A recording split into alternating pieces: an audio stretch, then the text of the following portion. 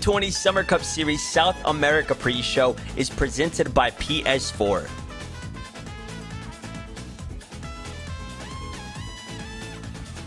Hello and welcome to the FIFA 20 Summer Cup Series South America. My name is Kyle Walker and I am joined by Alan Avi. As you can see right there, Alan, the Summer Cup Series is in full flow. We've had Europe, we've had Oceania, and here we are right now, South America, and this is going to be an unbelievable 3 days of FIFA. Oh man, it certainly is. It's a pleasure being alongside you once again, Kyle. I'm very excited for this regional South America. Honestly, one of the best regions in terms of FIFA talent. So many top players have competed worldwide. They have performed very well. We have several World Cup qualifier players that are, eligible to qualify for the World Cup. They are going to be playing today, and I cannot wait to get into the action.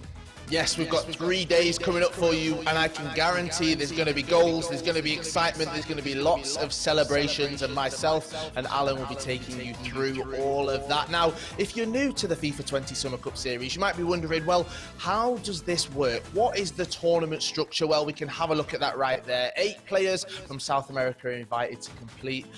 Players enter into one 8-player double elimination bracket. All matches will be played as 2 legs in friendly competition game mode, and the grand final will be a best of 3, and the player who arrives through the winning bracket will have 1 game already won. So it is all to play for, and it is super exciting as well. Now, we know that it's friendly competition, but they want to win. Yes, all of these competitors do, and they also want the money. Yes, they do. They want to be able to pay all of their bills, and they can do that if they do win. The champion gets $10,000, second place 7,500, third place 5,000, fourth place 2,500, fifth and sixth place 1,500, and seventh and eighth they get $1,000. So even competing, you still get a prize at the end of it. Now, Alan, we do know how important the money is, but they want to be able to say that they are the best in their region, don't they? And our champion, at the end of these 3 days, they'll be able to say that.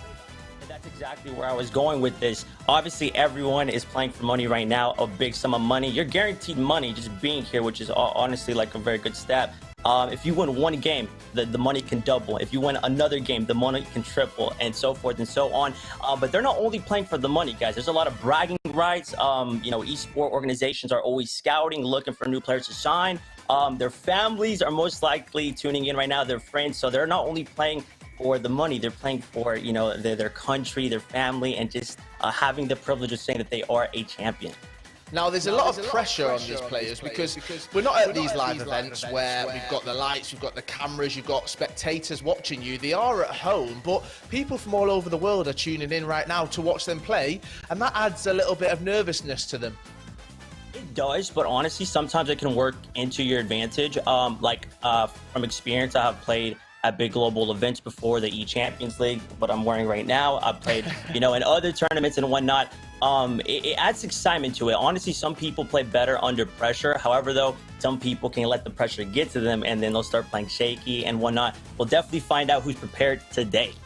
Yes, we will. Right, let's have a look at our bracket for this competition, the FIFA 20 Summer Cup Series South America right here. As you can see, we have all of our competitors, and there we have it. Our first match is up. Zezinio is taking on Gabriel, and then we have Roma Spider Kong taking on West Ham Yago. Now, the winners will go through, and then we'll have our winners final right there. That is where they want to be. That is where they will feel safe right there. But as we said before, it is double elimination. So if you do lose, you've got another chance. Yes, you have. So, Alan, that might add some positives that you don't have to win your first game. You can do it, but if you go into that losers bracket, that's it. You've only got one more chance.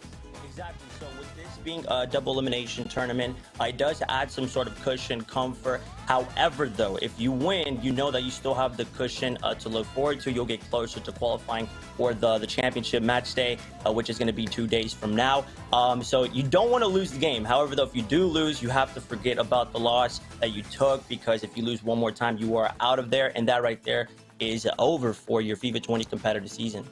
Now, is that easier, do you think, Alan, being at home, being in your own comfortable environment? You're not on the big stage, you've not got everyone watching you. Do you think if one of these players is to lose, then actually it's easier because they can talk to themselves? Or will the pressure of everyone watching them, will that help? I feel like it is easier because you're at the comfort of your house. Some people, some of these competitors are probably playing with their sandals on. You know, they probably have shorts on. Some of them probably don't even have shorts on, playing from their home. So they're very comfortable. The lights aren't on them. The fan noise isn't on them like all of the competitive players watching. If you guys have never been to a competitive FIFA event, it definitely looks official and very professional, which can definitely add some sort of nerves to you. So I feel like with this event being played from their houses or wherever they're at their offices, I feel like it definitely is going to add some sort of cushion, some sort of comfortability to them. And if they lose, they can, you know, sort of go to the kitchen, grab a drink real quick, go talk to their family if they're there for some extra, you know, comfort. So I feel like it's going to probably be easier playing from their home. Now we're going to see, as I said, these competitors go in head-to-head on FIFA 20. We're going to see some unbelievable games of FIFA 20 coming up, including our foot items right here. So, Alan, we asked you, well, who are we going to see during this tournament? And we've got our dream team that you have put together, haven't we? So let's have a quick look at that. Alan, let's jump straight into it. Your dream team, who are you going for? Avi dream team. I wish I could use this team at my house, but unfortunately I cannot, okay, because of the coins. However, though, I will be using this squad right here. This is my dream team. 4-2-3-1 in game. We'll start at the back. Van der Sar, I've used them at my house. Such a good goalkeeper. Honestly, sometimes he saves you. He bails you out because of his quick reflexes. Alberto right back moment. He offers that pace. He offers that physicality. He's from South America. We're currently playing in the South American, you know, Cup, right? We're watching, we're spectating. Van Dijk paired up next to him. Probably the best center back in the game. He offers a lot of strength, a lot of physical, and he's very, very tall. Very annoying to get past. I'm pretty sure we all know that. Vieira, very unorthodox. He is a midfielder. He is going to be playing on 7 chemistry, but let me tell you, do not be afraid to play with players on 7 chemistry. He still is a beast. I can definitely certify that. And then Mendy, 93 Mendy. Unfortunately, I did not complete him on my account. It was kind of difficult, I'm not going to lie, but I wish I did because he is so, so good. I've heard nothing positivity from that Ferland Mendy summer heat edition. De Jong plays for Barcelona, Visca Barça. I really do like him. I've used him before. Very solid. He offers height. He offers physical, good pace, good dribbling. Very, very solid in the midfield. Hullet, man. Rod Hullet himself. I packed him before, you know, and it felt really awesome. He's the best midfielder, honestly, in the game. He offers offensive support, defensive support. He does it all, literally. And not only that, he has a good set of hair on his character. And then Neymar Jr. He's so solid, guys. Very versatile, good dribbling, good pace, good shooting, good passing. He can do it all. He doesn't have good physical, right, but he makes up with it with this dribbling. Very difficult to get the ball off of him. Mbappe, La Tortuga, as you guys know. Full birthday edition, 5-star week, but I didn't go with the team of the season, team of the year, the highest rated possible form of Mbappe because of the 5-star week, but that is only on the full birthday item. He's so, so good, guys. Honestly, probably the best striker in the game forward. Ronaldo, Cristiano Ronaldo, 99 overall on the right camp position. He offers strength, physicality, very good. And then R9, very, very solid attacker. And he's going to be representing, you know, today in the South American Summer Cup. Now, there's going to be everyone at home. They're just eager. They want to get involved in some competitive FIFA, and you can do that from the comfort of your own home with the PS4 Open Series. Yes, you can. All you need to do is in-game locate the PS4 Tournaments menu option. Yes, when you get there, you'll be able to bring up the Events tab, and then you can select an upcoming event. Just like we can see, there's a list of them. You can choose the one you want to take part in, and then you can register and link your accounts. There's 4 weekly qualifiers, 1 monthly champions final, and then we have our monthly champion that comes up. Now, Alan, tell them about this, the PS4 Open Series. 30th to December 31st, 2020. PS4 tournaments are weekly competitions for all skill levels. Compete against your friend and rival for unique rewards. And then compete online for prizes ranging from unique game-specific dynamic themes and avatars to in-game currency and cash prizes. You can join Brandon Smith, Richard Buckley for weekly broadcasts hosted by PlayStation, where competitors in the PS4 show off their skills to friends and compete for cash against their prizes. You guys can see the link right there where you guys can register and sign up. If you guys do want to get a sense of how it feels like to play at the competitive level, I highly recommend you guys register, okay? Because this is competitive FIFA, and you guys can get better and better at the game. You never know. We can maybe see you on one of these. Who knows? We might see them here. We might see them at a future Summer Cup series. Just from starting in your own home, that is definitely the dream. Right, let's talk about some of our competitors that we have right here at the FIFA 20 Summer Cup Series South America. Let's start with one of those. Yes, Gabriel, we caught up with him before this tournament to see how he's preparing and what he's got in store for the FIFA 20 Summer Cup Series.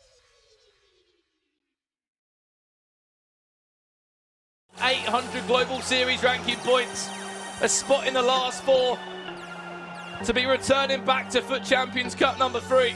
This game up 4 goals to 2. Molde Gabo crashes out in the quarterfinals, and another Brazilian. O que me anima em competir é jogar jogo que eu gosto e, além disso, conhecer novos lugares, poder viajar para outros países. Isso daí é algo que fico muito feliz de conseguir conquistar. Meu nome é Gabriel Nunes, tenho 20 anos, represento a R10 Team, moro no Brasil. Meu nickname é Gabriel PNR10. A misplaced pass or a good defensive tackle changes. Eu quero participar da Summer Cup porque gosto de competir e quero tentar buscar esse título.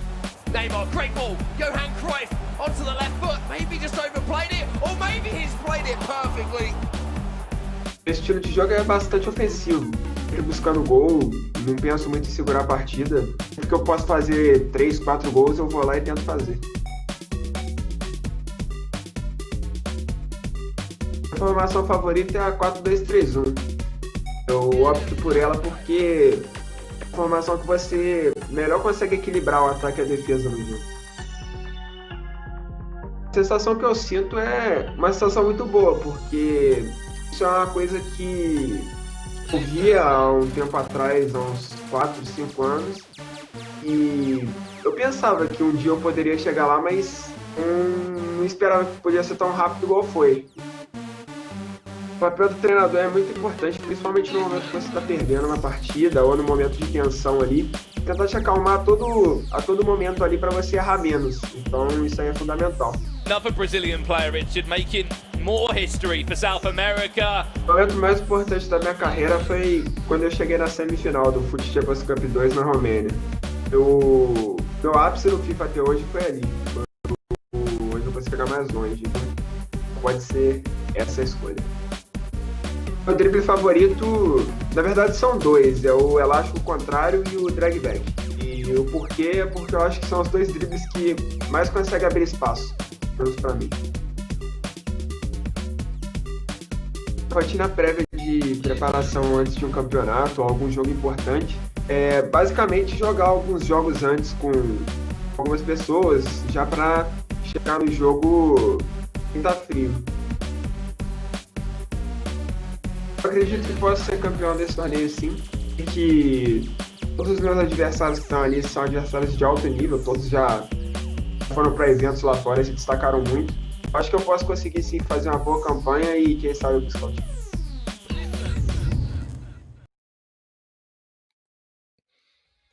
Gabriel right there. I like the confidence, Alan. At the end, he said, I know that everyone's playing to the highest standard, but I can become champion. And it's that confidence which is going to make him become the champion of the Summer Cup Series. I really like that as well, and I feel like he's going to need it in this tournament if he wants to perform well.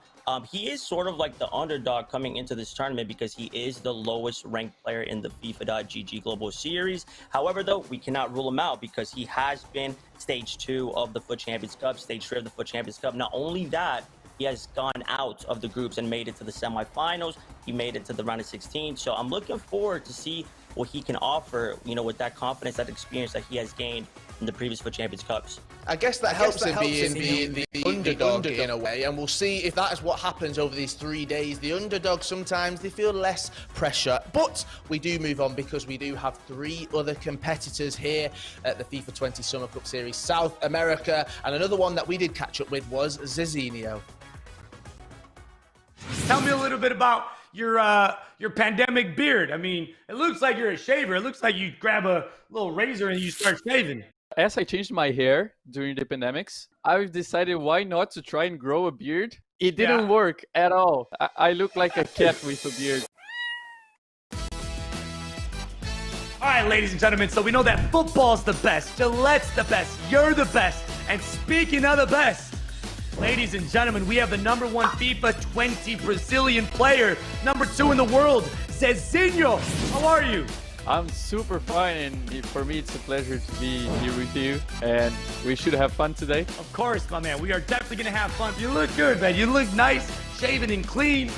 Zezinho, what does it take to be the #1 FIFA player in Brazil on the PlayStation? I always say that I'm not the most talented guy, so I have to work hard to go against everyone and try and beat everyone. Have your priority on being the best. This year, you actually managed to beat, one of the greatest in MS Dasari. How was that? For me, it was insane because I always inspired on him to become a better FIFA player. And just to play him was like such a good experience and such a good opportunity.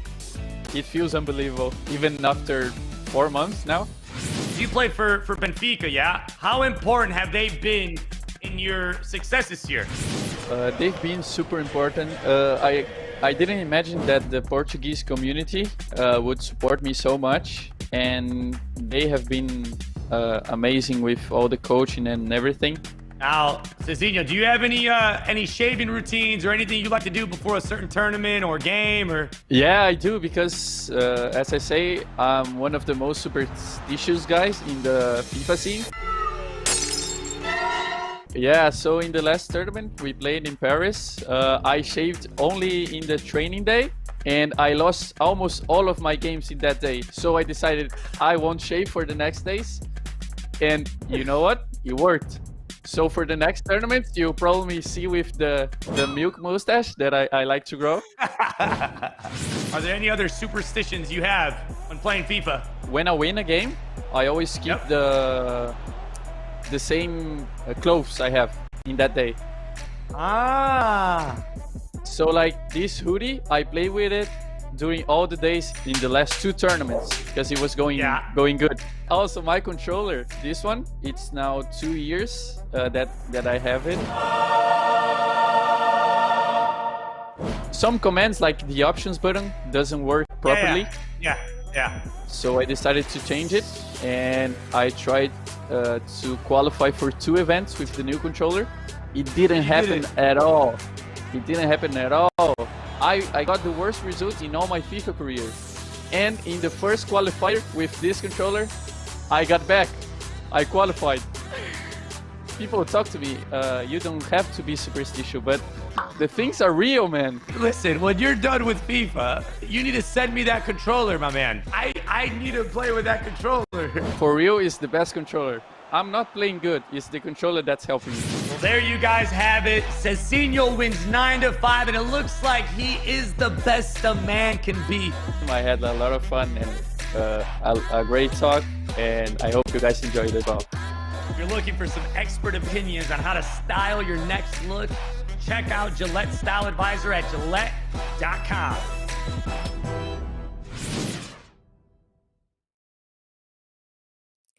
Zezinio there talking to Castro. Alan, I've got to say, he was copying your hairstyle because you've got the exact same on the top right there. He is. I mean, I think I rock it better. When we interview him later on, we'll ask him that question. I've got the same problem as him. I've been trying to grow my facial hair in lockdown, and yeah, it's not working. It's not working for me either. I hate to break it to you. Right, let's move on. Let's talk about Zezinio. Let's talk about him at competitions, because we've seen him on the big stage before, haven't we, Alan? And he could really come into this and he could show the world what he's capable of by winning it. He's the player that we need to be watching. He just came off of winning stage 4. He did take down MS Dasari, a household name in the FIFA scene. A champion, you know what I'm saying? So he did beat Dasari 3-1 stage 4. Stage 3, he did make it to the semis. Zezinho is currently 2nd in the global series, 1 off from being #1 on FIFA 20. So definitely, I feel like Zezinho, he has a lot to prove. He's confident because of what he has done this season, and I'm definitely looking forward to seeing how he plays and maybe copying some of his tactics. Right, somebody else which wants to come here and prove how good they are, show the world what they are capable of and that they can win this tournament is Spider Kong, and we caught up with him to see how he's prepping for the FIFA 20 Summer Cup Series. Well, there was Lionel Messi just dropping into that pocket of space. The Argentine, so much magic in those boots, and he's got it onto his left foot as well, and there is the magic! Acho que eu sou, nesse FIFA, bem balanceado entre melhores. Se eu sou no ataque, se eu sou melhor na defesa. Então acho que a junção dos dois faz um bom jogador nesse FIFA e acho que por isso que eu me destaquei. Fala pessoal, meu nome é Miguel Bilhar, sou mais conhecido como Spider Kong. Eu sou do Brasil e tenho 21 anos hoje e eu estou jogando pela Roma. Beats the offside trap this time. CR7, back to Zezinio! Eu acho que essa Summer Series é provavelmente o auge para um jogador na América do Sul nessa temporada, porque foi só pro convite dos 8 melhores, então são só os melhores entre os melhores, então o nível é muito alto. Eu realmente quero estar preparado para jogar esse campeonato. Acho que eu estou preparado para jogar, mesmo não sendo no meu console. Eu acredito que eu tenho potencial para vencer a Summer Series sim, e eu vou tentar muito fazer isso. Can he make the difference here for Spider Kong? Pull it now. Big chance and he takes it. É uma sensação muito boa, até porque não foi muito fácil chegar aqui, chegar num nível alto no FIFA. A gente sabe como a competição é difícil e como o nível é acirrado para você se destacar nos esportes. Então eu fico muito feliz de estar num momento bom, espero continuar assim.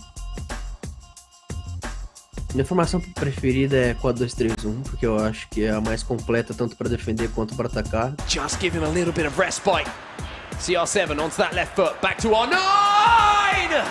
Eu não tenho muitos rituais para fazer antes do jogo, para falar a verdade. Eu sou um cara que nem gosta de aquecer, eu já acordo direto pro jogo, não curto ficar jogando antes. E também durante o dia eu não como nada, não faço muita coisa, realmente acordo para jogar e é isso mesmo. Spider Kong is looking deadly on this counter Oh, attack. what a ball that is, and again, Cruyff's in to finish it! Meu drible preferido é o elástico. Acho que ele nesse FIFA tá muito bom, e é muito rápido, é muito imprevisível e somente os melhores jogadores podem fazer, então é muito importante você ter alguém com 5 de dribles ali na frente para conseguir fazer algo diferente. Então acho que é muito importante usar elástico nesse FIFA. In behind here from Spider Kong. Cruyff with a real chance to finish it off! Acho que o top 4 desse ano na primeira FUT Champions Cup foi muito importante para mim. Foi realmente a realização de um trabalho que eu vinha fazendo nos últimos anos e foi muito difícil, até porque eu eliminei o Dossari no começo do mata-mata, o que foi muito bom para dar confiança e foi onde eu realmente me senti preparado para jogar contra os melhores. Acho que o melhor jogador do mundo hoje é o Tex. Acho que tanto pelo psicológico dele, que parece pronto para vencer, tanto quanto o que ele joga. Swift, so it's not like he's going to go down without a fight either way, and currently with a 1-0 lead, just trying to hold back Spider Kong at the moment. You can see bringing all those players back, doesn't want to allow the shot to get away, but it is Cruyff who lets one go. O que eu mais gosto de competir é que acho que a coisa que mais me faz sentir vivo é uma adrenalina muito grande. Eu gosto muito disso, por mim eu acho que poderia competir todos os dias da minha vida, que é de longe a coisa que eu mais gosto de fazer. Roma Spider Kong right there talking about his preparations. Plus, something that jumped out to me, Alan, he's beaten Dossari. I'm sorry, when somebody's done that, then surely he can come to these tournaments. He's on top of the world. He can do absolutely anything. Exactly. Once you take down a champion, you then sort of feel what it feels like to be a champion, a top quality player. It definitely helps out your game, builds that confidence. So I definitely think that's going to help him, throughout this tournament and today. Definitely. Now, another thing that I did hear from him there is the live competitions make him feel alive, the adrenaline that's pumping. Now, we know that people are going to be sat watching, but people are going to be playing from their bedrooms, from their homes. It's not got that live element as well, so he's going to have to find something deep within himself to ensure that he's got that adrenaline which he has at live competitions. For sure, the live competitions definitely have a different sense of adrenaline rush. Compared to you playing at home, but still playing from home does offer sort of an adrenaline rush whenever you're playing for money, bragging rights, your region, your family and whatnot. So I definitely do think he's going to be zoned in, locked in. He's going to feel the same adrenaline, maybe not as much, but still going to be there. And Spider Kong has been in the scene for such a long time, so he definitely has the confidence. He has not only been in the FIFA scene for a long time, he's made it to the later stages of tournaments, made it to the round of 16, he's made it to the semi, stage 1. So this player is definitely one to look after. He definitely is, and we've got our fourth competitor here at the FIFA 20 Summer Cup Series, South America as well. Yes, West Ham Yago, we caught up with him to see how he's feeling coming into this competition. I'm not surprised because I think his statistics are too good. He's too good of an item not to be using in your team. Here's Eusebio, and he's found one man! Mi estilo, mi forma de juego, básicamente se basa en el ataque, ser muy creativo y tratar de hacerle más goles al rival. Mi nombre es Yago Fawaz, soy argentino, juego para el West Ham United de Inglaterra y mi nickname es West Ham Yago. But Phil's giving the ball away again there. Tell you what, this could be half a chance for him! Hold the phone! Lo que más me gusta de competir es estar ahí, digamos, en algo que sabes que estás jugando contra los mejores del mundo y que tenés hambre de ganar. Back to Cruyff now, there's a few ball rolls in there, Zidane already got one goal. There's a fake shot! Oh, we've got a game on! El skill que más me gusta hacer en el juego creo que es la cola de vaca, porque básicamente podés girar de un lado a otro sin problema. You can see Houston desperately trying to win the ball back, but that's leaving so much space! Mi formación favorita es la 4-2-3-1 porque básicamente tenés buena cantidad de gente en defensa y buena cantidad de gente en ataque y podés, digamos, triangular, atacar bien con esa formación. Mi rutina previa a un juego básicamente es tomar mucha agua, agarrar todo obviamente lo que veo necesario para jugar y generalmente decirme palabras a mí mismo para darme más confianza. Lucas Rep just free flowing at the moment with attacking play. Back to goal, Johan Cruyff. El rol del coach es importante para todos los jugadores porque básicamente los coaches están ahí, es un ojo más y ven cosas que vos por ejemplo no ves o te aconsejan como tienen que aconsejarte porque están preparados para eso. Para mí el mejor jugador de FIFA 20 del mundo, creo que está como medio pareja la cosa y hay bastantes ahí como digamos en el podio. El gol más importante que hice en mi carrera fue en cuarto de final de la FIFA Nations Cup contra Inglaterra, en cuarto de final, el segundo. He feels as though he's got this game potentially and the minerals to turn this around. You saw. El momento más alto de mi carrera fue a principios de FIFA 20, cuando pude clasificarme a la Champions Cup 1 y llegar a la final de PlayStation 4. Ser jugador de FIFA se siente único, ya que muchos no pueden llegar a hacer esto, digamos, es como un logro muy difícil y más que nada estar dentro de los mejores este año es como muy satisfactorio para mí.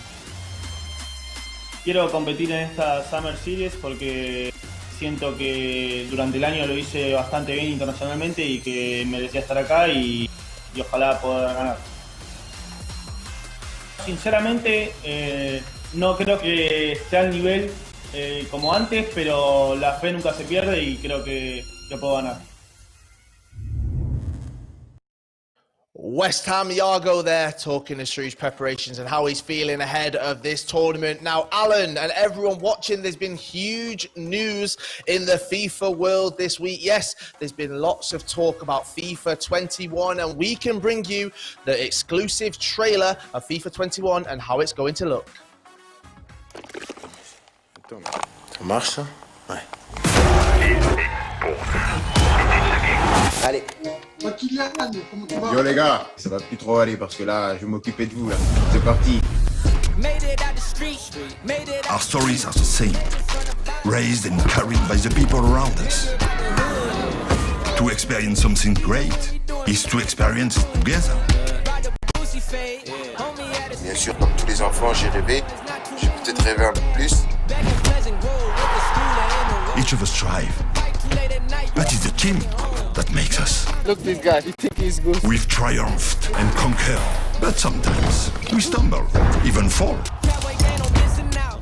Quando estamos a passar momentos difíceis, temos a família e temos os amigos.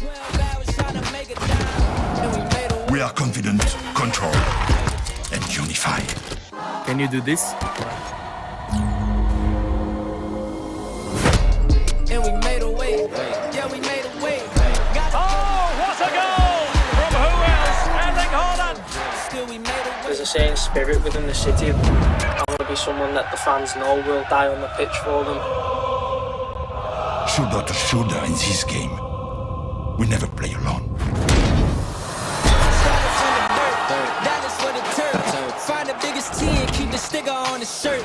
Moving to the birds. I ain't say a word. Couple neighbors that was hating, getting on my nerves. Yeah, we made a way. Gotta go through obstacles when they in the way.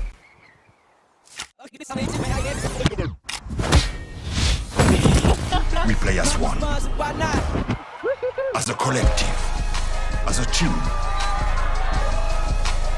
Find us on the streets, on the grass, or race together.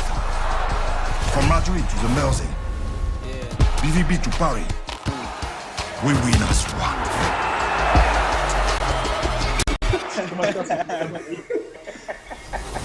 And we made a way, yeah, we made a way. Gotta go through obstacles when they in the way. Still we made a way, still we made a way. Don't be sweating by that blessing, hold up. Oh, I am excited. I cannot wait. Kylian Mbappe looking extremely cool right there on the front cover of FIFA 21. Plus King Eric. I know it's gonna be good. But before we get to FIFA 21, we have got to finish our competitive season here at the Summer Cup Series South America. Yes, we do. Now, Alan, I need to hear from you. I know you're an expert. You're an analyst. Who is going to make the finals of today? We're gonna make the grand finals are gonna be Zezinio and Yago.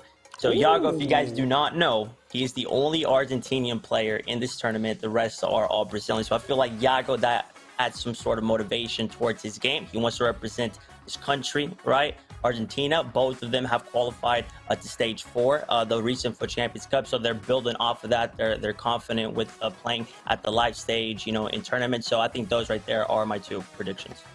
Well, do you know what? I'd be rude not to agree with you completely. So I'm going to pick the exact same 2, Alan, because you know your stuff. And like I said, I'm not going to go against an expert. So Zezinio and West Ham Yago, for me, they're the ones that are reaching the finals as well. Now, Alan, I need to ask you this right here. Your perfect matchup. Who would it be that you would love to see in this tournament? We're going right back at it with both of those guys, Zezinio and Yago. Both of them are currently in the top 10 of the FIFA Global Series. That is not easy to do by any means in the world, guys. Being in the top 10, these guys definitely have qualified to live events, which is not easy to do. They have qualified against some of the best players in their region, so they're definitely informed. They know what they're doing on the pitch. It's going to be a good one. Do you know what? I knew that we brought you here for a reason, because that's who I think as well. Believe it or not, I'm not going against you, Alan. I completely agree with you. I want to see those 2 going head to head as well. And who knows, they might get to face each other. We might be right. And Alan, with your expert knowledge, I do agree that I think that you know your stuff, so hopefully we will be able to see that. Right, we are moments away from kicking off our FIFA. Yes, we are. The FIFA 20 Summer Cup Series South America is here very, very shortly. Brandon Smith and Richard Buckley will be bringing you the call of that game after this short break. Stay where you are, and we'll see you soon.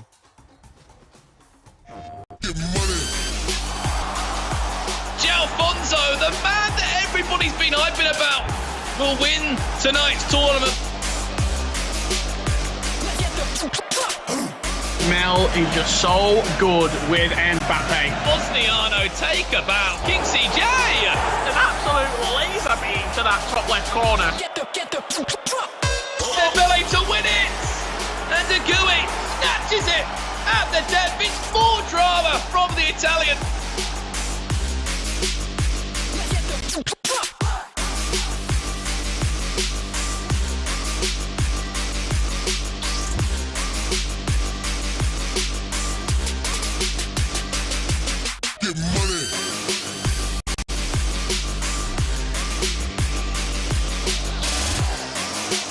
The users.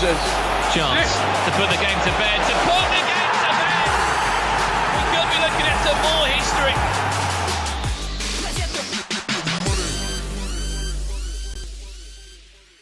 PlayStation. If someone asks you what you're made of, don't just tell them, show them. Show them that you're made of proving the doubters wrong. Show them you don't have to raise your fists to beat your enemies. Show them you're stronger when you stand together. And show them, whoever you are, you stand shoulder to shoulder against all forms of prejudice. Because when we show our best side, we don't just play the game, we change it.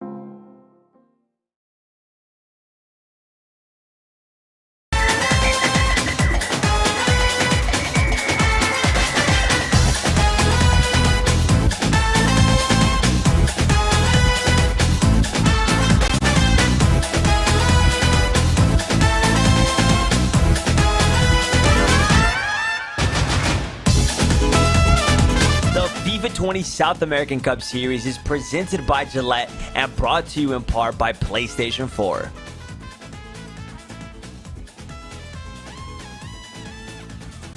Well, welcome to the Summer Cup Series. It's time for South America to show us what they can do in terms of FIFA 20. My name is Brandon Smith, and joining me in the commentary booth, as always, is Richard Buckley. Richie, we're off the back of Oceania. We saw that conclude yesterday, and we saw A. Nazar pick up $10,000. Now we're going across to a different part of the world in South America. And I can tell you what, we've got 3 days of action in front of us, $30,000 of prize money to split up, plus some of the best players in this region to watch. I'm excited. I don't know about you.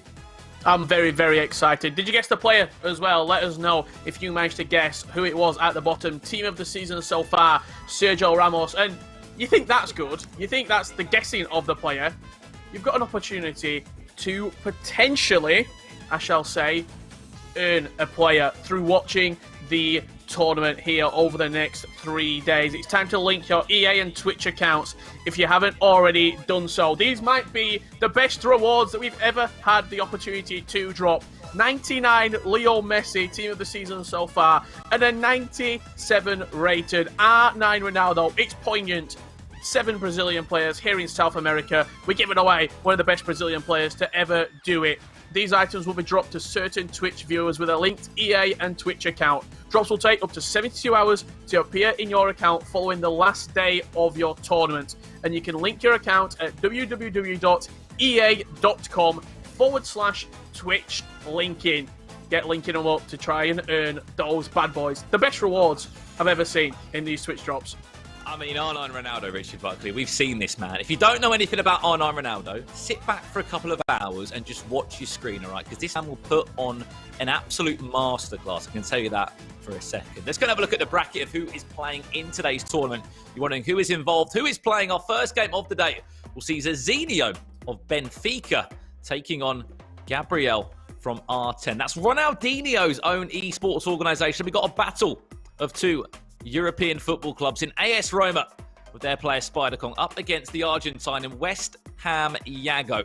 The way it will work as well, the winners play against the winners The losers play against the losers, and we'll go into loser bracket, winners bracket. We'll explain all as the tournament does unfold here. But this is only day one of the Summer Cup series for this region. We've got plenty more action over the next couple of days. We've got 4 more players in action tomorrow. And on Sunday, we'll have that big grand final where someone will be picking up $10,000. But Richard, it's a region for me that I think this year especially have been very vocal in terms of the performances that they've put on at Foot Champions Cups to say, give us more spots, give us more recognition, because we're very, very decent in terms of competing.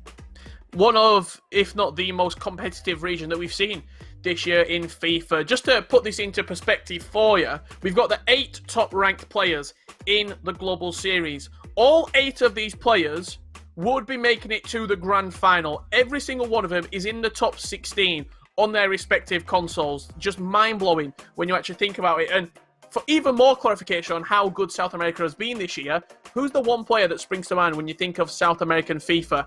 Nicholas 99FC. He's not even here. He wasn't in the top-ranked players to qualify for the Summer Cup Series. He finished 22nd in the Global Series and missed out on a spot.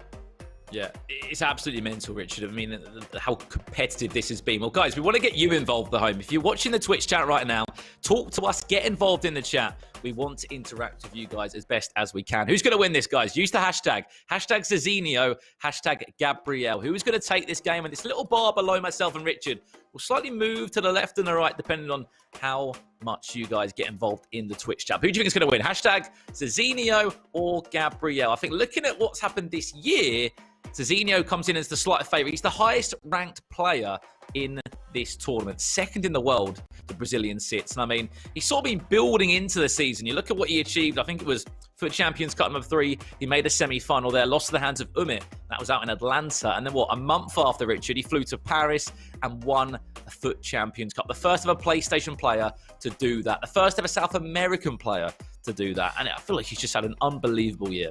Yeah, absolutely remarkable season for Zezinio, but his accomplishments can't be you can't just take them on their own. You look back what he's done from FIFA 18, it was Manchester Foot Cup 2, or shall I say the Spring Cup. He lost to Ice Vogel. People might not remember that. He was the 2nd place PlayStation player. He then went into FIFA 19, 2nd place player in Singapore. That was Foot Cup Stage 5, or shall I say the March Foot Cup, where he lost to Houston on that occasion. So this has been building and building and building a number of 2nd place finishes throughout the years. E-Champions League, grand finalist as well for Zezinio. And these achievements, every single player has just got a list. Just flicking through the achievements book when you talk about South American FIFA. We've got so many stories to share with you guys over, of course, the next couple of hours and the next couple of days in terms of this region right now. And I think this game is underway, Richard. It will be. Here we go. Zezinio against Gabriel to kick off the Summer Cup series. Of course, it will be Zezinio from left to right in this one in that away Benfica strip. On the other side, it will be Gabriel of Ronaldinho's very own esports organisation, kicking from right to left in this one. Of course, both players playing from home in the home countries, all the way out in South America right now. I mean, this is exciting for me, Richard. We're going to be seeing our first game in the tournament. Sit back, relax, and we're going to be seeing plenty of action here. 7 minutes into this game. Who's going to have the first break for it? Potentially could be either way. And we'll have a look at the teams. We'll talk about the teams. We'll talk about how the squad restrictions do look. I mean, Richard will explain it a little bit better than myself in terms of we're sort of seeing event-level teams here, Richard, aren't we? We are indeed. I think the teams that we're seeing in action are certainly some of the more meta teams, shall you say. And there's already a couple of interesting picks, Brandon, in these squads. I saw David Luiz in a centre-back, the Brazilian Summer Heat foot item. Back there for Zezinio. He's available through a squad building challenge. Cost around 550,000 coins, did David Luiz, but an extremely good, able centre-back for Zezinio. Means a couple of other names, as you said, in there. Atau, a player that looks like he's starting for Zezinio in this game. You mentioned some of those players as well, Richard. The reason why we're comparing these teams, basically everyone, as you said, comes on a one-match game loan. A 23-man squad was eligible to be chosen. A mixture of items have been sort of used across both Europe and the Oceania Summer Cup Series. Now we're in South America, We'll be interested to see what changes can be made here. Could this be the breakthrough for Eusebio and Gabriel? It's a chance that just goes wide. Don't know how it went wide there from Gabriel, just somehow managing to squeeze past the near post there. Eusebio ever so clinical, usually in the final third and shooting goalwards, but on this occasion, didn't even hit the target. He didn't, did he? A player that you would normally put your house on to score in those sort of areas, Richard. The first chance off the game, though, does fall to Gabriel. You look at what he's been able to achieve this year in the run that he's been on. As you alluded to, sits 14th in the world at the moment. Of course, an Xbox player by trade. A FUT Champions Cup #2 run. If you remember that one, Richard, if you can think back to winter last year in 2019, obviously the first sort of two events of the FIFA 20 competitive season, the story was South America dominance. It really was. You look across the board at FUT Champions Cup 1 and 2, and you look at the players that were in the top 4 there. I'm just reading it in front of me here. You had Fefilza, you had Yago, you had Spider Kong. I know he's not in the tournament, but you had Lucas Rep in the top 4 in their own console in FUT Champions Cup #1. And then also, in the FUT Champions Cup #2, Richard, you had Gabriel, the man on your screen right now. Paolo Neto, a player that we'll be seeing a little bit later on today. And Vinny, all in the top 4.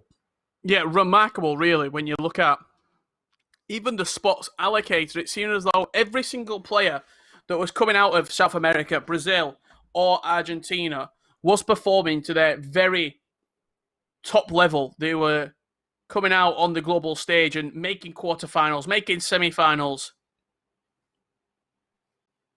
and really putting that region on the map. They really were. Chance now for Zezinio, and there's a breakthrough. Probably not the most likely goal scorer as well, Ruud Gullit.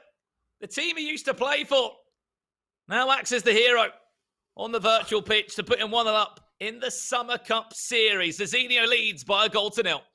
Unconventional goal as well from Zezinio. Very rare do you see a cross whipped into the back post.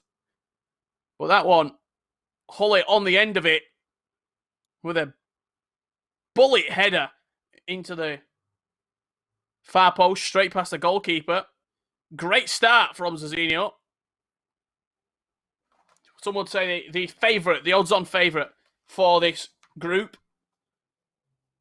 to progress through to Sunday's finals.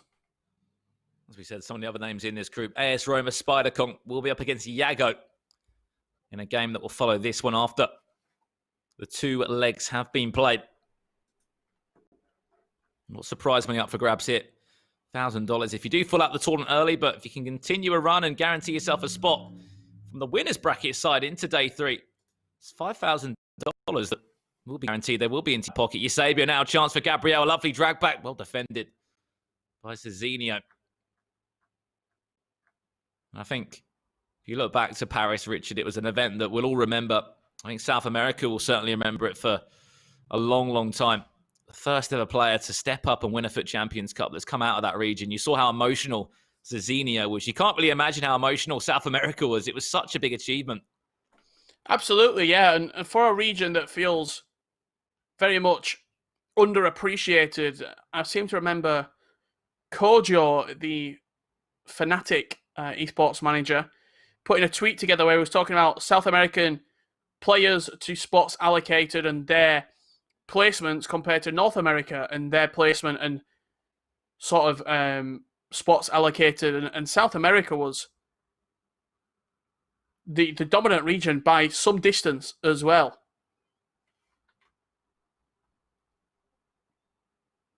I mean, all you have to do is look across 2 made events. And what was really helpful to the region was that there was the FUT Champions Cup Masters that was part of the Global Series this year, where if you finished in the top 4 of your console on Xbox or PlayStation, you would ensure that you re-qualified for the next tournament. So you didn't even need to, go home and play in the next qualification. What did that do? It allowed more spots for those Brazilian players. When players are like Spider Kong, Fefilza, Yago are all qualifying for events, Richard, you suddenly get these new names that are coming through. And that's one thing that we also saw in the competitive year, especially in FUT Champions Cup #2 and especially in Atlanta in FUT Champions Cup #3, where we just saw more of these Brazilian names. And it just feels like there's so much in this region that will be continuing to sort of develop in the next couple of years. I look forward to seeing it across FIFA 21 and the next couple of years in the world of competitive FIFA. Absolutely. The real sort of untapped potential for this region as well is pretty outstanding. We're getting back underway here in this in particular match. Gabriel had that chance with Eusebio, not really offered much since Zezinio did take the lead here in our first game of the day. Obviously, if you don't know the format, it's the usual competitive FIFA format. 2 legs of FIFA, aggregate scoreline will be in front of us. Of course, that will decide who books a place in the winners match. See, we have a winners bracket and a loser bracket. Now, these 4 players. You lose your game, you do get a second chance, but you have to go the long way around. R9, could it be 1-1 chance? Now it will be. And there is the equaliser for Gabriel. And we spoke about as a Twitch drop and exactly what he can do on the pitch. That's the Brazilian, I should say, in R9 Ronaldo, stepping up and making this game all square. Prime icon moments. Ronaldo Nazario smashing it in at that near post. I would absolutely love him on my account, and I'm sure every single person in the Twitch chat right now, we can see everybody saying, can we get Ronaldo? Can I have Ronaldo? As long as your accounts are linked, you're in a chance to potentially earn him.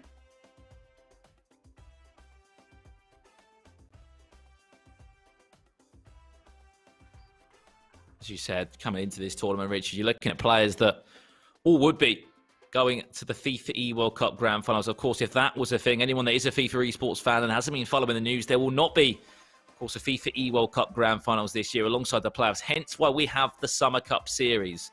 Don't know what the Summer Cup Series is. 6 events across 23 days. And, of course, across 6 different regions. We're in technically tournament 3 at the halfway point for this tournament series. And $228,000 in prize pool is up for grabs.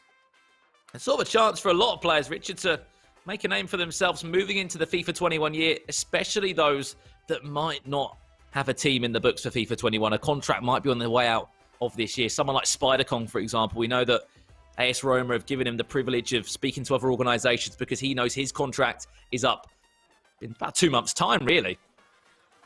Absolutely, yeah. This is the real final opportunity to write a chapter in your FIFA 20 career, Zezinio. No reaction, just a swig of water there as he smashes it past the goalkeeper into that far post. But as we were talking about, Spider-Kong and other players that are coming towards the end of the contract and contracts aren't being extended, it's a real good opportunity to look at what you can do. This formation that Zezinio is playing, just a flat 4-5-1. Very interesting. Something you never really see, is it? In competitive FIFA, especially with how important and how good the 4-2-3-1 is. Such a reliable formation. No changes really to be made there for Zezinio. He's up by 2-1. It's just Mbappe on for Ratal. Kevin De Bruyne on for R9 Ronaldo. I mean, that's a move that certainly takes a lot to back yourself behind. And last but not least, Sadio Mane coming on that team of the season so far item to just get a bit more pace into that attacking lineup for Zezinio now. Is there going to be another reply from Gabriel? If you don't know how the format works, the winner of this in particular matchup will play the winner of Spider-Kong and Yago. The losers then face off against each other. We have, by the end of play today, a winner's bracket winner, and someone's come out of the losers bracket. Those 2 players will make their way into Sunday's final. We do the same tomorrow. We find 2 players to come out of Group B, and they battle it out on Sunday for a chance to win $10,000. I was going to say, that'll be our first Championship Sunday in a very long time. We had Championship Thursday. We did. Felt a little bit different, but looking forward to an official Championship Sunday.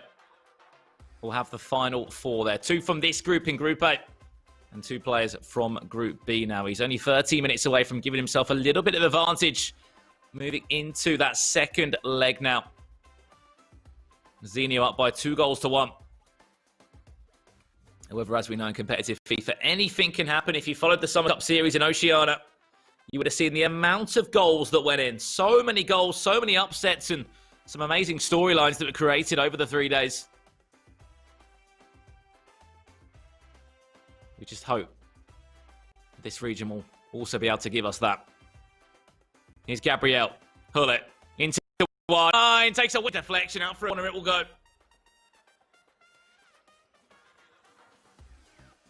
Big deflection right there, Brandon. You thought R9 was going to get back on the score sheet for Gabriel. Vieira into R9. The offside trap. Terrible timing from Zezinio. He played it just as the run was made from R9. Millimeters onside. And made to pay. Gabriel, that's twice now he's come from behind, Richard. Great attitude from the Brazilian, certainly. A will and a way to get back into the game. Remember, there's still a second leg as well. Let's not forget that. Perfect way to potentially end the first leg. Now 2-2 was going to be more drama in this one. Zezinio's got De Bruyne fresh off the bench. La Croqueta back to Mbappe. Someone else that's fresh off the bench. We said there'll be goals. There's been 5 goals in our first game of the day.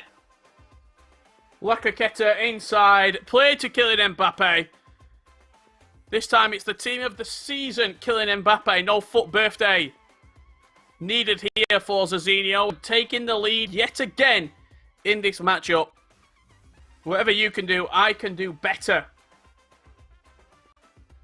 Setting us up for a tantalising second leg. I mean, with it all to play for, really, was there more drama? Is there going to be another late goal for Zezinio now? Mbappe does so well round his man. A couple of skill moves from the French forward. However, wasn't enough. Well read by Gabriel. Just a 30 more seconds in game. Is there enough time to get that ball forward?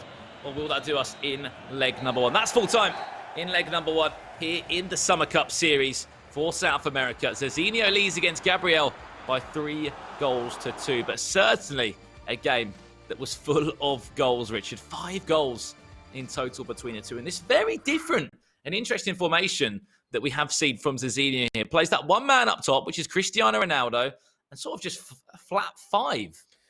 Yeah, the 5 that he's playing, I think he was putting Ronaldo out wide sometimes, then R9 as a central striker, Mbappe on the right, and then just a packed 3 in midfield of Vieira, Hullet, and Kevin De Bruyne. And then that's why he was using at the back. He was using David Luiz in that area. We see some of the goals here from the match. That run from Cristiano Ronaldo out wide, whipped into the back post where Ruud Hullet getting forward. You usually see him at CDM in that attacking position, but as a centre midfielder, gives him the license to get forward. As we said, though, a couple of times, Gabriel bounced back, not once, but twice. This was the goal that allowed him to bounce back into the tie. 51 minutes on the clock here.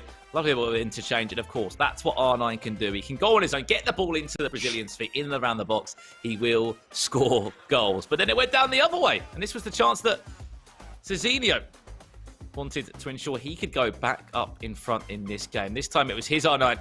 Interchanges so well, round the corner, has so much time on the ball, and too much time for my liking at the back there. Neymar made that 2-1. And then what did he do, Richard? Again, Gabriel, he bounced back again.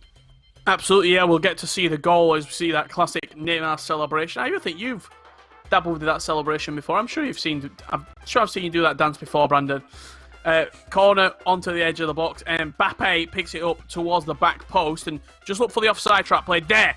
Wrong timing. Van Dijk was the last man. He didn't get up quick enough before R9 could get in behind, and he levelled up the game with around 5 minutes left to play. But Zezinio, as always, did not go quietly. La Croqueta into Mbappe at the near post, who smashed it in to take a narrow 3-2 lead going into the second leg. Yeah, massive result, that one. 5 goals in our first game of the day. And I think it's time to give a quick shout out to one of our sponsors who has made this Summer Cup series possible. And that is Turtle Beach, the headsets that we're wearing right now. The FIFA 20 Summer Cup series South America is brought to you in part by Turtle Beach. Be sure to follow at Turtle Beach on Twitter and make sure you stay tuned into today's stream for a hashtag that you guys can tweet to earn, or should say win, a potential Elite Pro 2 headset. Of course, stay tuned for that hashtag. Make sure you're following at Turtle Beach on Twitter. Me and Richard will be announcing the hashtag a little bit later on into the stream. And when you see it, all you got to do is just tweet in where you're watching from around the world, maybe a favourite player, a certain player you'd love to win. So many things you guys can get involved with online. Just wait for the hashtag and you might be able to win a headset like myself and Richard on behalf of Turtle Beach. But Richard, that's leg one done and dusted there. Second leg coming up here. I mean, are we expecting more goals? We saw 5 of them. Just 19 game minutes. I mean, if there's one thing that the Summer Cup series has delivered, it's been goals, goals, goals. Just going to have a look. I've got the trusty Richard Buckley notebook here, just so you can see. These were some of the results that we saw in the Oceania Summer Cup series around 3 days ago. 7-3, 5-3. We saw a 6-3. We've seen a 5-1 multiple times. We saw multiple shutouts as well, 4-0 and 3-0. These results have been large for these players in the Summer Cup series, especially in Oceania. And I think if South America is going to follow suit, that's a perfect way to start with a 3-2 victory, end-to-end FIFA. Neither player looking really like they're playing drop back or a low depth, just attacking the game, having fun, and showing us what they can do. Here we go. Second leg is underway. Zezinio leads by 3 goals to 2. Of course, kicking from right to left in that away strip for Benfica. And just a quick one on Zezinio, Richard, and that move to Benfica. It was in January where he left his original esports organisation in Team Hullet. Of course, we saw Hullet actually score a goal for Zezinio. There's a reason why he's a big part of that team that he does use in the game of FIFA 20. Of course, we know Hullet's great. There's certainly a special connection there for a club that he used to represent in the competitive scene. Got that moved to Benfica. And he sort of just said, like, ever since I've come to Benfica, I've had so much love, so much support from the fans. I've seen a few people in the Twitch chat as well, Richard, that are big Benfica fans. And it's great to see that sort of movement for fans that might follow the club on the pitch, but now are following their FIFA Esports Pro. Absolutely, yeah. Seeing the support, especially when it's somebody not from that particular country. So, for example, Zezinho has come from Brazil and he's playing for a Portuguese side, and the Portuguese fans are really getting behind him. It's fantastic to see. R9 for Zezinho here, playing into Rude Hullet. Speak of the devil, and just hits the post. What chance that could have been, Richard, that potentially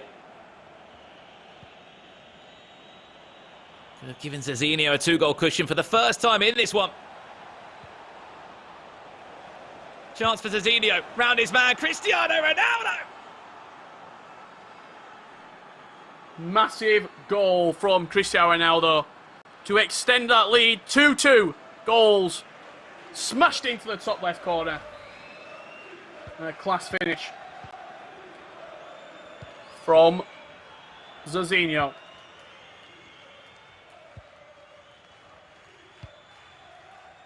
The perfect start for the FUT Champions Cup Stage 4 winner.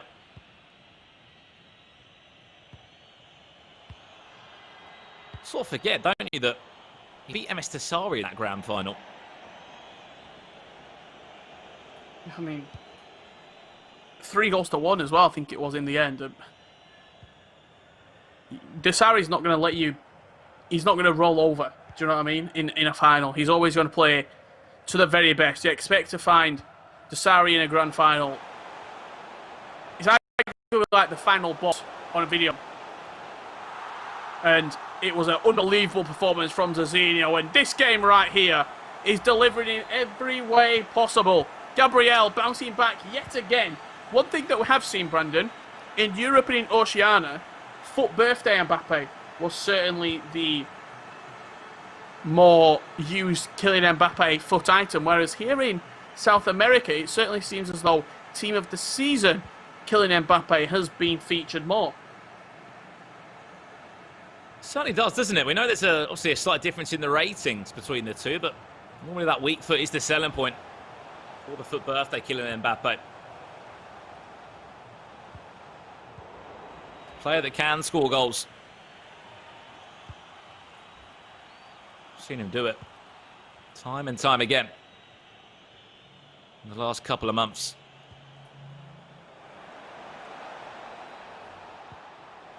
Once again for Zezinio into Atao of all players, who has actually done enough to earn a start in this one, Rich. I mean, he's not sort of a player we see in everybody's starting 11.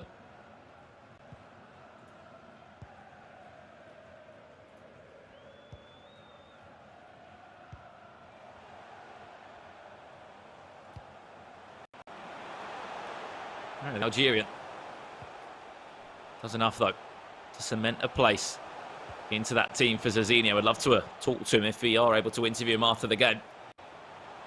Pull it into Eusebio. Gabriel trying to find a way back into this game. Can he find that equaliser to make it 4-4? It's still Eusebio. A shake of the head from Zezinio, because he knows that this game he had a comfortable lead. He had a 2-goal cushion. And inside 15 minutes, he's let it slide away. Del with 2 great strikes from his icons, almost picking the exact same spot where the ball has gone for both of them. And prime icon moments, Eusebio making up for the miss in the first leg. Tying the game back level, 4 apiece. What a start to South America. We've seen 8 goals. 8 goals we've seen so far. We're not even in the second half. Or even had to go there any sort of extra time. Attacking football.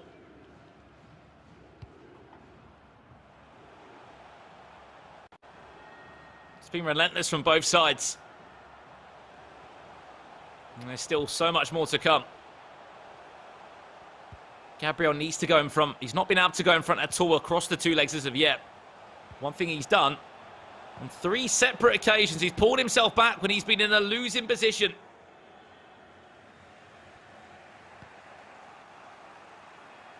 Some players would easily sort of lose that mental side to the game, which is a huge part, as any esports player will tell you, whatever the game.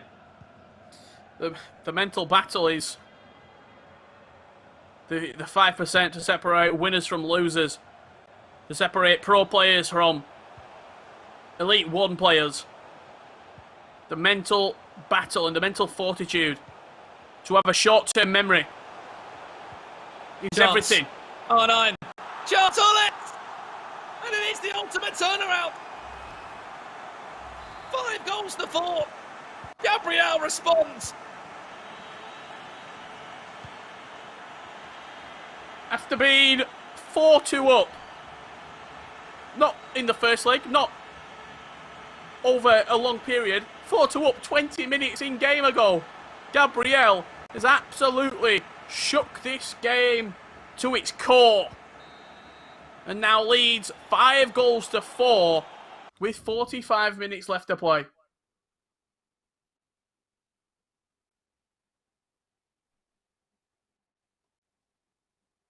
You see Zezinio there just turning around, whether he's speaking to a friend or just taking a minute away from the screen. He doesn't know what's happened. He's conceded 3 goals in 45 minutes after being up by 2 goals. Really? It's been a weird half from the Benfica pro. You won't need us to tell him that. Now it's for him to pull himself back into the tie. First time in it. Gabriel has led. Remember, if you win this game, you go into that winner's match and on the winner's bracket side, then you'll just be 2 legs of FIFA away from booking a place into day 3, aka Championship Sunday, whilst pocketing $5,000 as well. Yeah, if you are a top 3 finisher from the winner's bracket, guaranteed top 3 finish. If you go from the loser's bracket, it's a little bit harder to get into that top 3 area.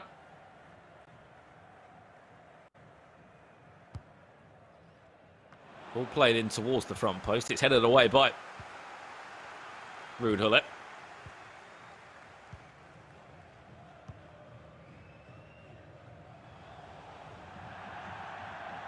Nothing more than that, though.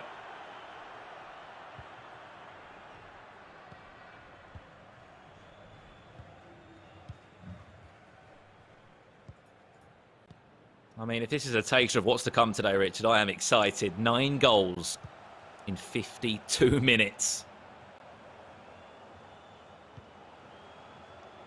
What? In this game. Unbelievable.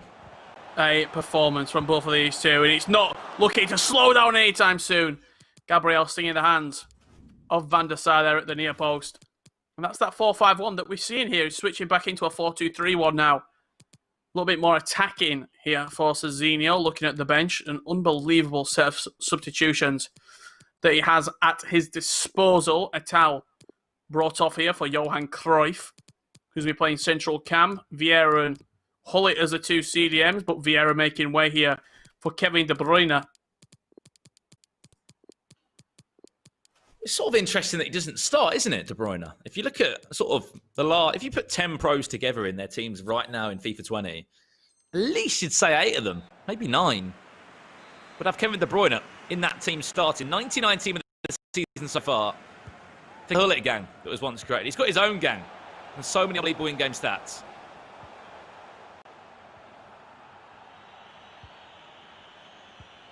Truly outstanding. Most in-game stats, most total stats for Kevin De Bruyne.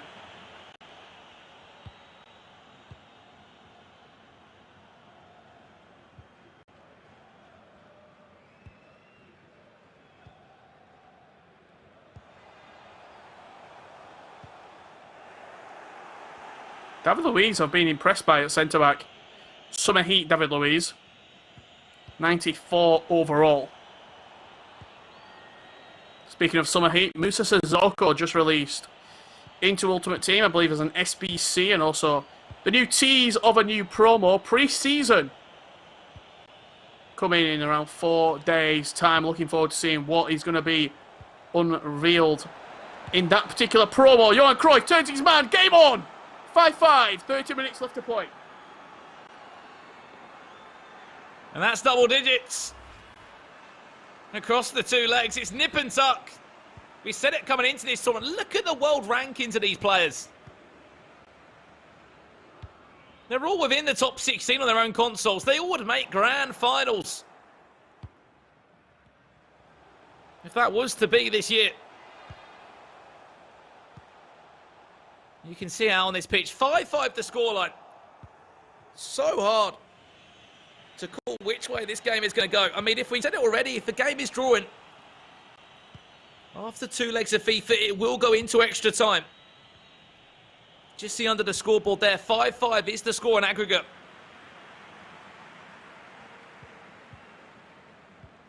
Johan Cruyff being the hero.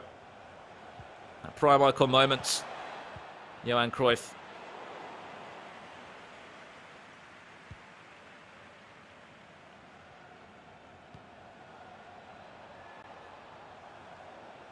Which way will this game now turn? Back to Gabriel or to Zezinio to get back in front, and for this occasion he's got to hold on to it.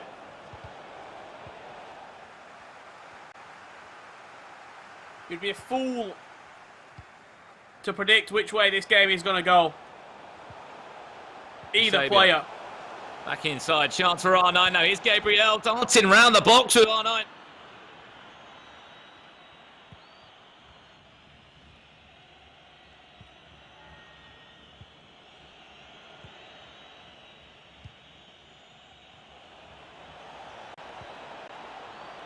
Last chance potentially. Cruyff to snatch off the goalkeeper's hands, and lucky enough, Mr. Reliable, Virgil van Dijk was there.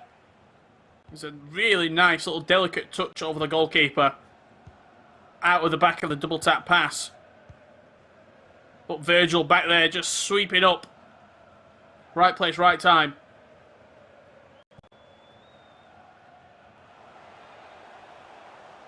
Can Gabriel snatch a late goal here?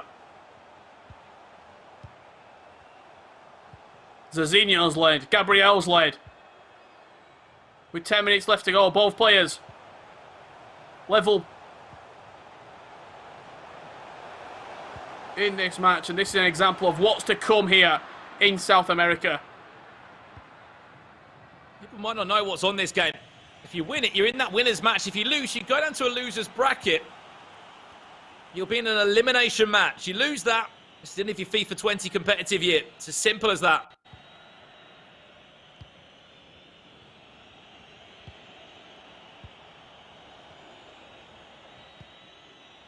What are we going to see? A goal within the remaining time, or do we need extra time? Here's Zezinio, De Bruyne. It's that same three-man substitute of Cruyff, Sadio Mane, and the Belgium. Chance R9. This is Zezinio now, does so well, darting around the box into Sadio Mane, a wicked deflection. Headed away by Mendy. And back to the goalkeeper, just to take a breather for Gabriel. What a save. The deflection took the sting out of it, but he still had to react. Got down well, did Van der Sar. It looks like we could be going to extra time here in our first game of the day. Unless there's one final roll of the dice for Zezinio.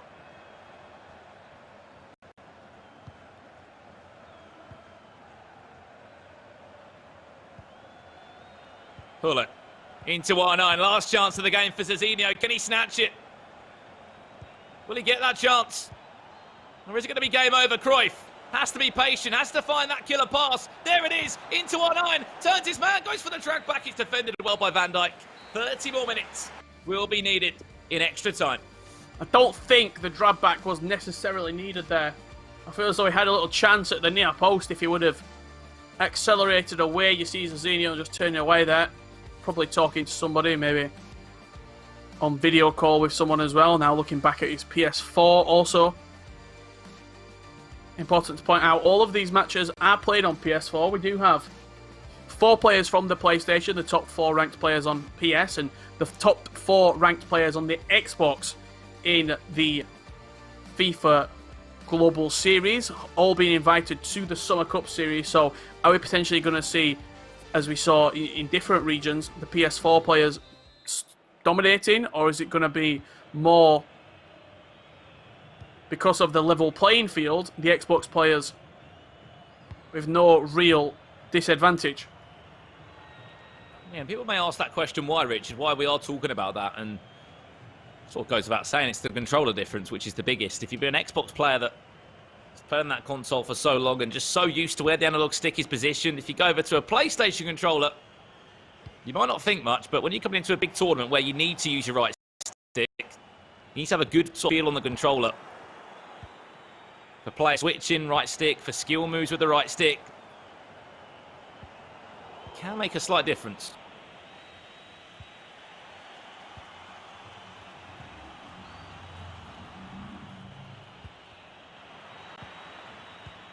And look at there, that ball down the line, looking to hammer it.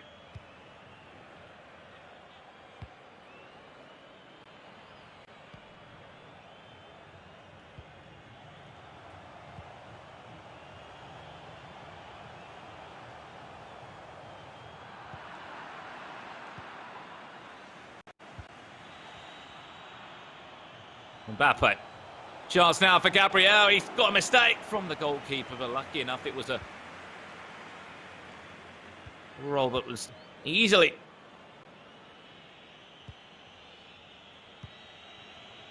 manageable for the Dutchman. I mean, those are the 2 goalkeepers we've seen at the moment, Richard. It's Edwin van der Sar and team of the season so far, Alisson, as those 2 main goalkeepers. No real Marc-Andre ter Stegen. We saw it slightly from a player called DW Dillon in the Oceania region.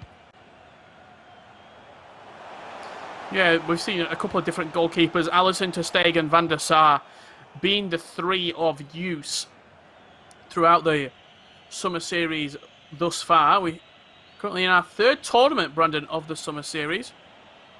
We got South America, Asia to come up after this tournament, North America, and Going to be finishing with Middle East and Africa, where you can see the likes of Roy Feldman, Kalen FIFA, and MS Desari all in action. So many good tournaments, Richard. As you said, we're only halfway on the journey in the Summer Cup Series. 23 days of competitive FIFA action, so make sure you stick around. Not just for today, but for the next couple of weeks. We have got so much to come. That should pretty much do us for half-time. In extra time, it's going to be Neymar that comes on for Eusebio, for Gabriel. And other than that, one more chance. No real other chances, I should say changes to talk about.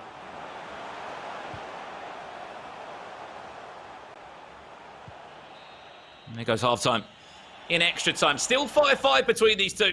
I mean, we've not seen a penalty shootout since we've been sort of watching the Summer Cup Series in terms of when we've been commentating. I think he's already made his 3 changes, has Zezinio, Kevin De Bruyne, Johan Cruyff and Sadio Mane all introduced for him with 15 minutes left to play. Gabriel looks like he is deep in the changes. We'll see if there's any substitutions or anything tactical that we can see from Gabriel with 15 minutes left to play.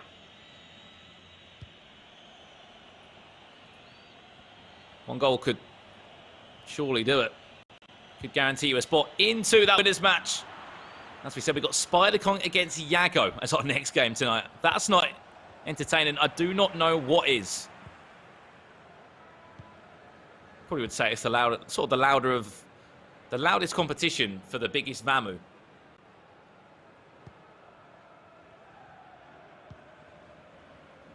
Those two players, so vocal. You think back to the E-Club World Cup when Spider Kong and Dami had that game against FaZe. Oh my days. What a game that was. Oh my God.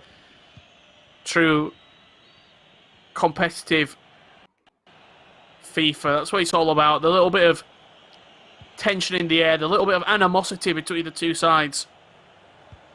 We were there right next to the booths, Brandon, and you could feel the tension.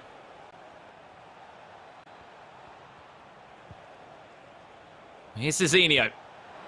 5-5 so far. Could that be the winner?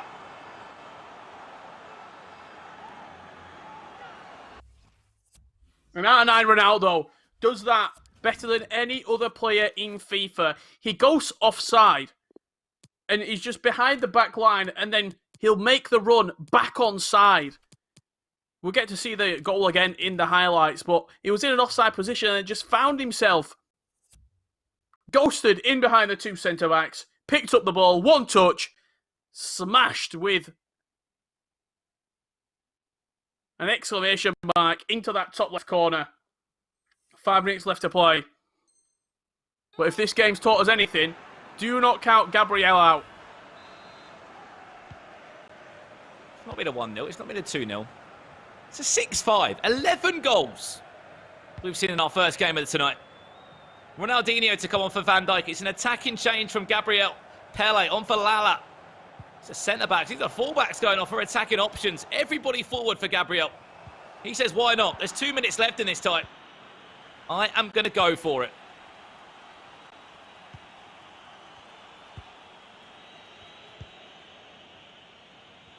Two minutes left. Is that goal from R9 going to be enough to push Zezinio into that winners match? And it will be Gabriel R10 after working so hard to pull back the game on a couple of occasions. He'll go down into that loser bracket. A minute left of additional time. The ball's still with Zezinio. It's perfect place, isn't it, for Zezinio? High and away from his goal. And he's done a job as Zezinio, but what a opening game from this South American region. What a game. Zezinio will take the first victory of today, Richard. 6 goals to 5, 11 goals in it. We're going to have a lot to talk about in the replays for this one because there has been so many goals. Zezinio, our highest ranked player in the Global Series coming into this one. Second in the world, the Brazilians. It's after winning Foot Champions Cup high placements in Atlanta back in Foot Champions Cup Stage 3 as well. If you can remember that one, that was back in January. But the fact he still kept going, he's still been sort of on the ball building up to this Summer Cup Series. It shows that he is ready for this tournament. But what a game it was in the end. I think the one thing that Zezinio has to go away from that game with is that I've got to try and hold on to the lead a little bit more, Richard, because a couple of times he was up by a goal, he was up by another goal. He had a 2-goal cushion at one point, but it was wiped away in 45 minutes in that second leg.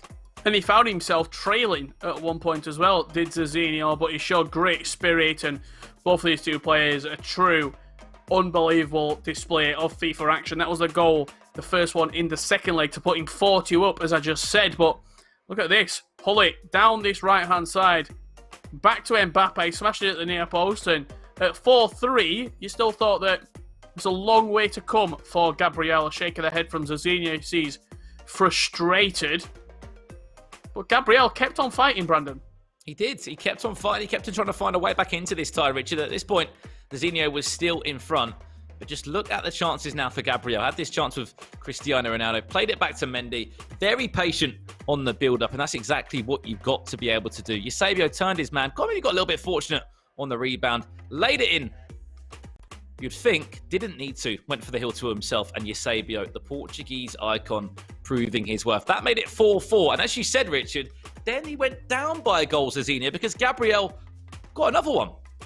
Yeah, you'll see the 5th goal here very, very shortly. Zezinio obviously frustrated with how the game's going. R9 Ronaldo dragged back around his man, finding it to Ruud Gullit again. Assist and a goal for Ruud Gullit in this second leg, causing nightmares.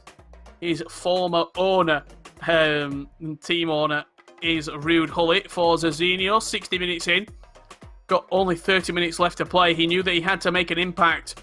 And Johan Cruyff was the man. The perfect super sub off of the bench to tie us up at 5 apiece. And then we had to go to extra time, didn't we, Richard? We needed more time to decide which way this tie was going to go. And with just just about 6 minutes left into this tie, 114th minute on the clock it was, into R9. Mr. Reliable. You want the ball to go to pretty much him every single time. If he's on the pitch, get it into his feet, in and around the box. And R9 did the business. Zezinio moves into the winner's bracket now, and he'll be playing the winner of a Yago against, of course, Spider Kong. And as we said, Gabriel drops down to that loser bracket now. I believe we're going to be passing it back over to Kyle and Alan to break down all the action that we just saw there. Fantastic first game to kick things off today, guys. How do we enjoy that one? Oh, Richard, Brandon, wow, what a way to kick off that game right there. Zezinio coming up with that win in the end. I've got to say, you two as well, you always give those little gems during the casting, during the commentating. I'm enjoying your stuff already. It's going to be a good 3 days, Richard. It is indeed. I've actually got a question for Alan. I'm turning into an interviewer here. Let me put my Michael Parkinson suit on. At 4-2, Zezinio, he's cruising. He feels like he's in a good position. As a pro player, when you throw that lead away and you then go to 5-4 down, mentally, how strong is it to get back into the game and to switch back on? So if you're winning and you're leading 4-2, basically, right, you know that you have that cushion. You know, you're in the lead comfortably. And then once your opponent scores that third goal to be down by 1 goal, you start worrying a little bit. But whenever, you know, he equalizes you, then you start to panic, honestly. You start to question, how in the world did I let him get back into the game? And then Gabriel went on to take the lead. And that's something that I want to talk to Zezinio about. See how he's sort of feeling? Because honestly, like, he had the game clear and nearly done there. He almost gave it away. So I want to know what was going through his head. Honestly, the champion mentality. He's a champion for a reason. He didn't give up. Honestly, that could have destroyed him mentally. Props to both players, though, because they both came back and, you know, it was a good game all in all. Zezinio nearly choked, and someone that does that on a weekly basis, Brandon Smith, you're the king of that. You know it, don't you? Only too well. Only too well. I mean, I'd hate to be in that scenario, Carl, to be honest. I'd be lucky to score a goal, in all honesty, against these types of players. But an amazing first game. We've seen 11 goals in that game, Carl. I don't think people sort of realise how many goals we've just seen in our first game of today. And the fact we've still got 3 days of this left. Stay tuned, stay watching, because it's going to be an unbelievable couple of days. It really, really is. Right, Alan, when we were watching that game, we were looking at Zezinio, we're looking at someone who's done it on the world stage, and we actually said that here's someone we want to go through, someone that could be a finalist for today. Now, he's got this T-shirt on. He did say in his video that he likes to keep the same clothes on. So for today, for finals day, we're going to see him in that same T-shirt. I mean, hopefully he washes it, okay? Because I don't want that smell coming through the computer and whatnot. I can't imagine being in that room. But no, man, having the superstition, right, like he said, of having the same shirt, same controller, could definitely go a long ways and help you, succeed. It definitely can. Right, Richard and Brandon, we've had an opening match that we won't forget anytime soon. For the rest of today, do you think we're going to see the same? Do you think we're going to see goals? I think we potentially could. I think if you look at the players that we've got today, they're very sort of free-flowing. I know Spider-Kong, he's been playing a very high depth, and he's been attacking players and going forward and trying to sort of take the initiative this late into FIFA. I also think without the Global Series rankings on the line, I think this is an opportunity for players to express themselves a little bit more. You had 23 players to pick from. You saw David Luiz used there. You saw different players used. So using different players, using sort of a different variety, there's a little less pressure on it because we're not at the sort of FIFA Global Series magnitude of events, I shall say, where it's $50,000, $100,000, $250,000. It's a little bit more stripped back, but still a great opportunity for players to earn some money and to get their name out there.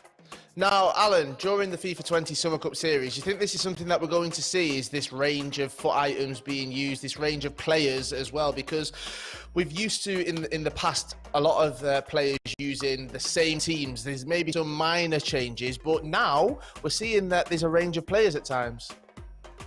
A variety for sure. As we've seen how Richard just said, I was pretty surprised to see David Luiz at the back. I gave you guys my starting 11. You usually see Vieira there. You see players of that caliber, Maldini's. It's very awesome to see this variation because, at the end of the day, who doesn't want to see variation?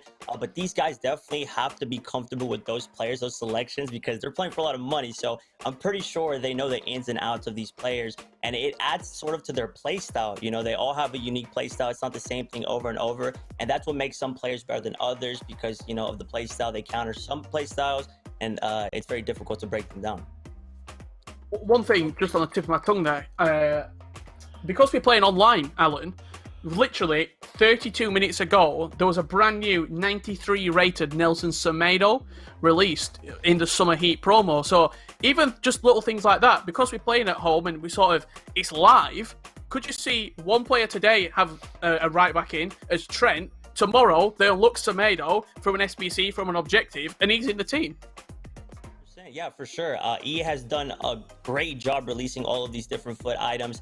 A lot of them are really good, as we've seen 90 pluses. We got the Summer Heat, the Headliners, the Team of the Season, all of the cards that we see there. So honestly, I would not be surprised to see some variation, right? Some players work better than others. Some players have a 4-star weak foot. Some players have 5-star skill moves. It just depends at the end of the day on your play style and what you feel comfortable with. Brandon, is that something that you're going to be doing? Are you going to be trying to get that before the weekend's out? I mean, I think I've just learned how to do an SBC in the last 12 months, so we're slowly moving in the right direction. A question for you as well, Alan. We've got a player in yourself that is wearing the E-Champions League jersey. You made it out to Madrid last year. What's it like as a player when you're around people's teams? We saw it in Oceania and we saw it in Europe. They're all using 95% of the same players. You're using same defenders. We're seeing Hullits, obviously in the CDM roles. We're seeing Virgil van Dijk's at the back. We're seeing R9s. But then Zezinio goes and uses Yusuf Attal. He doesn't play De Bruyne. He didn't start R9 at times in that game.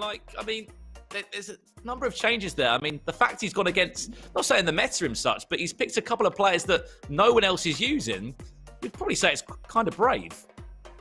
Definitely. Brave is an understatement. Honestly, it's pretty respectable to see him using players like Attal instead of using R9, players that everyone dream of having. It's pretty insane, right? It just goes to show how they're very comfortable with those players at the end of the day. Maybe they weren't able to afford a player like R9 or something on their team, so they just started using Attal. Maybe they like Attal in real life. It's just very respectable, honestly. And it just goes to show that you don't have to have the highest rate of players every single time to perform good at these live events.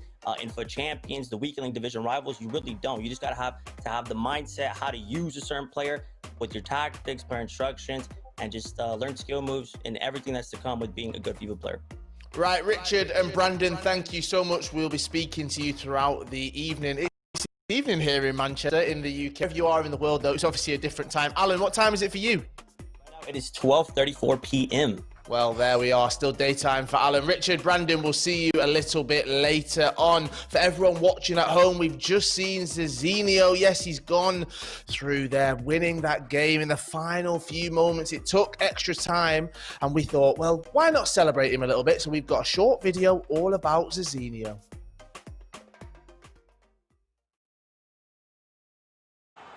Zezinio! Look at this, look at this. Boom! Look where it goes. Oh, no.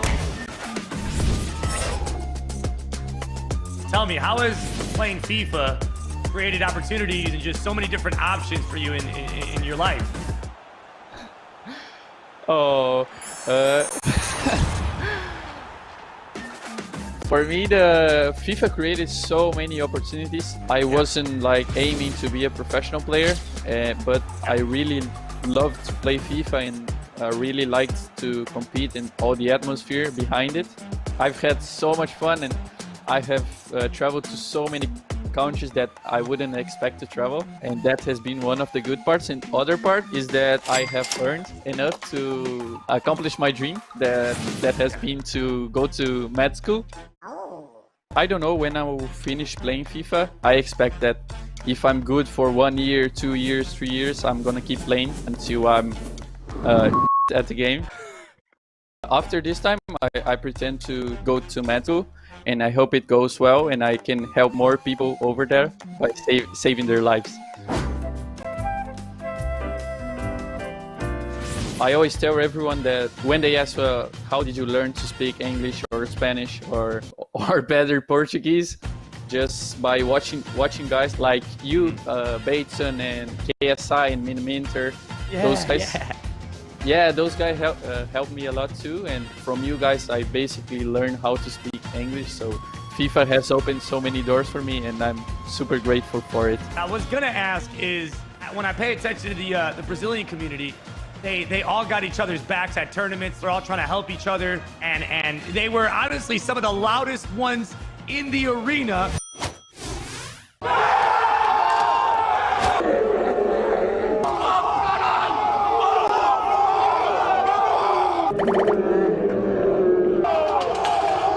We say we are all brothers when we are in tournaments. It doesn't matter who is winning and who is losing. We always got each other's back.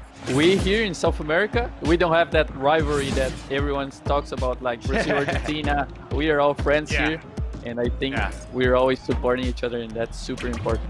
You represent Brazil. You represent Benfica. What advice would you say for someone that's, younger and wants to be like Zezinio? What advice would you give them in trying to, master their craft and become the very best, FIFA player they can be? Just by playing video games, I learned so much, and just follow your dreams and do wherever you want to do, and always trust in your potential. Oh, where'd I go? Always trust yourself to do wherever you want, because I don't think we are here to set our limits. I think the world does it for us, so always believe in yourself. Well, there you guys have it. Zezinio wins 9-5, and it looks like he is the best a man can be. He defeats me, but that is why he is the #1 FIFA player on the PS4 in Brazil, the #2 FIFA player in the world. Zezinio, congratulations, my man. How do you feel? It was a great game. I had a lot of fun and a great talk, and I hope you guys enjoyed it as well. Hello and welcome back to the FIFA 20 Summer Cup Series South America. We just saw Zezinio there playing against Castro. Before that, we saw him go all the way to victory in the first game, the opening match of this Summer Cup Series South America. And he joins us on the stream right now. Zezinio, what a performance. How did you keep your cool in those final few moments to make sure you got the win? It was a very tough game. I was expecting this since we don't compete for more than 3 months now. I think 5 months. But I had to keep calm because getting nervous or getting stressed wouldn't help me in the game. So I just kept calm and tried to went back to the 4-2-3-1 that I have a lot of confidence in, and then just play my game. My good friend, I hope all is well. Congratulations on that victory. It was an awesome game.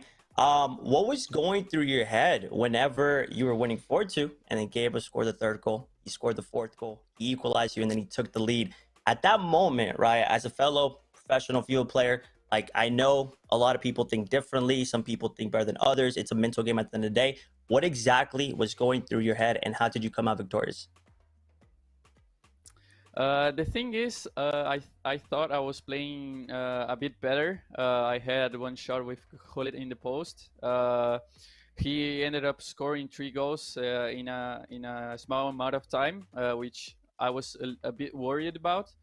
But I just kept my calm because it's FIFA, it's a mental game, and he would be whoever is in the lead has to hold the lead, and that makes the opponent nervous as well. So I needed 1 goal to come back, and that's what I did. And then in the extra time, I managed to win the game. Now, in the short video that we saw before you joined us, we saw you celebrating. We heard how much of a celebration it was back in Manchester, in my home city right here. You're at home now, you're by yourself. How are you coping with that when you are competing against the best in your region, when it's just you sat there with your headset on and the screen in front of you? Yeah, it's a pretty strange feeling, to be honest, because I think it's the first time competing at the highest level with so many people watching. So it's weird, but it's good as well, because after the game I can just lay in my bed and watch some videos to cool down. So it's fun, but it's strange. Okay, we'll let you go then. You go and lie down. You go and chill for a little bit. You got the win right there, Zezinio. Congratulations. We'll see you a little bit later on, going through to our winners match right there. Enjoy your rest. You get to chill out now. Thank you. Right there, we have it. Zezinio gets that win. Myself, Kyle Walker, and Alan Avi will be taking you through the rest of the afternoon. Yes, we will, or evening, or morning, wherever you are watching in the world. So make sure you stay tuned. We've got plenty of action on the way for you. I'll be back after this short break. If someone asks you what you're made of, don't just tell them, show them.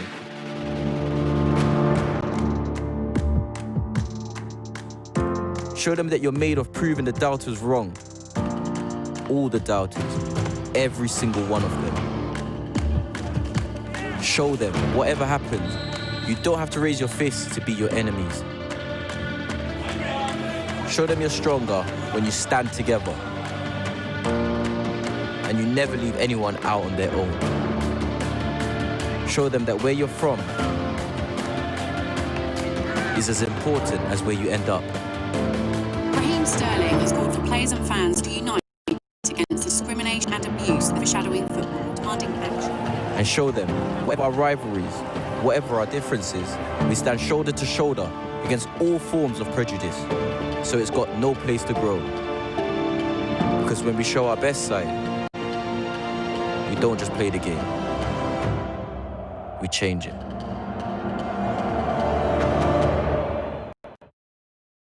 Turtle Beach, proud partners of the FIFA 20 Global Series. Hear everything, defeat everyone. It's going to be FIFA 20 tournaments every single week. Up in the air and into the back of the net.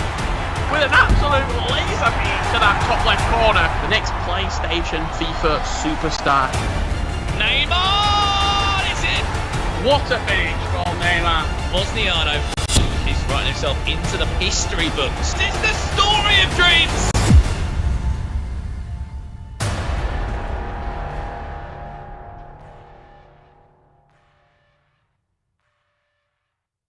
PlayStation.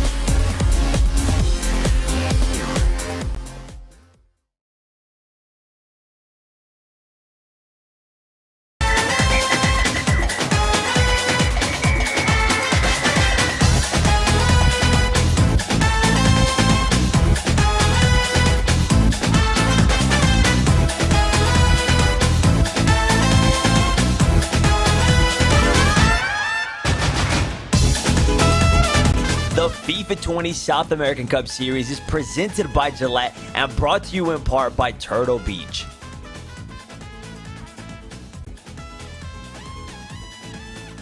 Hello and welcome to the FIFA 20 Summer Cup Series South America. My name is Kyle Walker. I'm joined by Alan Avi, and what a start it has been to the Summer Cup Series South America already. Now, if you are watching this, make sure you stick with us for the entire time. Yes, we need you to stay here. And you know what? If you do, we've got some rewards for you. Yes, we've got our Twitch drops right here.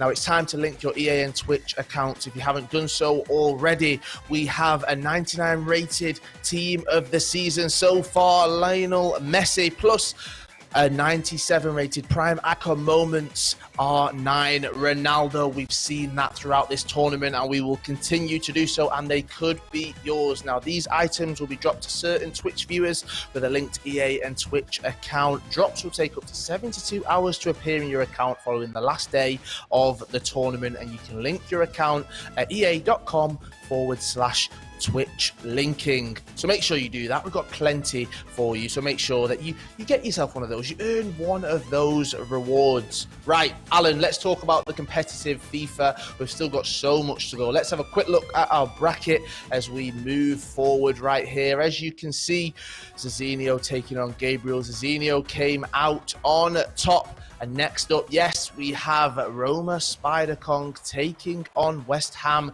Yago right there. Now, you might have a look on the right and see, what's this? Well, that is our losers bracket, all right. That is where the losers will go because it is double elimination, so it is all to play for, okay? So if somebody does lose, they've still got one more chance. Yes, we're giving them another opportunity. They've had 5 months off, as Zezinio said. And Alan, when you get that second opportunity, you need to grab it. You need to make sure you hold on and make sure you don't let go of it at all, because if not, you lose twice. You're going home, you're turning that PlayStation off.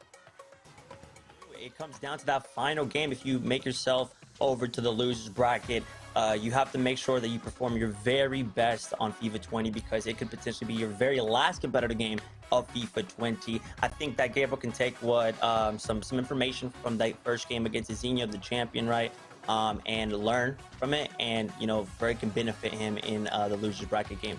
Now, I guess there's two ways to look at that losers bracket. You could have your head down, you could be feeling down, you could be a bit sad the fact that you've lost that first game, or you could try to really take some positives from it, see the silver lining, and then try to come back even stronger. But we've said this plenty of times, FIFA, it's a mental game, and they need to be on top of that to ensure that they can come back with a bang and lots of goals.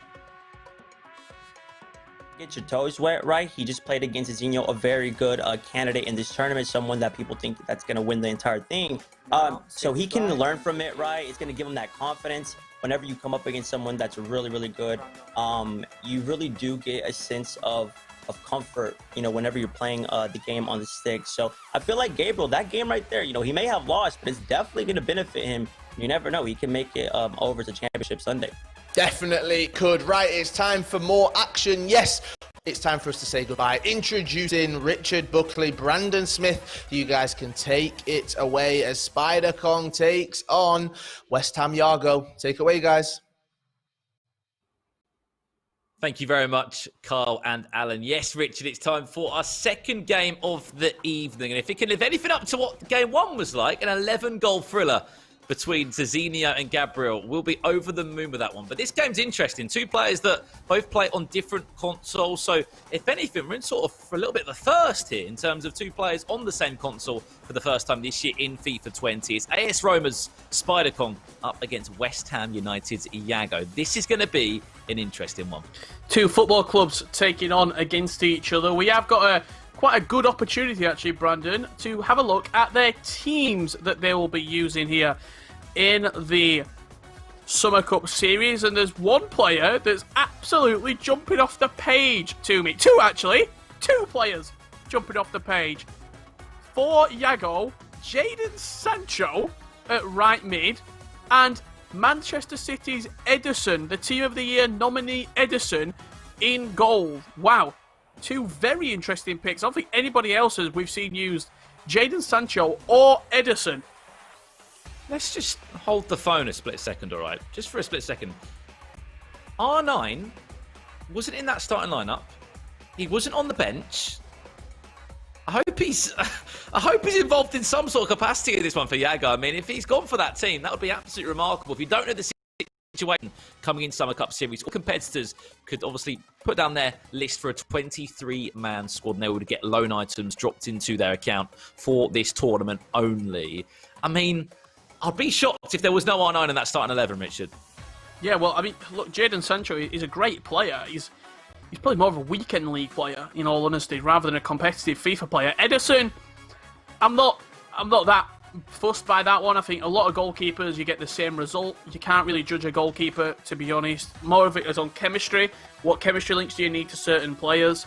So it's all personal preference at the end of the day. Ederson's got a really big kick, and he has giant throw as well. So he has both of those two traits in his sort of repertoire, where he can launch the ball from one end to the other, and his service is exquisite, very similar to what real life is. But no Ronaldo Nazario in the team. I seem to remember Yago in the past hasn't been a fan of R9, and he's not really been too fond of Ronaldo Nazario, so maybe that could be crossing over as well.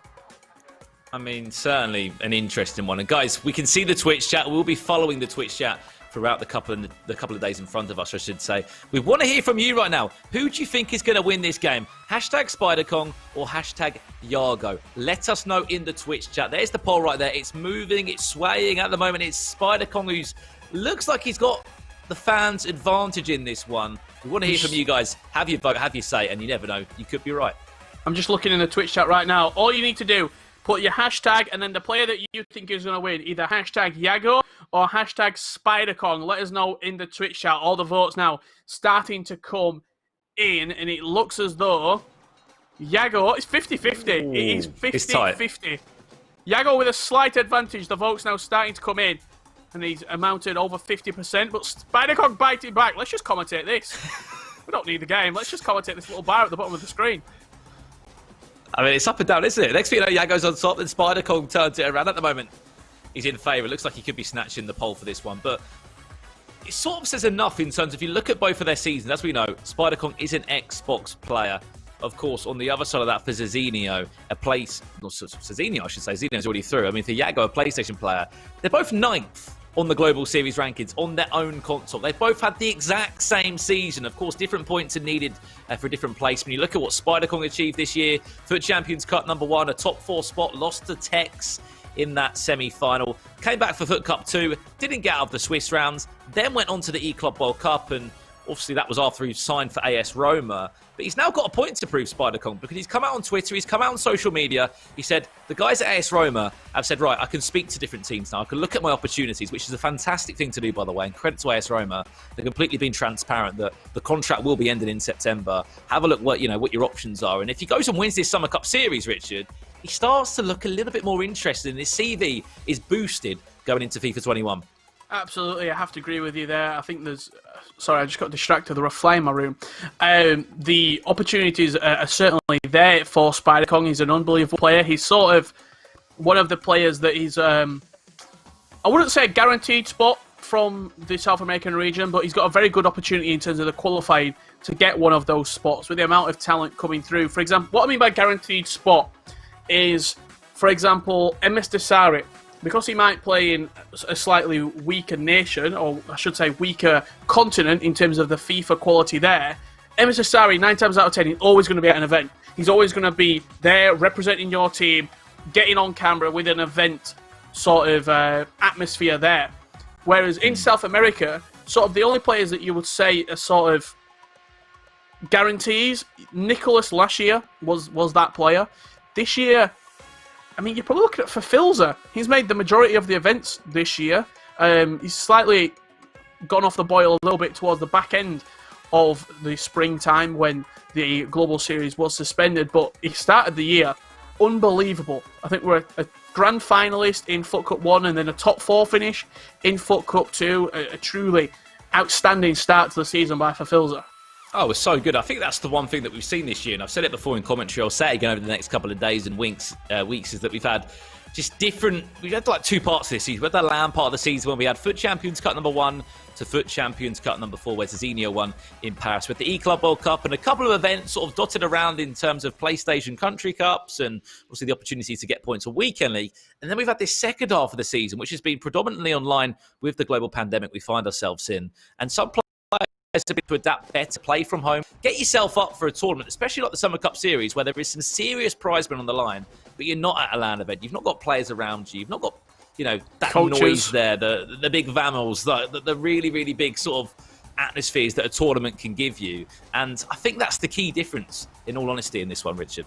Absolutely, yeah. There's a lot of opportunities for the players there as we going back to SpiderCon right now, just as we're about to get into this game, with the opportunity to put your name out there, to say, this is what I can do, this is what I'm capable of, here's my social media numbers, here's my streaming numbers, here's my YouTube numbers, and this is what I'm doing at events. I'm making semi-finals, I'm making semi-finals, I'm getting points on the board, and I'm pretty much on for a grand final spot if the season was going to be continuing.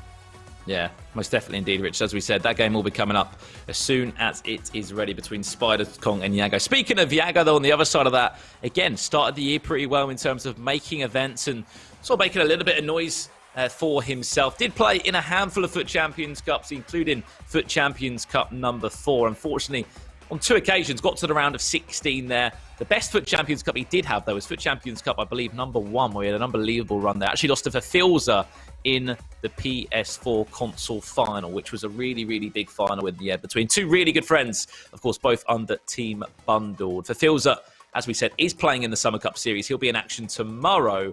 But as you said, so many good players in this South American scene that would be on for a grand final spot if it was possible. Yeah, also Yago's probably best performance at all, going back to the FIFA E-Nations Cup with Nicholas, where they beat England in the quarterfinals, and then, if I seem to remember, I think they made a final and lost to France in the end, where he was sort of the second place runner-up, but an unbelievable performance from both the Argentinian players, Nicholas and Yago. And again, it's very, very surprising that Nicholas isn't here. The top 8 players from South America, and Nicholas didn't make it. Just shows the quality. Yeah, certainly indeed. Really, really impressive so far in this one. I believe we got a quick video to show you before we jump into this game. Go and check this out, and the game will be ready in just a few minutes' time. You can see Houston desperately trying to win the ball back, but that's leaving so much space. La formación que uso a la hora de jugar es la 4-2-3-1, porque me gusta que tenga 4 defensores, 2 mediocampistas defensivos, que son la parte más importante de la formación, y 3 enganches, digamos, y un delantero. Creo que la formación más completa, ya que tanto en ataque como en defensa podés defender bien y atacar bien, entonces creo que es la más importante. Después, el tema de las instrucciones también es una de las partes más importantes, ya que son lo que vos ordenás a los jugadores que querés que hagan. Por ejemplo, acá mi delantero, a mí me gusta que se quede en el centro, ahí en el área, cerca del área para rematar. El enganche que jugaría por el medio me gustaría que suba mucho para, digamos, ser casi un doble delantero, un media punta. Y básicamente los dos para afuera, dejarlos así como están, no tocarles nada, que hagan lo que ellos quieran. Después, me gusta que finalmente un 5 suba y el otro se quede, ya que en ataque tenés un jugador más y después en defensa vas a tener otro jugador más. Los laterales que se queden y que no pasen. Back to Cruyff now. There's a few ball rolls in there. Zidane already got 1 goal. There's the fake shot. Oh, we've got a game on. Como que hay 2 formaciones, digamos, así buenas, que la que uso yo, que uso todos los partidos contra cualquier persona que juegue. Y después, si ya me siento mal con esa formación, ahí recién cambio. Y ahí cambio las instrucciones y cambio las tácticas, digamos. You can see Houston desperately trying to win the ball back, but that's leaving so much space.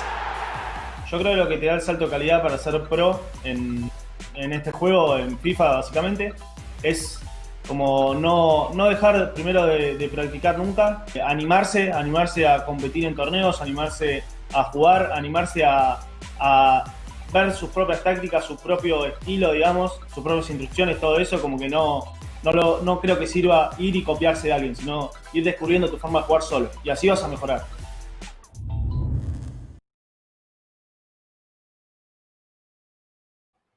Well, there you heard it, a little bit about Yago, the journey he's been on as a FIFA pro. A player, as I said, that we've spoken quite a lot about, and picked up that move just last year to West Ham United, another big Premier League club that has made that leap into FIFA esports. So he's done pretty well this year, Richard. Sits 9th in the world. I think we all remember the classic Mbappe celebration that came out earlier on in the competitive year against Maestro. I wasn't too happy about that one, but I think it certainly caused a few laughs to everybody in that. But yeah, we'll look to this game as soon as it is ready. Spider-Kong against Yago.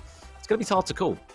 It is indeed. What I want to do is, if we can potentially have a look back at the teams that the players were using, because that Yago team, the squad that he was lining up with no Ronaldo in the team, you said, Brandon, I want to try and sort of decipher what he's going to be doing there. So if we can get that back up and have a look at the team selection for both Yago and Spider-Kong, will be much appreciated before we do get into the matchup to see where we will be going with this upcoming game. Yeah, I think as well, just to add on to that, I'm pretty sure I saw Ruud Gullit on that reserve list as well. Don't quote me on that, but I'm pretty sure I saw that. And we saw De Jong, team of the season Sancho. I think Theo Hernandez was maybe in at left back, the AC Milan fullback. So I've no idea what was going on with the team there, whether that was just his team that he uses at home or the team that he actually really wanted to use. I've no idea what he was using there. Fingers crossed we'll see that team in just a couple of minutes in-game. Here it is then, Richard. So if this is the team that Yago is using, we'll focus on the right-hand side here. He's using Maldini, Hernandez in at fullback.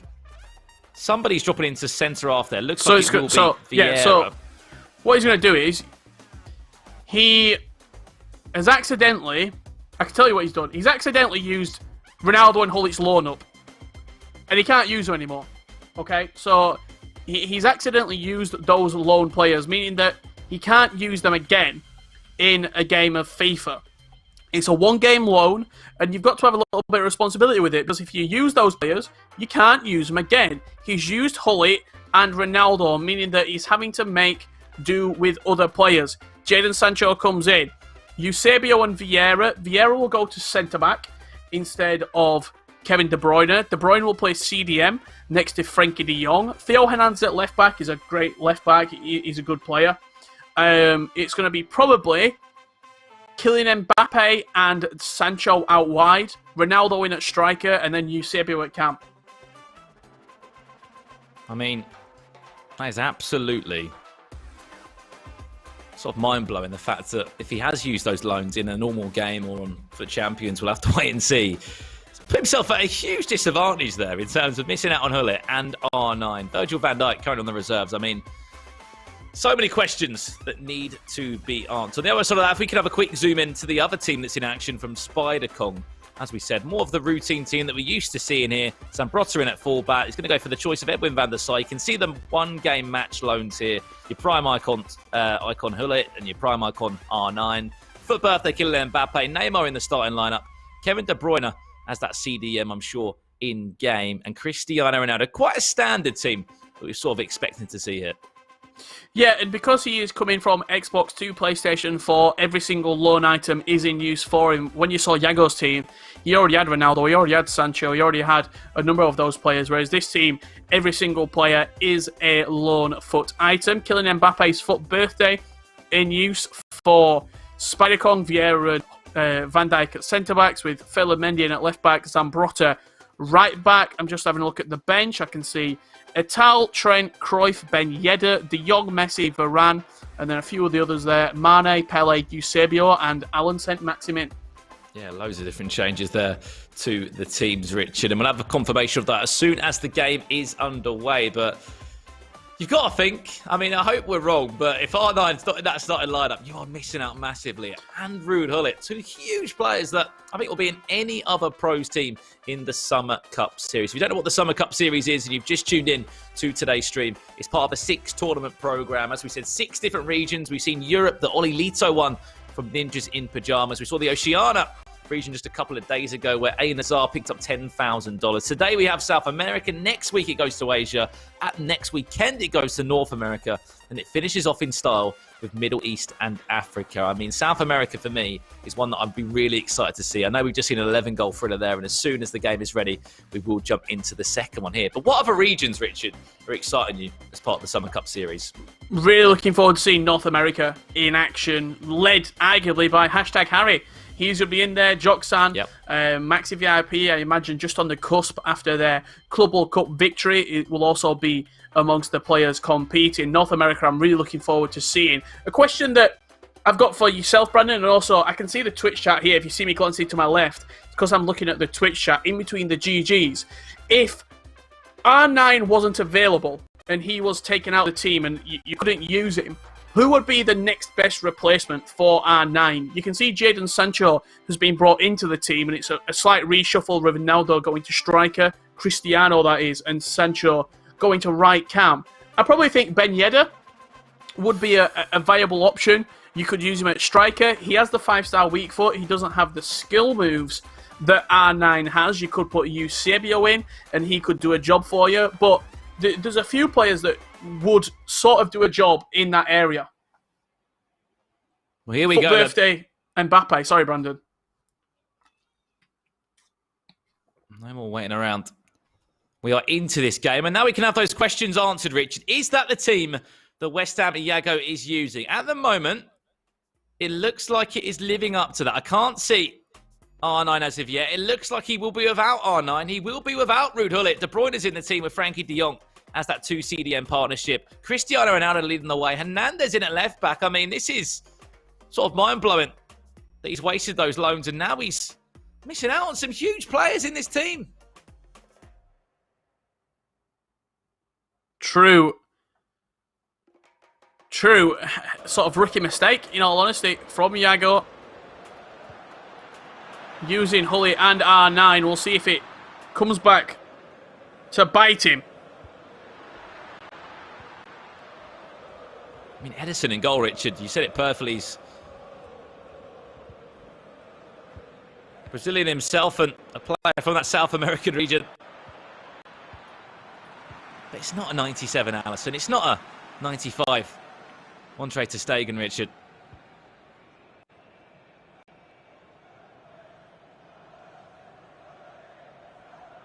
You know, it's so hard to decide what goalkeeper of choice you want.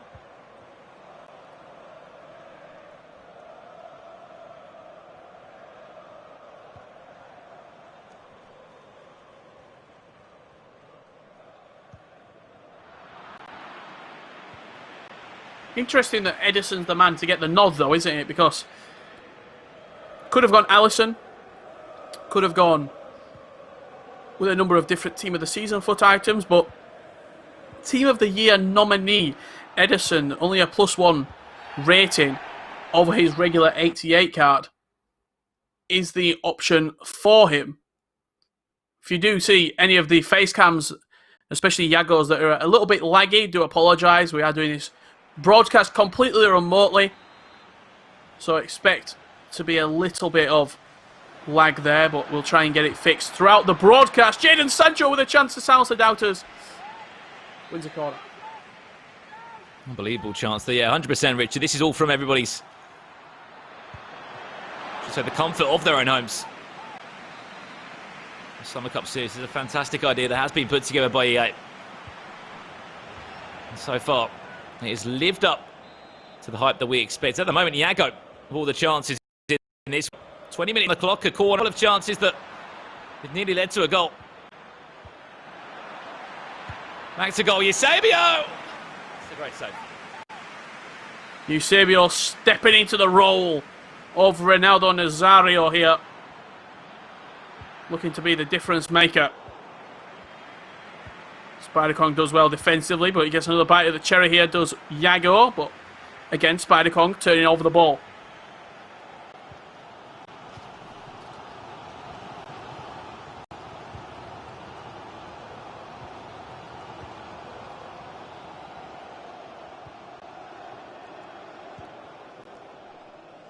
I think one thing that we spoke about a lot in Oceania, Richard, just a couple of days ago, is how sort of unified that community is in that region. I honestly think second in that line is South America. The players, you see them at FUT Champions Cup events, and You know, say if Yago was knocked out of a FUT Champions Cup in the Swiss rounds and Spider-Kong was a player that still remained in the tournament, they would just be supporting each other. All they want to do is see their region succeed. Yeah, absolutely. They always rally behind each other. They always get supporting and trying to do whatever they can to help their fellow countrymen or even continent. They always help and support.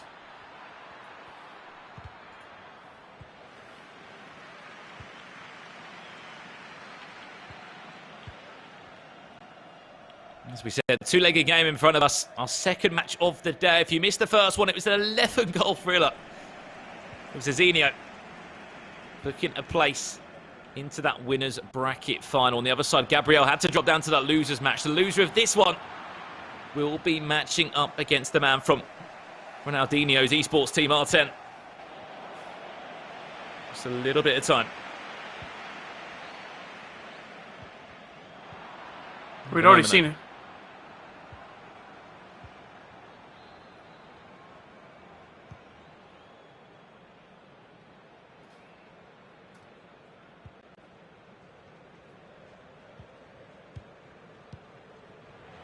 Very cagey start between these two. 37 minutes into the game. And I was just about to say that we'd already seen a couple of goals in the first game by this point. That 11-goal thriller between Gabriel and Zezinio. I hope I've not jinxed it when Kyle asked me, do we think we're going to continue to see plenty of goals? If so, blame Kyle Walker. I'm expecting to see some predictions out of you as well with these next couple of days, Richard. We were full of them on the Oceania broadcast. For 2 days in a row, you're the prediction king. So, shall I expose my secrets right now? Go for it. Throughout the 2 days, I should say, of all the games taking place before the matches, me and one of the players, we were chatting back and forth, and he was giving me his little bit of insight as well on where he thinks the games are going to go, and I was just following him. As always, I'll keep my sources disclosed. Tactical. Very, very tactical. Half-time in leg number one. Nothing to really cheer about between these two, and as we already alluded to, one player an Xbox player, one player a PlayStation player. They're both sit 9th in their own respective Global Series ranking. If you don't know the Global Series rankings, it's basically the world rankings for how good FIFA players are each individual year in terms of what we see. The question I've got is Coach Bass in the corner of Yago. I know, of course, they're a long way apart. Bass is obviously a coach of Team Bundled based out in the Netherlands. We've seen some coaches that have certainly been a help for a handful of players. I mean, Dami, I'm sure will be watching from somewhere. That's his teammate in Spider-Kong. They had such a good run in the E-Club World Cup. You can remember that goal and that game against the FaZe clan. Of course, a disappointing day for both Tass and Mino. Put up a great fight and an unbelievable game for both teams that were involved in that. Really, really good game. But you just saw, I can remember it now, the outpour of emotion we saw from Spider-Kong. Oh, it was just an outcry, wasn't it, when that goal went in and he beat Mino to set up a semi-final tie for this Roma squad.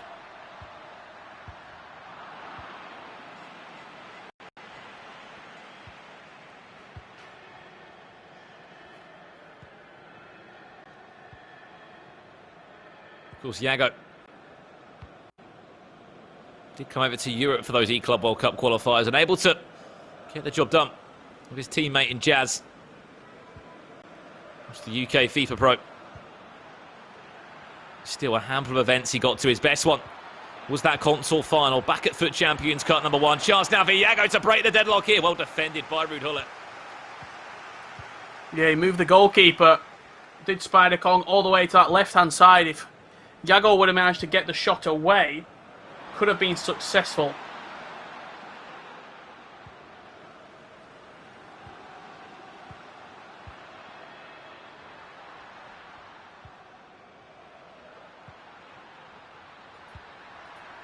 Let's not forget that Yago is without Ruud Gullit and R9. Prime icon moments R9. I know we've spoken about it a lot, but you wouldn't think it, because at the moment, he hasn't seemed to be in a disadvantage.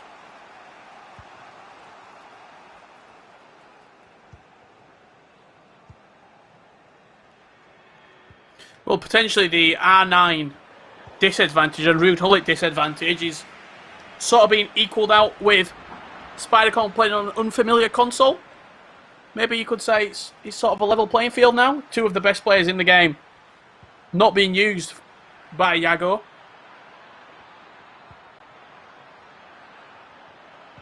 Two of the most influential players in the Summer Cup series as well. Cristiano Ronaldo. It's a fake shot his way around Patrick Vieira. He's become this makeshift defender this year on FIFA 20.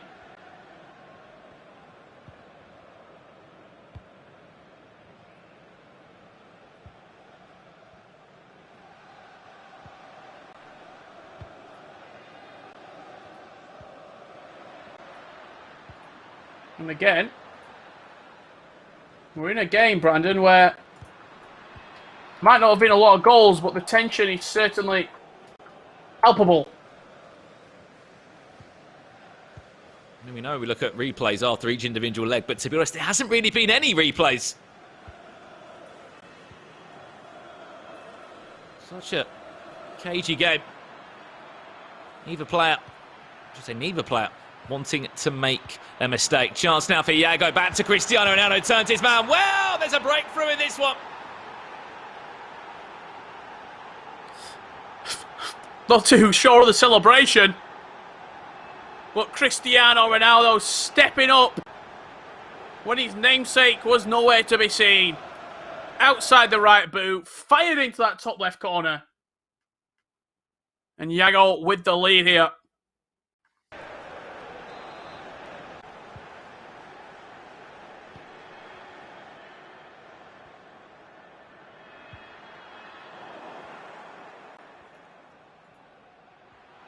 There is a breakthrough. Forget on it. There's another Ronaldo. She's just as clinical in front of goal. Cristiano Ronaldo with the breakthrough.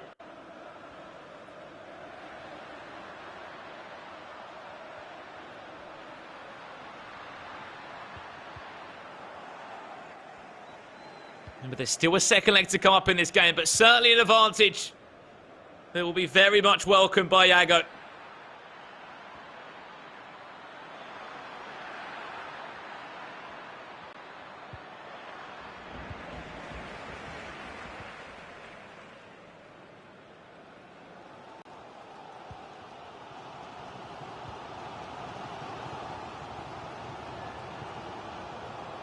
Even though Spider-Con, you have to say, has the better team, it's not been made that way by the scoreline here.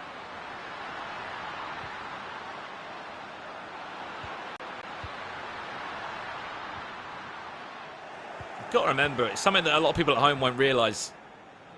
When you're playing at home, it's so easy to get relaxed. I can name a handful of players across all different regions that naturally play better at LAN, naturally play better in front of a crowd when they can feel like there's teammates around them and there's other players that can really help them. Chance now, Yago, is it too? Great save. Now for a corner it will go and into the pause menu with just 6 minutes left. But for some players, Richard, they just can't get themselves going as much as they can at home naturally. I don't know what it is, but some players will just say that. You're at home, you've got your bed next to you, you've got your TV, your cat, your dog. I think it's the element of... We have it the same a little bit, Brandon. There's not the formality, if that makes sense. You don't get potentially the same nerves that you get when you're playing at a LAN event, when you've got people watching your performance, when you've got people staring at you, where you can feel eyes burning into the back of your skull. You don't have that when you're sat at home. You're looking into a camera. You're playing on your own.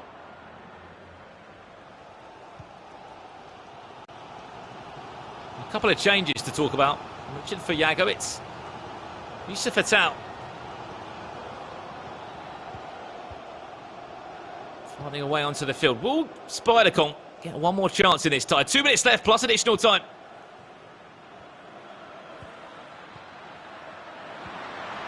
Here's Messi.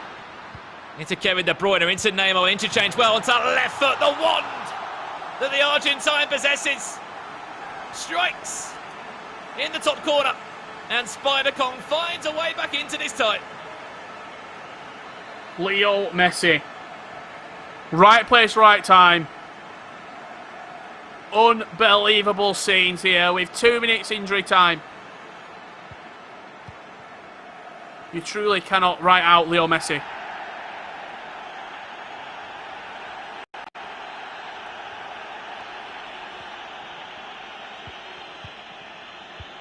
Is there one more chance for Yago? Ronaldinho. And the ball cleared along half-time, technically across the two legs here. 1 on the scoreline between Yago and Spider-Kong. I think Spider-Kong definitely got a lot more to give in this second leg, Richard. I think that's the best chance we saw from him come so late into the game. Look, that's the first shot he had on target in the 88th minute. Messi was fresh off the bench. And the one rule about Lionel Messi, Richard, you don't let him on his left foot. Do not give him any time on that left foot, especially on the edge of the box with finesse. We're looking at some of those match highlights now. As we said, there really wasn't too much to cheer about other than the 2 goals. If there's one thing that you take away from this game, do not allow Messi to finesse on his left foot. Don't let it happen. Just foul him if you need to, because as soon as he gets into this little bit of pocket of space, unmarked, he can make it pay. Left foot, first time finesse shot. Top bins were being called, and Leo Messi was answering. Yeah, that is leg 1 concluded there. You can see the half-hearted chance towards the end of the game. Those were the goals again. Yago scored the first one, and that finesse late on into it ensured that it would be a 1-1 scoreline. It's an even playing field heading into this second leg. Now, as we said, a winner will go and play against Zezinio in the winners match. What a game that is going to be, by the way. Whether it's Spider-Kong that gets through, whether it's Yago, an unbelievable matchup that will be guaranteed to be. And a $5,000 matchup as well. Let's not forget that if you have just joined the Summer Cup Series. The format's slightly different here. We've got 2 days of group action. Group playing today, 4 players in it. Winner plays against winner. Loser plays against the loser. The loser in the losers match leaves the tournament. Of course, that player will then go through and play against the loser in the winners match. Trust me, when the bracket's in front of us, it'll be a lot easier to explain. I'm sure you guys will be able to follow the tournament a little bit easier. But to be honest, Richard, for the first game, that wasn't, I would say, everything I expected it to be. No, it was a little lackluster. I think that's a good way of describing it. It didn't really have the punch that we had previously in our first match between Gabriel and Zezinio. But to further explain the format for you a little bit, basically imagine everybody has the ability to lose. Everyone has a loss that they can have. So you have the winners play against each other. You have the losers play against each other. If you are down in the losers bracket and you lose again, that's it, finito. You are out of the tournament. If you continue to win from the losers bracket, you'll make it through to the losers bracket finalist. You'll be the winner of day 1 or day 2. Then you get to progress through to Thursday. I should say Sunday, actually. I'm used to the Oceania region where it was finishing on a Thursday. Finishing on a Sunday, Championship Sunday, where there will be 4 players remaining. 2 from Group 1 and 2 from Group 2. 1 set of winners, 1 set of losers. Yeah, simple as that, as we said, Richard. And a $30,000 prize pot, which will be split evenly. If you go out the tournament and you're done and dusted in just 1 game, you won't leave empty-handed. You'll have $1,000 in your back pocket. Here we go then. Leg 2 underway. Of course, Spider-Kong kicking from right to left in the away strip of AS Roma. On the other side will be West Ham's go, kicking from left to right here.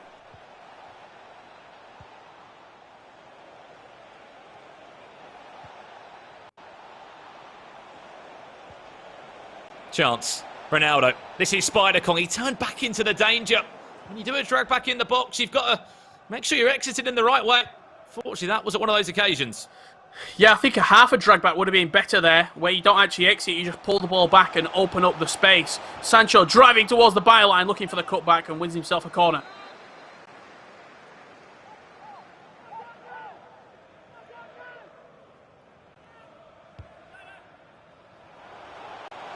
One corner that was as well. Vieira wins it in the air, back to Mbappe on the edge of the box.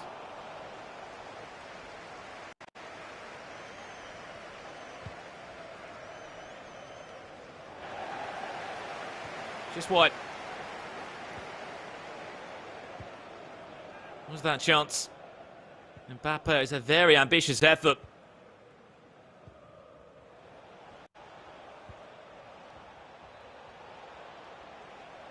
To Neymar, this is Spider-Con. Watch that cut back, there it is. Mbappe picks it up, he's got to play the one more. Keeper's so fast off his line. And that's Edison. Edison. Yep, that's Edison for you. So quick off the line to shut down the space and to make it tight and uncomfortable for the striker. Great piece of goalkeeping there.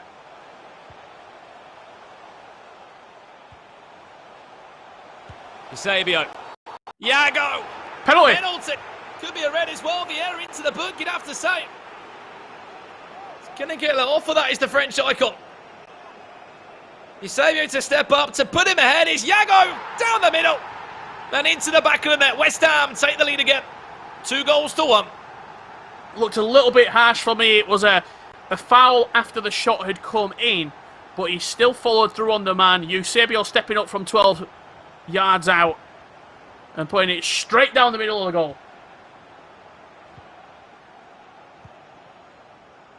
I mean, you would say a little bit of a harsh call. Tried to dive in to make the tackle, did Spider-Con, but unfortunately did not time it well.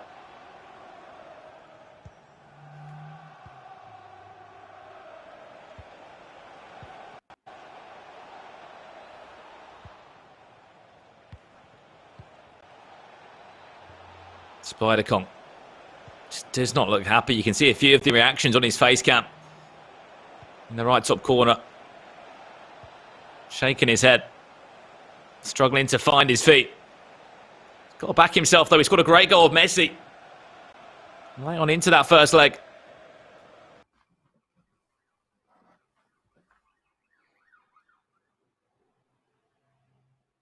Just have to see if he can pull himself back into the type. Just as we were saying, Brandon, earlier on, this is a remote broadcast, so any sort of lag or buffering, we'll try and get it sorted straight away. Do apologise for any inconvenience.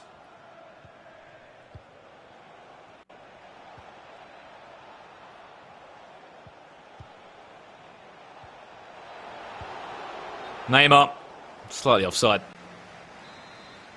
As you were alluding to, Richard, Yago, of course, joining us from Argentina live right now. Spider-Con out in Brazil and then broadcasting all the way to us in the United Kingdom. It's an incredible production that goes on behind the scenes to make this happen. Sancho's played really well, you know, on this right-hand side. I'm very impressed by him. I think he's one of those, again, we talk about it. You wouldn't think that there isn't a Hullet or an R9 on this pitch from how he's played.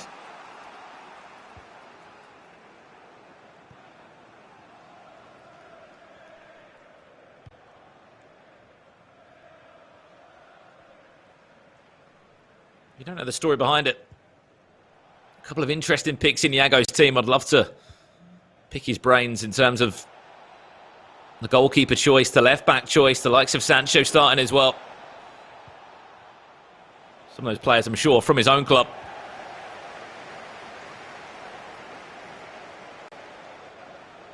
Let's see Yago to try his best to break forward. Might buy a goal, 2-1. Winner goes into that game, as we alluded to, in the winners' match.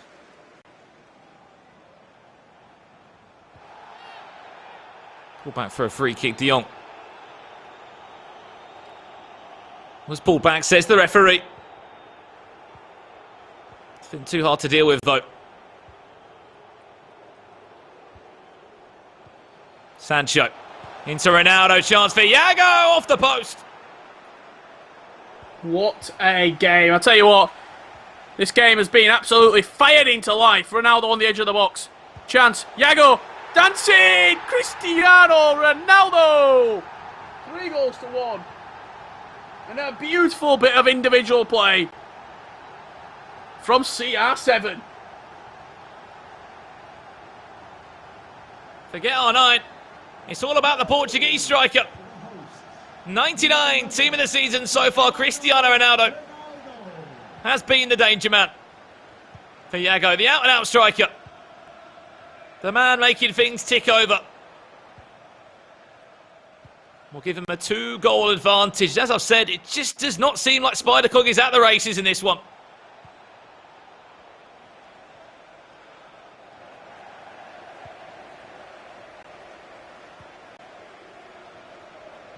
It's not been the start that we expected to see from the Brazilian.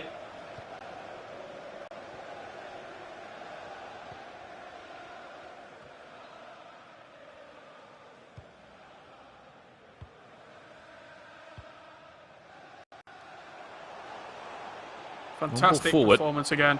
Could be another one, Richard, here. Chance. Ooh. Great save. And, I have to admit it. Sancho, Edison, been very impressive. You've not really missed Hullet and R9 in this team. You just haven't. Genuinely, so far you haven't, have you? The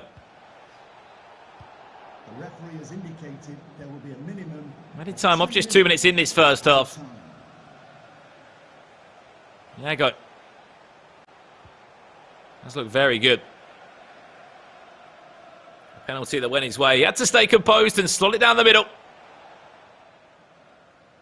On top of that, Cristiano Ronaldo ensuring it's 3 goals to 1 at the break. And as I was saying in commentary, Richard, Spider-Cog, you can see there on the stats, he might have had possession, but at the end of the day, it's the scoreline that matters. He hasn't been able to create a shot. He's just really struggled, Richard. He has indeed. Intrigued to see how we're going to see any changes here from Yago's team. You see how he's lining up. Pretty much exactly the same how I thought he would line up. No changes at the break. As we do get into the second half. A big performance needed from Roma Spider-Cog.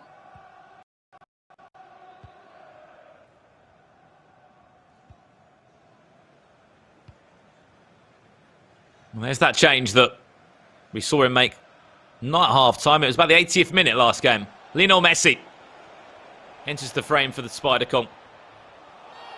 Scored a great goal on his left boot earlier on into the match to make sure it was a 1-1 draw, leaving leg one.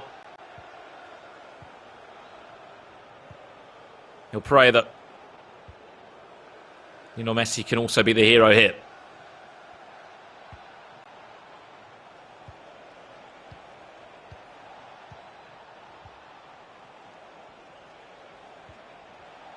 Nice from Spider-Cog. Patient build-up. Need to finish on the end of it. De Bruyne, chance now. Round the corner, but De Jong is there, a player that I'm a huge fan of. What is happening at the back here? Jeez. Trusting your goalkeeper there. If you're going to give it to any of the goalkeepers, Edison's the man you want. In close proximity, with strikers bearing down. But a little bit risky there at the back.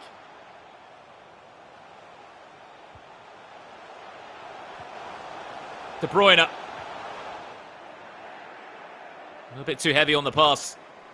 It's Cristiano Ronaldo. If that goes in, he's down by 3 goals to 0 on aggregate. And you'd have to say GG's. And we'll be looking towards both the winners match and the losers match, Rich.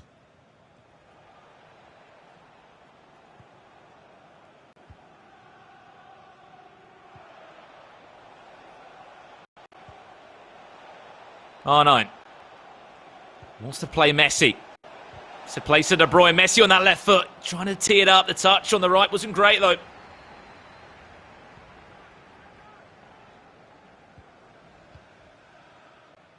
Intriguing final 30 minutes here, because Spider-Cog definitely has been building into this game, Brandon, in the second half. I feel like Yago's taking his foot off the gas a little bit.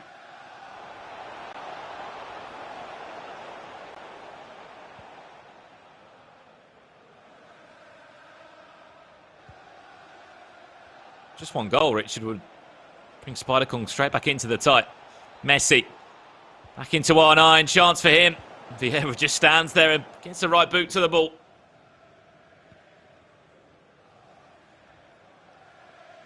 See him laughing at the scream there. Just the frustration. They've not been able to break down this team that Yago has fielded. Frustration again from Spider-Cog.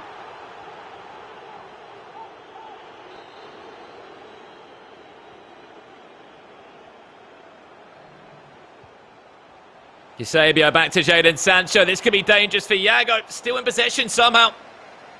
With the Portuguese icon. Not for too long though. Because Ferland Mendy was there to clean up the danger. It's got to be better. He's got 20 minutes. Another pause to come in from Spider-Kong. Expect that to be a sort of last-minute attacking change. Maybe a couple of substitutions as well. We've seen how stacked the benches are in the Summer Cup Series. The options you've got. In Oceania, we saw Pele, one of the famous substitutions coming on with the likes of Sadio Mane, team of the season so far. We'll have a look at the options on the bench for Yago. He's used one of the subs already. That's Cruyff that's come on, and Atal. Yeah, Atal coming on at left CDM, and I imagine Sancho going to be brought off here for Ronaldinho. Ronaldinho, Cruyff, and Atal, the three substitutions coming on to freshen up this team for Yago. 20 minutes left to play and a 2-goal advantage to the Argentine's name. The only Argentine in the tournament.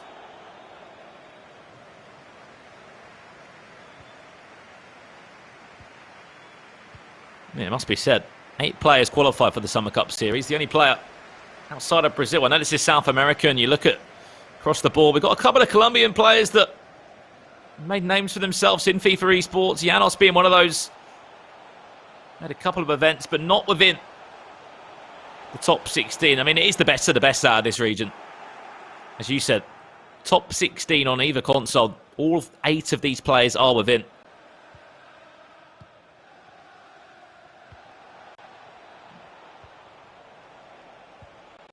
Could this be better from Spider-Kong now? Hullet. Accelerated fake shot around the corner. Vieira just rushes out. He looks so big, doesn't he? Vieira, defensively, he covers so much ground.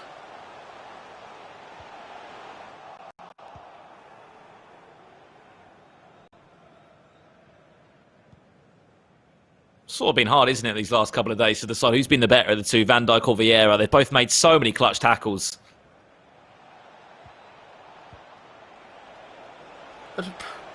Maybe you'd say Van Dijk. I don't know. Yeah. Vieira, I would say, actually. I don't know. I'd say Van Dijk nips it, to be fair, in my opinion. I think Van Dijk's had more clutch moments, but I think he's also been turned a few times. I don't think Vieira, he looks very reliable at the back. Ronaldinho here, fresh Ronaldinho, running at Zambrotta. But the Italian icon does well, but gives it away straight away. I think it's a debate we'll continue to have over the rest of these Summer Cup Series events. Yago looking to make it 3 goals on aggregate, the advantage into 3. Drag back, Yusuf Atal, fantastic block from Vieira. Just as we were talking about him being so clutch and making big tackles at the right times. He comes in with another one.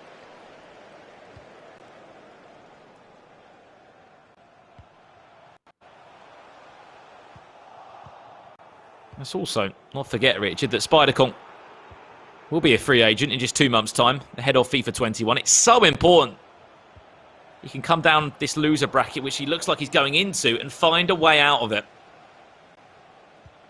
Absolutely. You have to look forward and sort of try and plan out how you're going to mentally get yourself back up for these games. Messi looking to create a little bit of a late drama here, but again, runs straight into the fresh legs, the substitutions, and the team selection, really. Might not be conventional, but it's certainly doing a job. The fourth official has indicated looks like that's going to do us, Richard, in this second game of the day. It's not had 11 goals in it, it's just had the 4. So the penalty, and not all the chances in the world. The main thing is West Ham Yago has been able to get the job done here. No R9, no Hullet, it doesn't matter, because the Argentine books a place in that winners bracket final now. Whoever wins that one between him and Zezinio books a place into Championship Sunday. Not the performance that Spider-Kong would have wanted, and he certainly won't be remembering that one. It's about right. Fresh mindset now. Walk away from the console for a couple of minutes. You're going to be playing in a loser bracket game in about 45 minutes' time. You lose that, it's FIFA 20 done and dusted. Take a couple of months off, and you'll be waiting for FIFA 21. It's as simple as that. Absolutely, yeah. Let's have a little word with Kyle and Alan and see what they made of that first matchup. I should say second matchup. First matchup for, I think, all of our favourite for this tournament to at least make the final in Yago. I think we all had him down to have a good run in the tournament and a good start from West Ham Yago.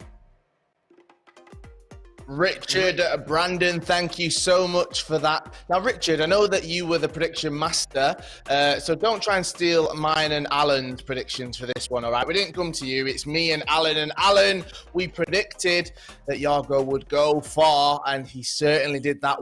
What a performance. It really was a good performance from Yago. Yago, honestly, sort of had full control in that game. We seen in the first leg at the end of it, the match facts. Spider-Kong only had one shot on target, and he buried it with Messi late into the game, like the 90th minute. Besides that, Yago, he had other chances. He had like 2-3 shots on target. He could have definitely doubled the lead. But I definitely think that Yago did deserve the final outcome there. Definitely. Now he does go through to that, and Spider-Kong does go into the losers match, all right? So he's got the double elimination to save him right there, and now it's time to turn it on, isn't it, Alan? He needs to make sure that it's go time, because as Brandon Smith said, if not, this is the end of his competitive season in FIFA 20. Yeah, for sure. He needs to turn up. You know, I'm pretty sure he did watch the game against Zezinio and Gabriel. So definitely, he probably seen what Gabriel is capable of. He knows what he has to work on defensively, what he needs to work on offensively. It's going to be a good one. All or nothing, basically, in that losers bracket. It is indeed right. It's time to recap. It's time to go back as we have our game highlight presented by PS4. Alan, Avi, take it away. We want that expert analysis. Here, it was Yago's first goal. A very, very good goal. As you guys can see, he gets the ball here outside with Mbappe. If you can please play the footage. There we go. So right there, he goes to Mbappe. He's looking inside right now. Yago right now definitely is looking inside. He finds Eusebio right here. Very important right here. Pause on Ronaldo right there. So look at Ronaldo. Spider-Kong thought he was going to go to the right side. Ronaldo's strong foot. That's where it gets kind of tricky. Yago, being a very smart decision maker, he decided to go to the left side. Ronaldo's weak foot, 4-star weak foot, but he still ended up finishing with the right foot. So don't always try to favor your player's strong foot, right? Because sometimes you're going to become very predictable. Right there, Yago was insanely unpredictable, and he ended up beating Spider-Kong with ease there, as you guys can see. And not to mention that third goal, beautiful skills from Yago. I'm pretty sure you guys know which one I'm talking about. Look forward to it. Definitely going to make probably the top goals of the day reel. As you guys can see right there, completely beat his Vieira, I believe, and bangs it into the back of the net. Ooh, that was our game highlight presented by PS4. What a highlight it was. And now, moving forward, we need to talk about this, because one player is going to be full of confidence, Yago, but Spider-Kong, he's got it all to do. Let's focus on Yago a little bit, because we did predict him to go far. We did predict him to be a finalist, and he has everything that he could to win this, doesn't he, Alan? Honestly, I think Yago is my predicted winner, honestly, in this entire tournament. I think Yago has qualified to the most for Champions Cup this FIFA 20, so it just goes to show what he's capable of doing. He's also the only Argentine, so he definitely has that behind his back. He's playing for his fellow country. You're putting it out there already. You're saying he's the winner. That's it. Okay, look, before we get into predictions, I'm going to listen to you, all right? Now, if you're sat at home and you're thinking, I want to play some competitive FIFA, well, you can do. Yes, you can. We've got the PlayStation Open Series for you. It runs from March the 30th to December 31st, 2020. These are weekly competitions on PS4 for all skill levels. You compete against your friends and rivals for unique rewards. You compete online for prizes ranging from unique game-specific dynamic themes and avatars to in-game currency and cash prizes as well. Now you can join Brandon Smith and Richard Buckley weekly for broadcast hosted by PlayStation, where competitors in the PS4 Tournament Open Series show off their skills to friends and compete for cash against their rivals. Just go to compete.playstation.com and you can sign in with your PSN ID. Make sure you head there, make sure you go and do that, because there's plenty up for grabs for you. Now, if you're thinking, well, how do I do it? It is super simple. As we said, you can do it from home. Yes, you can. All you need to do is on your PlayStation, you can locate the PS4 Tournaments menu option, and this will then bring you to the events tab. Yes, it will. Then you can select upcoming events and tournaments. There's so many that are there, okay? It's super simple. Register and link your account within a few seconds, and then you can prepare to play. And who knows, knows? Myself, Alan, Avi, Richard, Buckley, Brandon Smith might be talking about your gameplay as we see you at a FIFA Summer Cup Series in the future. Alan, people need to go and play that, don't they? It's all there. They might as well showcase their skills online. All the resources. Honestly, I didn't even have those resources when I started competing back on FIFA 17. If you guys want to get better at FIFA, if you guys have hopes, ambitions of playing at the grand stage in front of myself, Kyle Walker, the broadcast team, get involved, guys. It's super easy. It's completely free. You guys are going to get some very good experience and you will become a better FIFA player, which then will allow you guys to beat your friends much easier, right? You definitely will. Right, let's have a quick look at our bracket at the FIFA 20 Summer Cup Series South America Tournament. We've had 2 matchups so far. We've got our winners, we've got our losers. Let's have a look at how everybody matches up. There we go, we can see it. Zezinio took on Gabriel R10 earlier on, and Zezinio goes through. Roma Spider-Kong took on West Ham Yago in the game that has just gone by, which saw West Ham Yago come out with the win. So those two face off against each other in our winners match. And as you can see on the right in our losers bracket, we have Gabriel taking on Spider-Kong. It's double elimination, so they both have another chance, and the winner of that will go through and they will face the loser of our winners bracket. It might be a little bit complicated for you, but as we play it out, we will continue to explain it. Basically, in the winners bracket, the next person to win, they go through to our finals day, and they're going to be super confident. Alan, when we're looking at that, when we're looking at them, that is the place you want to be. You want to put yourself in a position where you can relax a little bit on day 2, and then you can come into day 3 super fresh. Exactly. Zezinio and Yago, they know what's on the line. Just one more game, and they are cruising. They are chilling, and they just have to basically spectate, take some notes on their opponent. Just ready for the big day. Definitely. Now, we've talked a little bit about the money, but let's go into a bit more detail about it, Alan, because as a professional player yourself, as a pro FIFA player, the cash really helps you, doesn't it? Because you need to make a living, and then you can actually focus more on the game. You can take time to actually perfect your skills. It is like a bonus, sort of say. I mean, at the end of the day, who doesn't want to make more money, right? And these guys don't just think this is a simple game of FIFA. They know what's on the line. If they win this game, it's going to double their source of bonus, right? Their income, they're going to get some more money. So definitely they are taking all of that into consideration. As you guys can see, the champion gets 10,000, second place 7.5K, third place 5K, so forth and so on. There's a lot to play for. Trust me, life-changing money.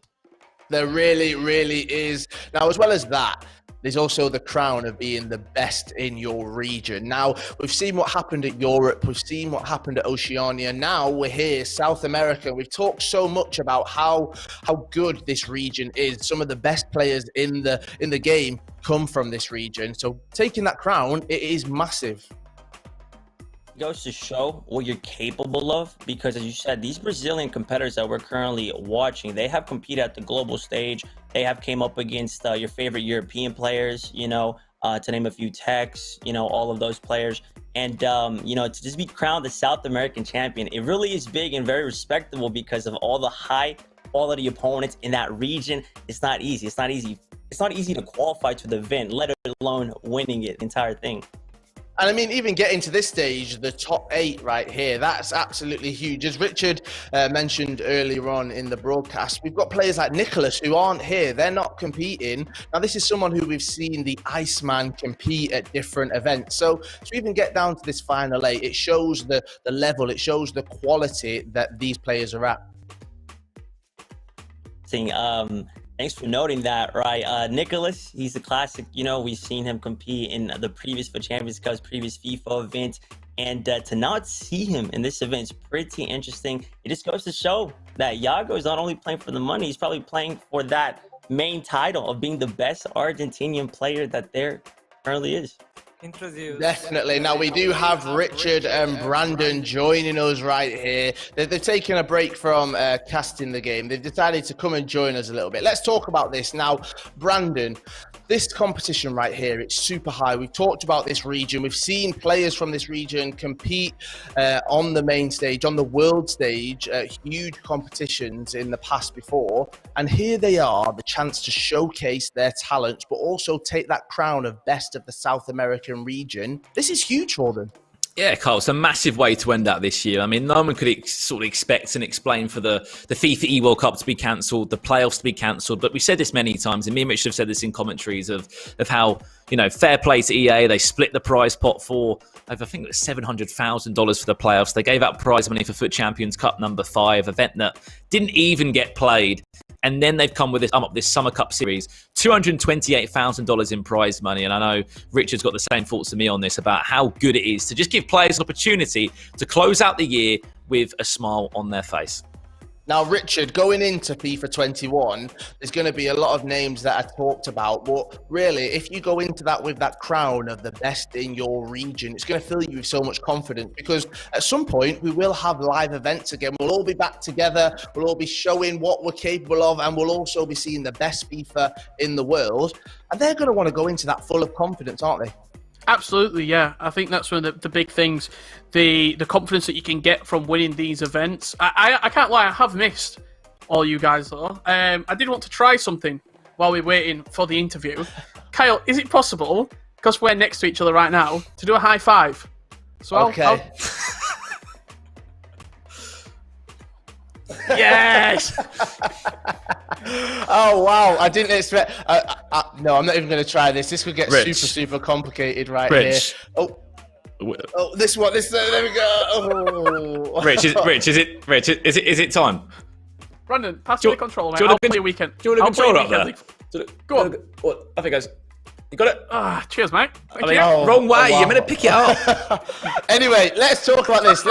We can stop doing this now, all right? Because let's talk about some of the competitive action. There's day 2 to come tomorrow, but we're going to see our people going through to day 3 today. Our competitors going through. Next up, we do have this match.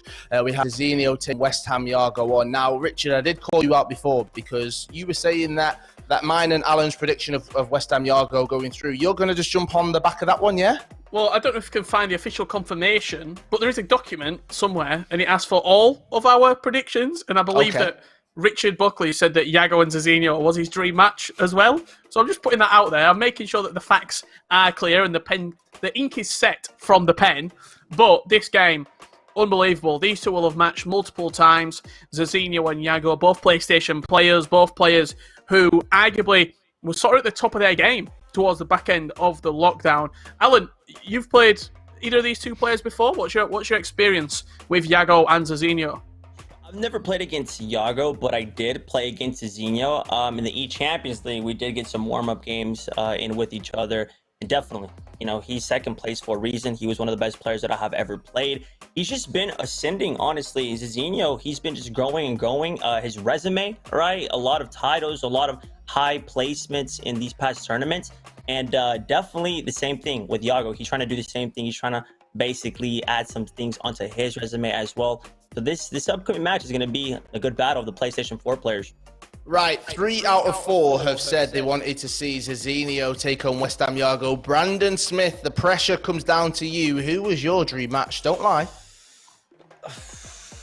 I'd like to say it was West Ham Yago against Zezinio. If I'm wrong, I will take that back. But I mean, you don't seem 100% there, mate. You're not convinced me. I mean, I remember we did write this down in the Google document before the tournament did kick off. But I think whatever happens, we're going to be seeing one of them go through, aren't we, to Championship Sunday. And then you think whatever happens on the other side of that player's going to filter on down to the loser bracket where they'll have a second chance. As Richard said in the commentary, the good thing about this format is you can take a loss. You can't take 2 losses, but you can afford to take at least 1 loss in the bracket. So whatever happens in this next match, the player will get a second chance to then play the winner of Gabriel against Spider Kong. As we said, that game coming up a little bit later. So still lots to play for. There definitely is. Now, Richard, I want to get into this because we're seeing some rogue choices, let's call them, in the players' teams right there. Jadon Sancho, we saw David Luiz as well, was it we saw before? For you, would you rather go rogue or would you rather be set in stone, you know who it is, you've got your set foot items, your set players, and you're sticking with that?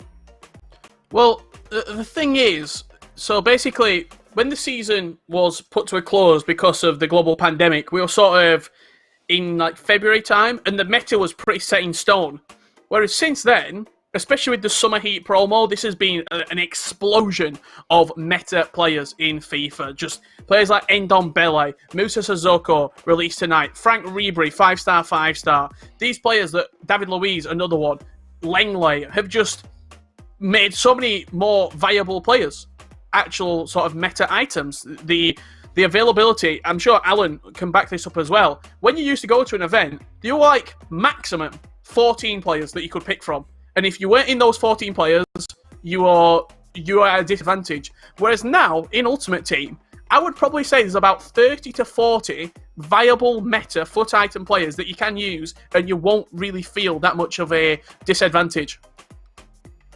Yeah, the meta like changed, like how you said. Back then, you would see the same players over and over in the same squad. If you weren't using them, you were basically at a disadvantage. Like I said earlier, it's really awesome to see these new integrations of different foot items, headliners, Summer Heat, Team of the Season. Like all of these players are definitely usable at the end of the day, which adds that variety that's always good to have. Brandon, we're yet to see an Andy Carroll being used at this tournament. Do you think that'll come anytime soon? 30 to 40, Richard said. To be honest, I think we occasionally see the odd pick on the bench, the certainly surprising one, but certainly not a player of Andy Carroll's quality. It's all been a bit of a love-hate relationship with me and Andy this year. At Christmas, I got a shirt with Carroll on the back. It's somewhere in this room somewhere. I might wear it for the finals. But just hasn't got the pace stat this year. EA have not been kind to him on the pace. He's still got the height. He's still a giant and got a wand of a left boot, but other than that, nothing really to talk about. That's similar to me. I've just not got the pace. That's what I was told a very long time ago. Alan, I want to come to you because I really want to get into this now. You're sat in your setup. I'm guessing, well, I know that this is where you play. We've got the Avi in the background as well, just behind you. Yeah, there you go. There you are. How would you feel competing from this place right here? You've done it on the big stage. You've got your E-Champions League jacket on right there. You've been there. We were in Madrid together. Now imagine you have to take yourself out of that, put yourself in your nice purple room right there. How would you get on? It'd be different for sure, first and foremost. Very comfortable. I play 30 games of the weekend league every single weekend here from this setup. I live stream it, so I'm very comfortable with it, right?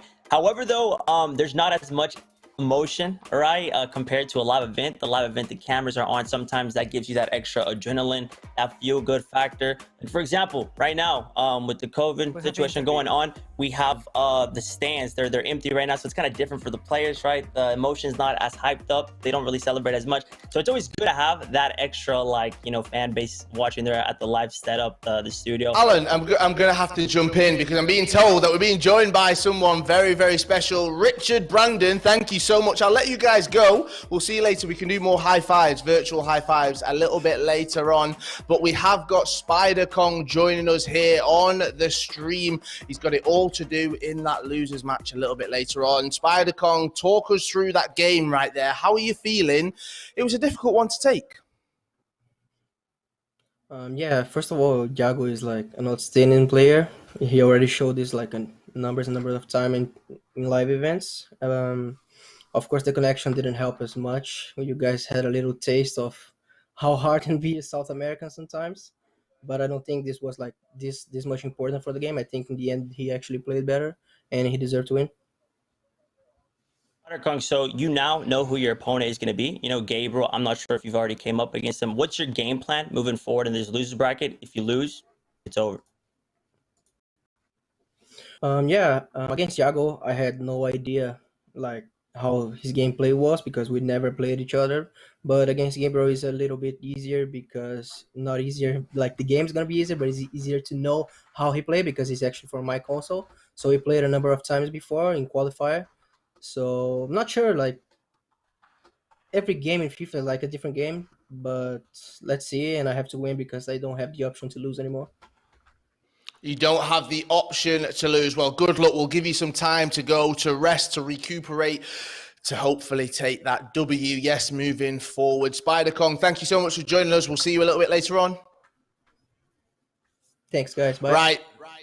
There we have it. That will be our losers matchup a little bit later on. Spider-Con will take on Gabriel. But next up, we have Zezinio taking on West Ham Yago, myself, and Alan's and Richard Buckley's. I'm not sure about Brandon Smith's perfect matchup. That'll be coming up shortly, just after this break. Guys do whatever it takes to deal with shave irritation. So we reimagined the razor with the new Gillette Skin Guard. It has a unique guard between the blades that's designed to reduce irritation during the shave.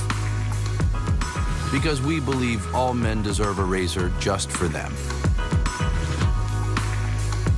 The best a man can get. Gillette.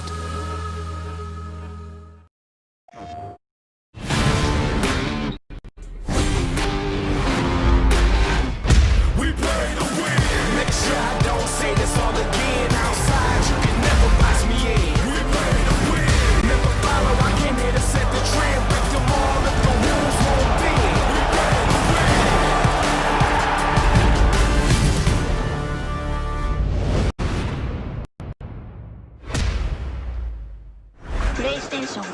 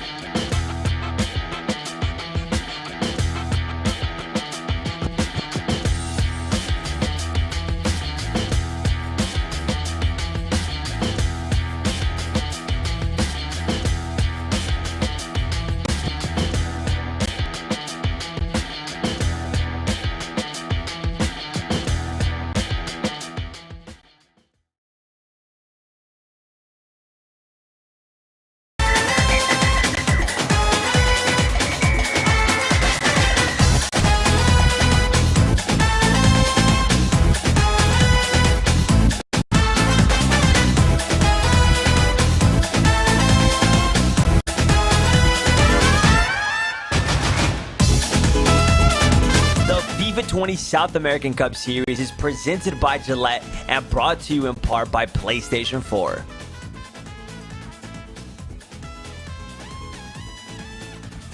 Hello and welcome to the FIFA 20 Summer Cup Series South America. My name is Kyle Walker. I'm joined by Alan Avi, and what a day it has been so far. Yes, we have had the beginning, the first two matches of our FIFA 20 Summer Cup Series South America. We have our winners, we have our losers, and now it gets exciting. We move into our winners matches, we move into our losers matches. Some are going through to day 3, some are going home, and we'll find out as we bring all of that action to you. So let's have a quick look at our bracket. We'll show you how today has been so far. As you can see, Zezinio took on Gabriel. Zezinio came on top. Roma Spider-Kong took on West Ham Yago, and West Ham Yago came out as victorious in that one, which sets up our winners match. And then into the losers bracket, we can see Gabriel takes on Roma Spider-Kong. It is double elimination, so that is where it is all to play for. They need to make sure they get that W, and when they do, well, they have to go again in our decider match. Alan, it's been so exciting so far already. As we can see, we've got some highlights right here. What a day. It really has a lot of goals. I'm not surprised with what has been going on, right? The South American region delivers some quality FIFA content. This game right here had a total of 11 goals, I do believe so. Goals left, right, and center. The Brazilians are just not scared to skill, to attack. They definitely aren't, and as we can see, moving forward, I did kind of jinx it a little bit, though, I'm not going to lie, as Richard Buckley decided to let everyone know. I said, I think we're going to see so many goals throughout the day, and yes, this first match did provide the goals, but moving on to that second game, it was a lot tighter. It was more of a cagey affair. I feel like it's due to the play styles of the players. They were playing a little bit more reserved, not as comfortable, I guess you can say, as attacking like Zezinio and like Gabriel. It just shows how different the play styles are and what some players are capable of doing. And as we can see, I love stats, and here we have those stats. Roma Spider-Kong, 2 goals, 1 goal against, 1 goal average. Gabriel, 2 goals, 3 goals against, and 2 goals average. So moving forward, Alan, looking at those two right there, it's quite close between those two, and they are obviously going head to head in our losers bracket. And it goes to show how Spider-Kong plays a little bit more defensive. He doesn't allow that many shots against him, sort of like Gabriel. Gabriel, he high presses, right? He has a higher depth, so that's why he's scoring a lot more goals, and just basically allows his defense to be a little bit more open. Yes, and we go forward into our winners matchup right there. We do indeed. We have Zezinio taking on West Ham Yago. What a game it's set to be. Richard Buckley, Brandon Smith, they are with us throughout this entire tournament, and they'll be taking us through this call of the game. Boys, enjoy. Let's see what happens. Thank you very much, Carl and Alan. Yes, this is the big one, Richard. It's not just any game, this one. It's a $5,000 game of FIFA. This is our third match of day 1 of the Summer Cup Series South America. We've got 2 winners here, Richard, that have both been able to squeeze a victory past their opponent in the tournament today. 2 completely different games as well. Yago have a little bit more of a smoother ride. Zezinio was in an 11-goal matchup. 6 goals to 5. He snatched it in extra time. Yeah, and looking back at the 2 games, to be honest, Brandon, I feel as though Yago's match in particular, it was quite a sort of back and forth affair. Whereas on the other side of that, Zezinio, even though he was losing, even though he did go down, I felt like he was always in control. He was always sort of moving in the right way in that match, if that makes sense. He never looked in doubt, did Zezinio. So I'll be looking forward to seeing how these 2 styles match up in our winners bracket final. We're not just looking at 2 of the best players in terms of South America, but of course we are looking at 2 of the best players, as we said, that are in the world on the PS4. As we said, we have that losers bracket game coming up very soon as well. That's going to be between Gabriel and Spider-Kong. Remember, the loser of that, it's done. It's the end of the road. It's the end of the FIFA 20 season for both of those 2. They won't leave empty-handed. They'll still leave with $1,000 in their back pocket. But unfortunately, that will be the end of the road. And one player will have just one more chance, Richard. One more chance to stay in the tournament. Obviously, that will be the game between the loser of that upper bracket match between Yago and Zezinio. As soon as it is ready, we will show you that game as soon as possible. But lots of FIFA to talk about, Richard. Lots of stuff on the line. So we're not going to the winners game. We're going to the losers game first. We apologise to anyone who was waiting for Yago against Zezinio. That game will be coming up a little bit later. Losers game first then, Richard. So this is it. 2 legs of FIFA in front of you. You lose, it's the end of your FIFA 20 year. No better way to state it right there, Brandon. Do or die situation for Gabriel and Spider-Kong. They go out at this round, it will only be $1,000 to their name. If they go through, the prize money increment will improve, and their chance of making Sunday's final will improve also. The winner of this match will have to play either Yago or Zezinio, as we did just say.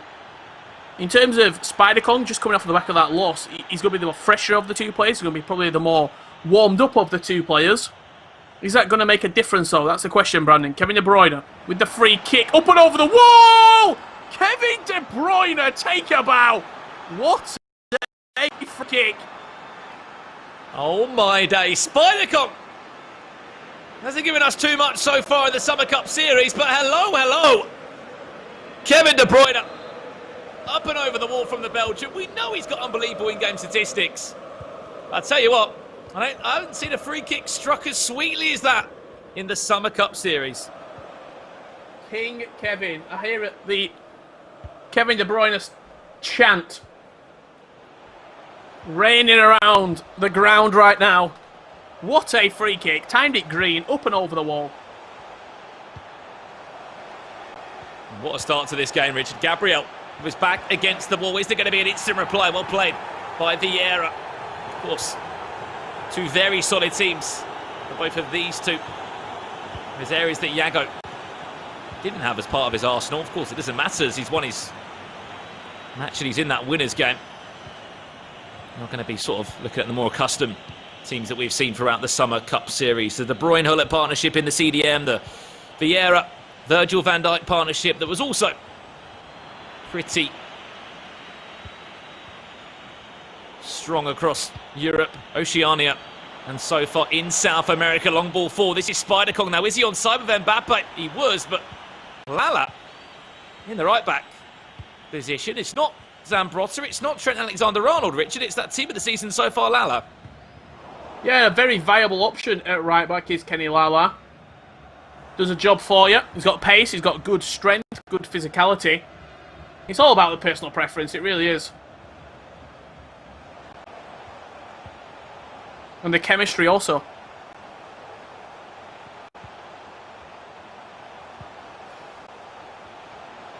Interesting pick in at fullback.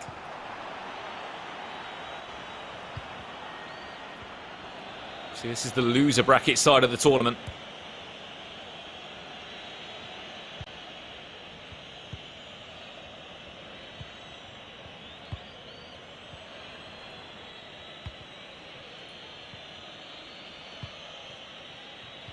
Big switch of play. Made the pitch massive. Cristiano Ronaldo now for Spider-Kong.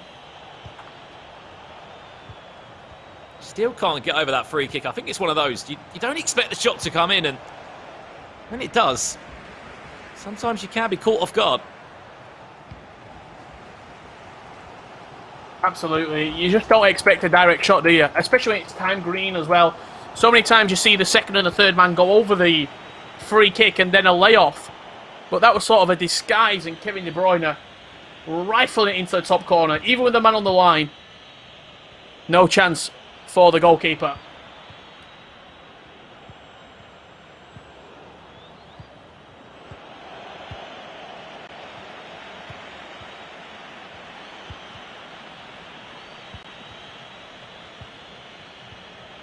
Minutes played here, just 5 minutes before half-time interval. Well, that's a half-hour chance there for Gabriel. We're back at Gabriel's first game, Richard. He scored 5 goals.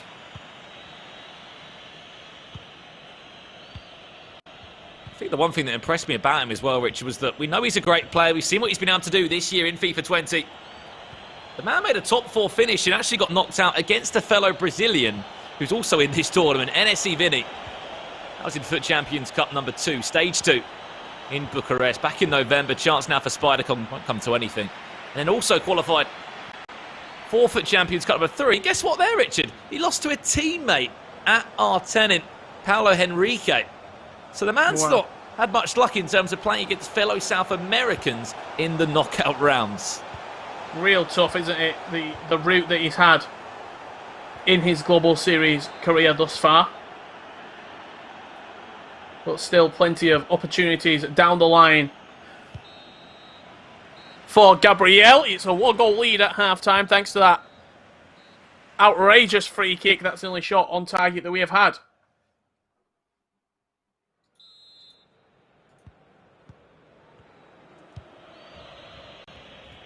Crazy to think that that's the only goal that we've seen, and it was an absolute stunner.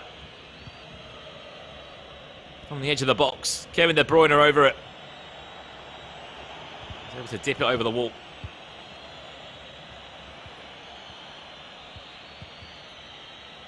And a top quality finish in the end. Just got to see more from Gabriel. Really struggled to get on the ball, but as we alluded to, and I think any pro will tell you, it's all about getting R9 involved, getting him onto the ball. He's going to be your danger man, your outlet in front of goal.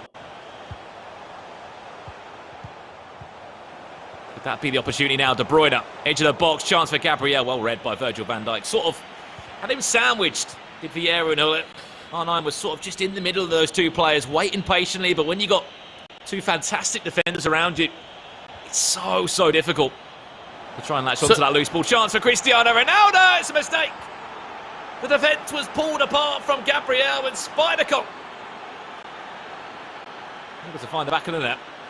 I was about to say, it certainly looks as though Spidercon has warmed up in this tournament. He was a little slow against Yago out of the blocks, but he's been rampant in this first leg here in our losers bracket final. I should say semi-final, sorry.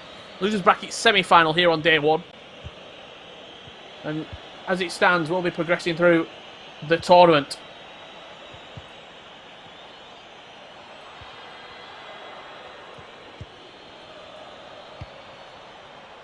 See Spidercon just feeling a little bit more like himself.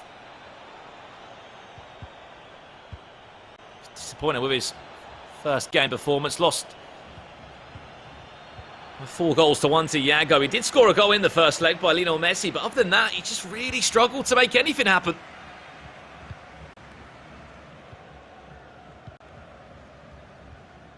As he said, credit to Yago, fantastic of our region. I've just got to get my head down and do everything I can to win this next match. At the moment, it's all going well. Up by 2 goals to 0 against Gabriel.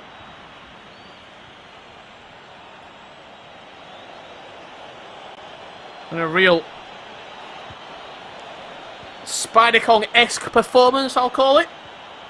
He's been a pro for a number of years. We saw him back in FIFA 17, Brandon, at the qualifiers in Los Angeles.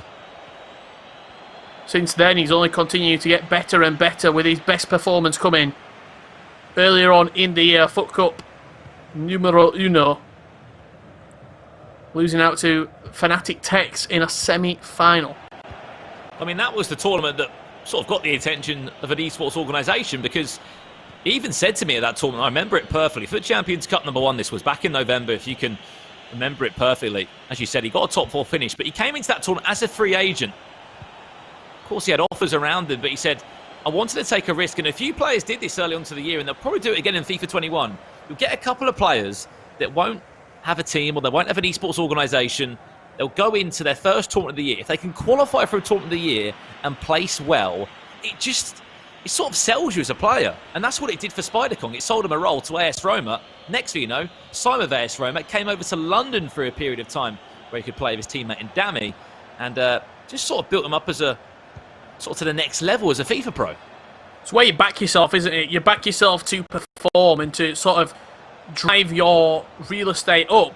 You see it a lot in combat sports, where fighters will potentially have 1 fight left on a contract, and they'll go into that fight not signing a new deal because they know if they perform well and get a win and get a convincing win and a flashy win, a knockout or a submission, the ball's back in their court. They can dictate what they want to do. Of course, for Champions Cup number 2 wasn't the same story, unfortunately, for Spider-Kong. He fell in the Swiss rounds there.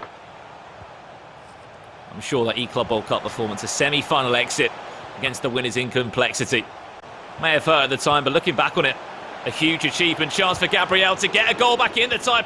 Massive block, massive tackle from Virgil van Dijk. Well, just right place, right time, wasn't it, again, for Virgil van Dijk. That one's over the top. It's going to be a race on the goalkeeper. He stood up well to it. He could have actually taken a touch there. Good Spider-Kong.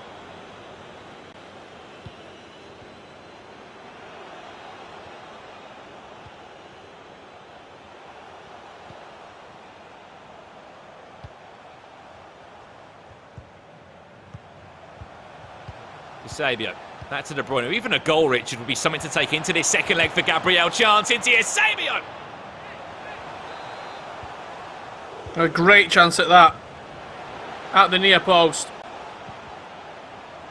Stood up well again by the goalkeeper. Mbappe, reverse elastico, dancing inside the box. Again, strong is Van der Sar. He's tried to make things really difficult for Spider-Kong, but credit where it is due, defending superbly well. Here's Spider-Kong in this one. If he can go up 3-0 before the break, what a first leg it will be. Neymar now. Cuts it back to Ruud Gullit. Back to Gullit again. For the cheeky pass round the corner. The press from Ronaldo is strong, but not strong enough to pressure Ferland Mendy into making a mistake.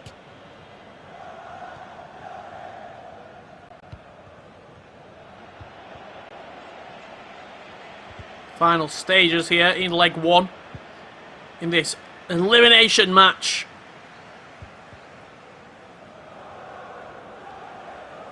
Doesn't get any more clear cut than what we're seeing right here. You win this game, you progress through to the deciding match.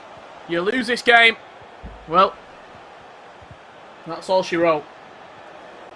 And off you go. Of just 2 minutes, Richard. Sorry to interrupt you. That'll be game over in the first leg, but good performance from Spider-Kong. A performance that was really needed after a disappointing first leg for a player that sets himself such high standards. These two play, of course, on the same console, on the Xbox. Currently, just a couple of spots between them both. Gabriel sitting in 14th at the moment in those Global Series rankings. On the other side, 9th, Spider-Kong does sit. Leg number 1 concluded, though. We've still got a second leg to come up in that tie in just a couple of minutes' time. But before we do that, Richard, let's talk about that game and what a free kick it was from De Bruyne. We'll get to see it again on a replay, but Kevin De Bruyne, we know he's very good. We know he's unbelievable defending, going forward, but apparently he's got a free kick in his locker as well. I mean, he does in real life as well, doesn't he? Look at that. Up and over the wall from around 25 yards out. Absolute pitch perfect right there from Kevin De Bruyne. Truly, doesn't get much better of a dead ball specialist than that. I'm sure Kyle Walker, as a City fan, grinning ear to ear as that one flew in. Cristiano Ronaldo made it 2 for Spider-Kong, and to be honest, that was really the breathing room that he needed. You see the frustration from Gabriel. I think as well what we saw in that second goal, Richard, the defence was just pulled apart. Spider-Kong did a great job of separating those two players that are so hard to break down in Vieira and Virgil van Dijk. They're always on the same line. They're always defending together. You can pull one of those players apart or wait or sort of make one of them fall into a drag back or a ball roll. Things can get difficult, and they really, really can. But before we jump into this second leg, we've got to give a special mention to one of our sponsors in this tournament. They provided myself and Richard with some unbelievable headphones and a headset for today's tournament. Of course, the FIFA 20 Summer Cup Series South America is brought to you in part by Turtle Beach. Follow at Turtle Beach on Twitter. And this is the important bit, guys. Tweet using the hashtag Ultimate Headset for your chance to win an Elite Pro 2 headset, guys. Ultimate Headset is the hashtag. Tweet a picture of you watching the stream, a favourite to win today, maybe a player that you love using on FIFA Ultimate Team. Just use the hashtag, tag Turtle Beach, and you never know, it might be your lucky day. Absolutely, yeah. Get yourself involved and you can be winning a one of these, actually. An Elite Pro 2 Turtle Beach headset as we do get into the second leg. It's a 2-goal advantage for Spider Kong. I think the main thing that I took away from that game is Spider Kong, he looked warmed up, he looked fresh, and also defensively, he looked very, very good. Right place, right time on a lot of those tackles. Virgil van Dijk was clutch at the back, but second legs can be completely different stories. What story are we going to get told over the next 90 minutes here? It's a great sort of a little analogy you do there, Richard, in terms of how you look at this game. I think the one thing we have to look at, and we have to respect from Gabriel, is that a couple of times against Zezinio, he was behind by a goal on 2 occasions, behind by 2 goals on 1 occasion. But what did he do? He fought back on 3 separate occasions, took the game to extra time at 5-5. And that is something that Spider Kong has got to be wary of. Naturally, when you've got a 2-goal cushion, you can relax a little bit and you can think to yourself, okay, I'm in control of this game. But as we know, competitive FIFA matches can instantly change. They can indeed. It's always on a knife edge. The scales can sway in your favour, then sway against you so quickly. I think the only scoreline that I'd say really is a safe scoreline is 3 goals or more. 2 goals can be a very, very uncertain place to be.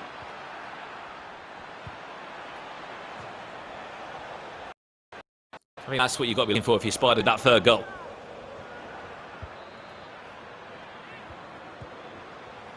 And you're 3-0 down in the game. Not just the scoreline, but mentally. You've got to be so strong to pull it back. Gabriel!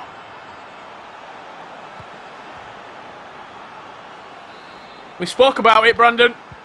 We spoke about the uncertainty of a 2-goal lead.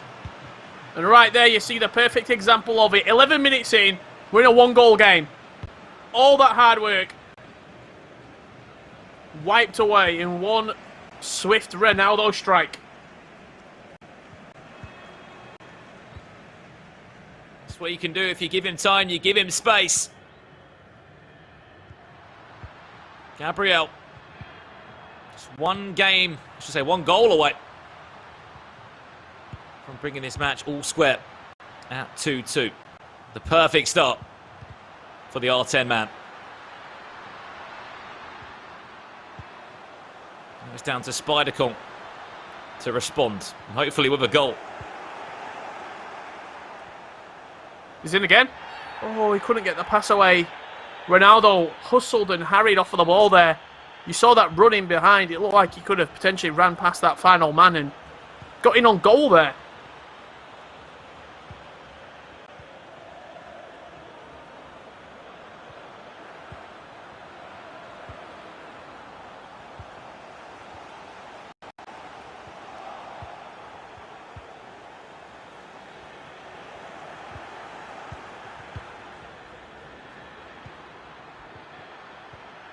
I've just tuned in. This is the South America Summer Cup Series. This is day 1 of 3 of our tournament. This is currently our loser bracket semi-final. Whoever loses will be out of the tournament. Unfortunately, it will be the end of the road for FIFA 20. Gabriel dancing with R9 in the box. Half a drag back. It's a great save. Class dribbling inside the box from Ronaldo there. The roulette followed by the drag back. Sometimes you see that fly in at the near post, but this time, goalkeeper equal to it.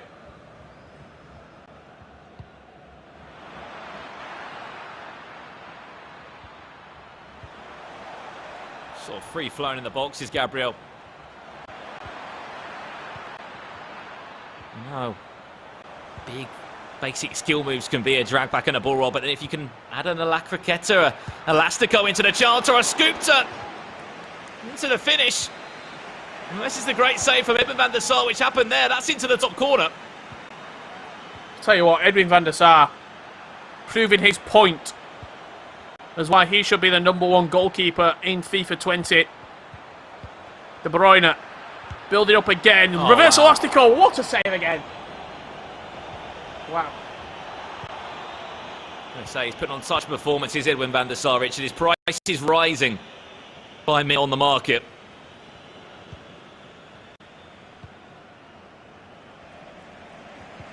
The player that the pros are backing, even over Team of the Season Allison, Team of the Season ter Stegen.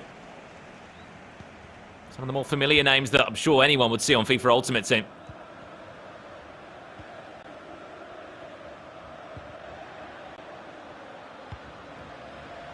Tell you what, Richard, Gabriel in that final third looks dangerous at the moment. Oh, absolutely. His attacking prowess is sharp right now. It's just defensively, is he going to be able to keep a clean sheet? Can you keep Spider-Kong out?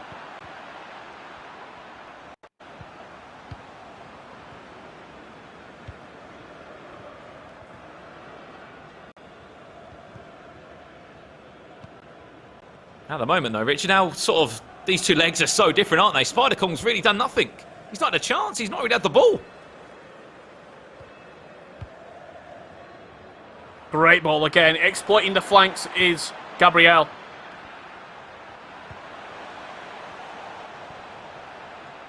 De Bruyne into Hullet. Mbappe now, waiting for that second. Well defended, though, from Ferland Mendy. Had to be patient. I like that from Spider-Kong. Didn't dive into a tackle, didn't jockey. Just stood strong. And that was the right decision to make. Long ball forward. Will Ronaldo win the battle against Mendy? Yes, he will. He's on the right side of him as well. Not for so long, though. Well defended, well recovered.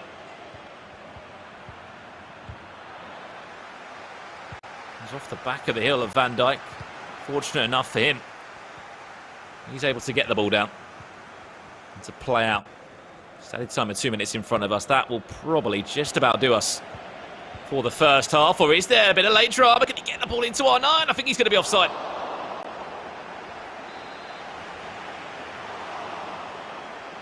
As we approach half-time here, looks like it's going to be that 2-1 deficit, Brandon.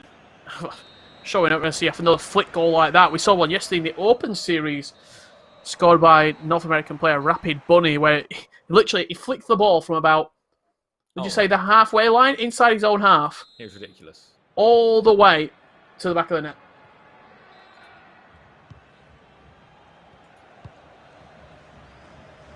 Genuine, ridiculous goal.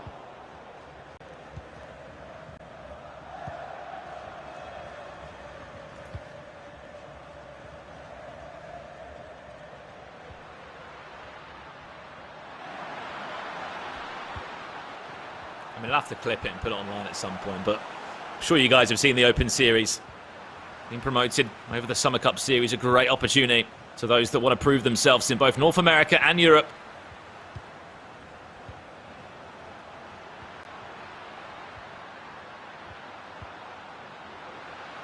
Well, he's played the offside trap. He's in. This could be trouble. What's a save on the rebound? No one's there. Slightly rushed. The offside trap, very rash, I have to admit.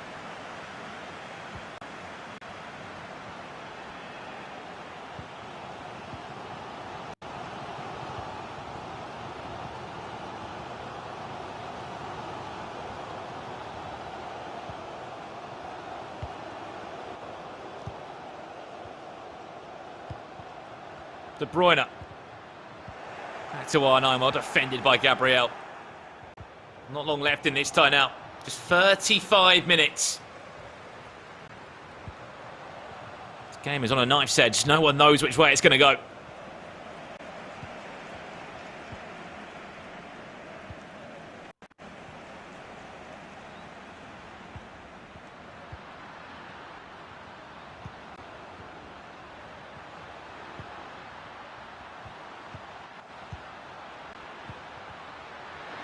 Into Hullet. Deflection was enough on that from De Bruyne. Just got a thigh onto it.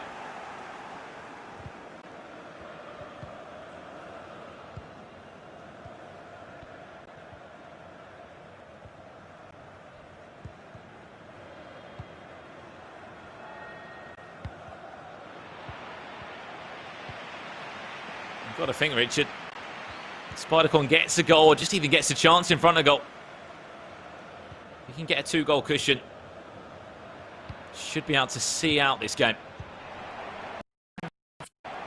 You're watching this a little bit more than usually chatting, Brandon. Just the simple fact that I'm just engrossed. I feel as though both of these two players have got more to give. Spider-Kong just trying to keep hold of the ball and force Gabriel out into a different shape, into going more attacking, putting team press on, and then he can hit him on the counter. But Gabriel, resilient to change here. And reluctant to change.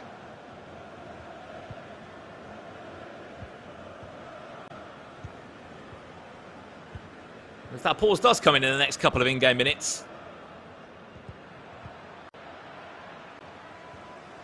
will be a chance to bring on some of those fresh legs. Now, what a chance that was for Spider-Kong. We'll get another chance now. He's got to make something count with one of these.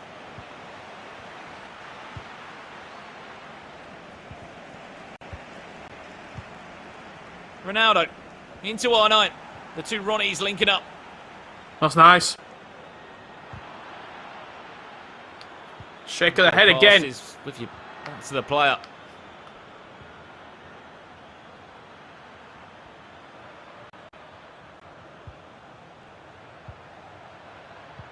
To be honest, that shake of the head from Spider-Kong, it's becoming quite a regular occurrence in this second leg.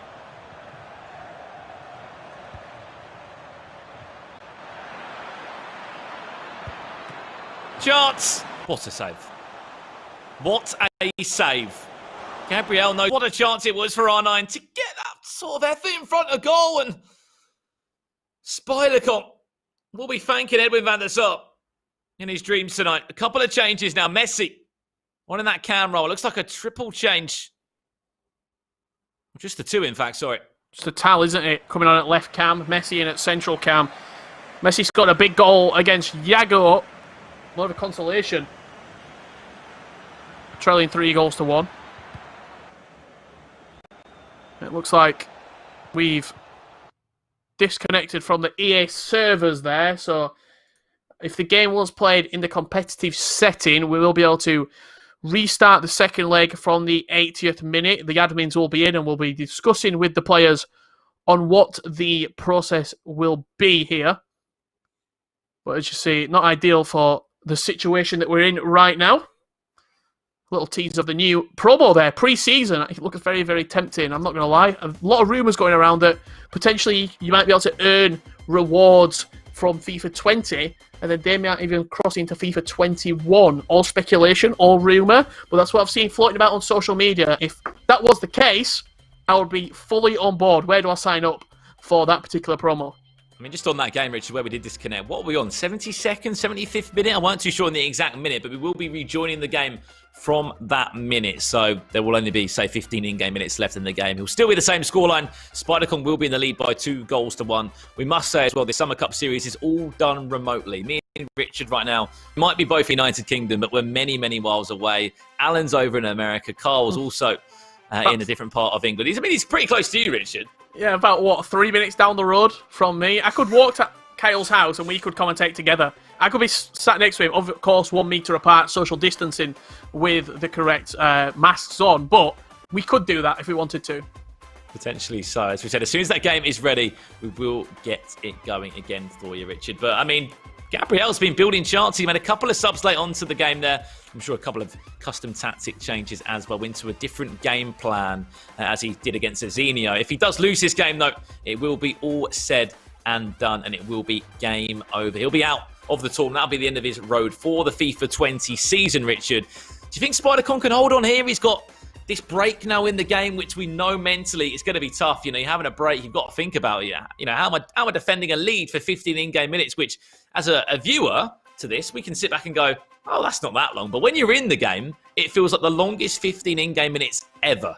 Yeah, absolutely. These were the highlights of the match over the two legs from what we've seen so far. Kevin De Bruyne with that free kick up and over the wall, wearing the captain's armband. The second goal came shortly afterwards. Ronaldo out wide, creating danger, played into Neymar Jr. Back to Ronaldo, who smashed it in at the near post to make it 2-0 to Spider-Kong, but Gabriel fought back valiantly. Did indeed. I mean, there's so many good chances. That chance just before we had that issue in the game from R9, you'd think had to go, and this is that De Bruyne free kick, as you alluded to, Richard. What an unbelievable effort that was in the first leg. from Spider Kong, and that's what the man could do. 99 team of the year. Richard, one question for you. Who has impressed you most in the Summer Cup series in terms of an in-game item in each Ultimate Team that we have been able to see? For me, I think it's got to be Vieira at the back. We knew he was good anyway. But he's been remarkable alongside Virgil van Dijk. I would potentially say... I knew Kevin De Bruyne was unbelievable, but I didn't think he was that good. Like, I didn't think he was good enough to, in some cases, knock Hullet out of a team, and people were playing Hullet and De Jong next to each other. So I would say Kevin De Bruyne, for me, genuine, outstanding footballer, and that equals into his FIFA ability. Yeah, he's been absolutely remarkable, isn't he, in terms of what he's been able to achieve. Before we jump into the last 15 minutes or so, we're going to have Carl and Alan join us to give us their thoughts on the game so far. Guys, I've got something, Brandon, I've got something to jump in with right here.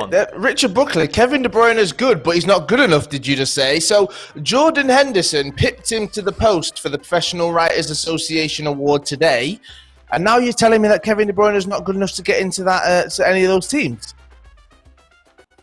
How's Me? If you guys couldn't tell. Me or Brandon? Richard, you! No, I said Kevin De Bruyne is good enough to take No, Hullet you out said of the you said team. you're not too sure. You said you're not too sure. No. You need to... Right, Twitch chat, we need you to clip it up, all right?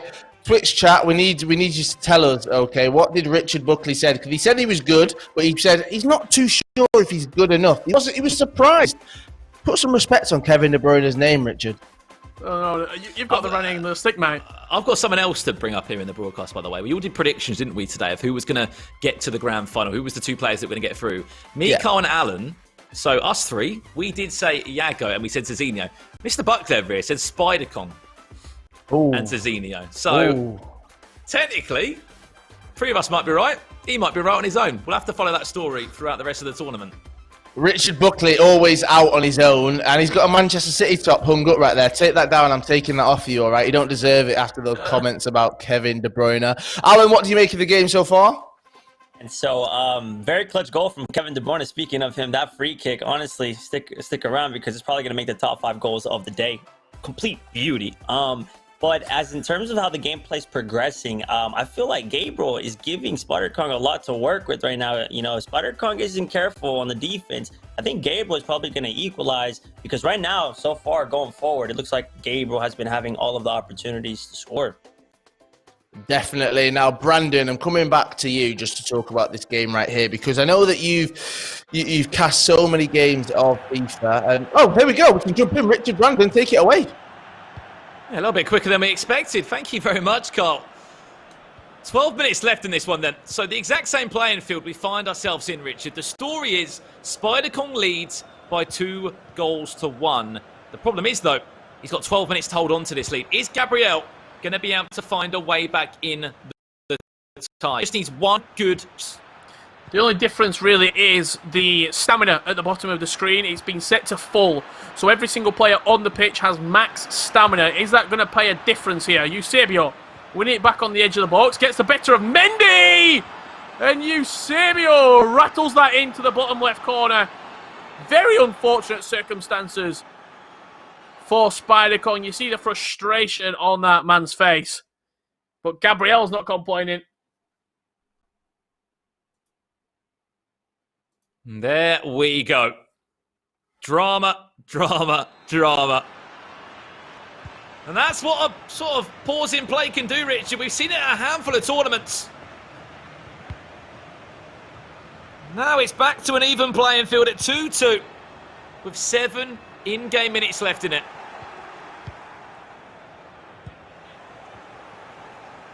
Which way is this game going to swing now? That lead gone from Spider Kong. You'd have to say, Gabriel, full of confidence as well. What a story this would be if he could go and snatch a goal in the last couple of minutes here. Here's R9. Options in support. Eusebio's there. De Bruyne's there. Back to De Bruyne it will go. Chance for Gabriel. Comes to nothing in the end. Hullet there. Able to just clear up the danger.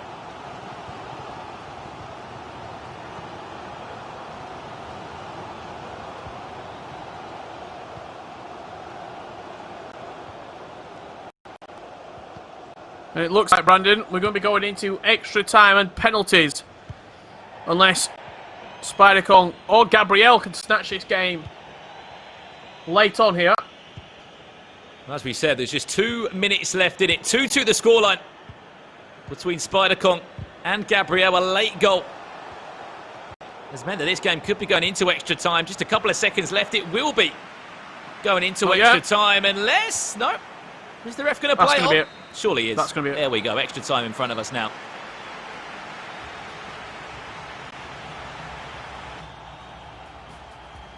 Extra time and penalties going to be in use here. The one positive for both these two players is that they don't have to make any subs. They can use the team that they want to, because stamina not an issue here with the restart in motion. Say it again. If you lose this game, you are out of the Summer Cup Series. If you win it, you'll have one more chance to make a run into Championship Sunday.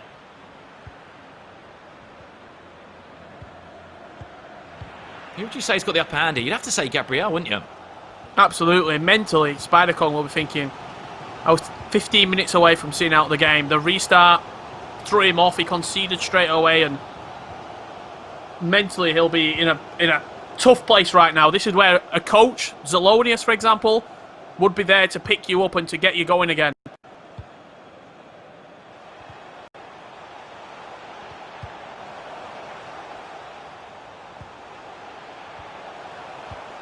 I'm sure his teammates at AS Roma will be watching in Zelonius and Dami. And in the wings, I'm sure a good friend of ours, Kojo, will be following all the action.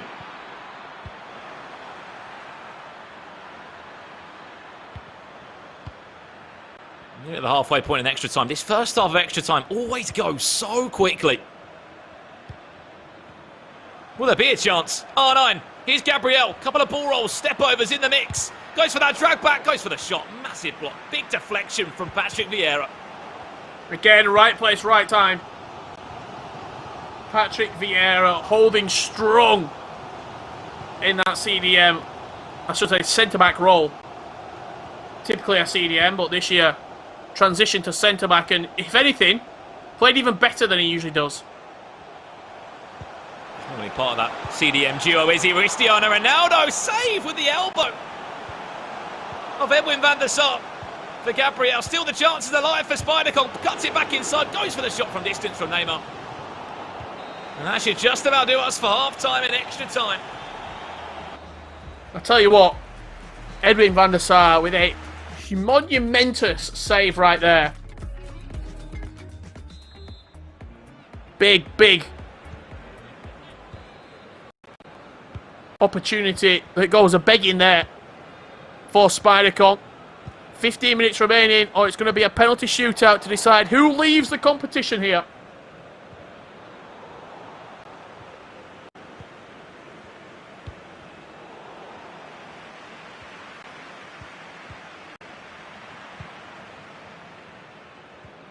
Unfortunately, it will be the end of the road.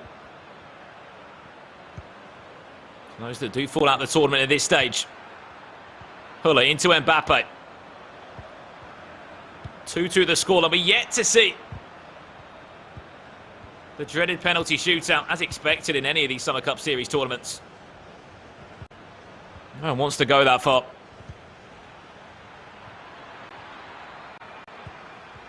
No one wants to experience the pain or the lottery that penalties can offer. Into R9, drag back, Gabriel, what a save. Woo! Tell you what, 8 minutes remaining. So tight. Gabriel knocking on the door. Substitutions coming on here for Spider-Kong. Maybe he's thinking of penalties as well. Messi coming on. He's an adept penalty taker. He can back him from the spot. See one of the players just come on, Richard, as you alluded to, Messi. He's had a big impact in this team for Spider-Kong. Scored the only goal that he did in the first leg. That was back against Yago. Did lose the game, but Massive impact on the Brazilian. You're going to get one chance here, either one of these two. And that is it. You take the chance, you stay in the tournament. You miss it, it could be the end of the road.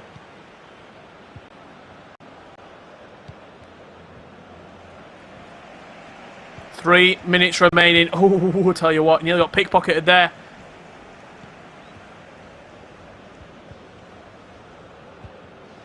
Added time to follow in just a second. Spider-Kong trying to build something here.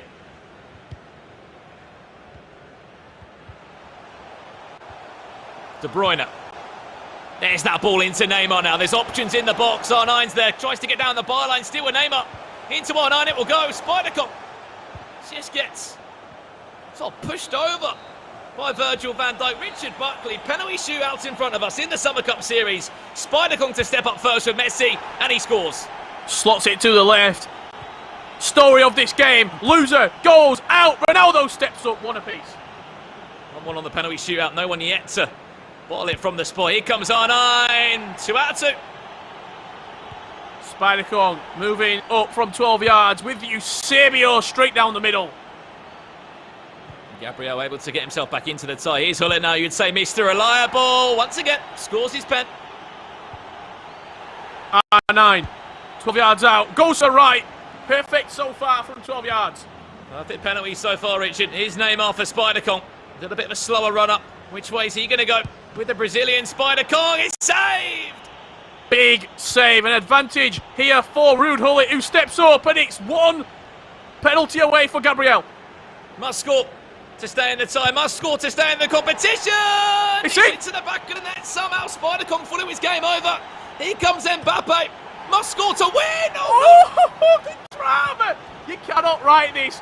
Spider-Kong stepping up with Ronaldo, and it's saved. Gabriel to win the shootout. Kevin De Bruyne scores. And Gabriel will move through to the next round. Spider-Kong crashes out of the tournament on penalties. Wow. How can't they hit the post? Oh.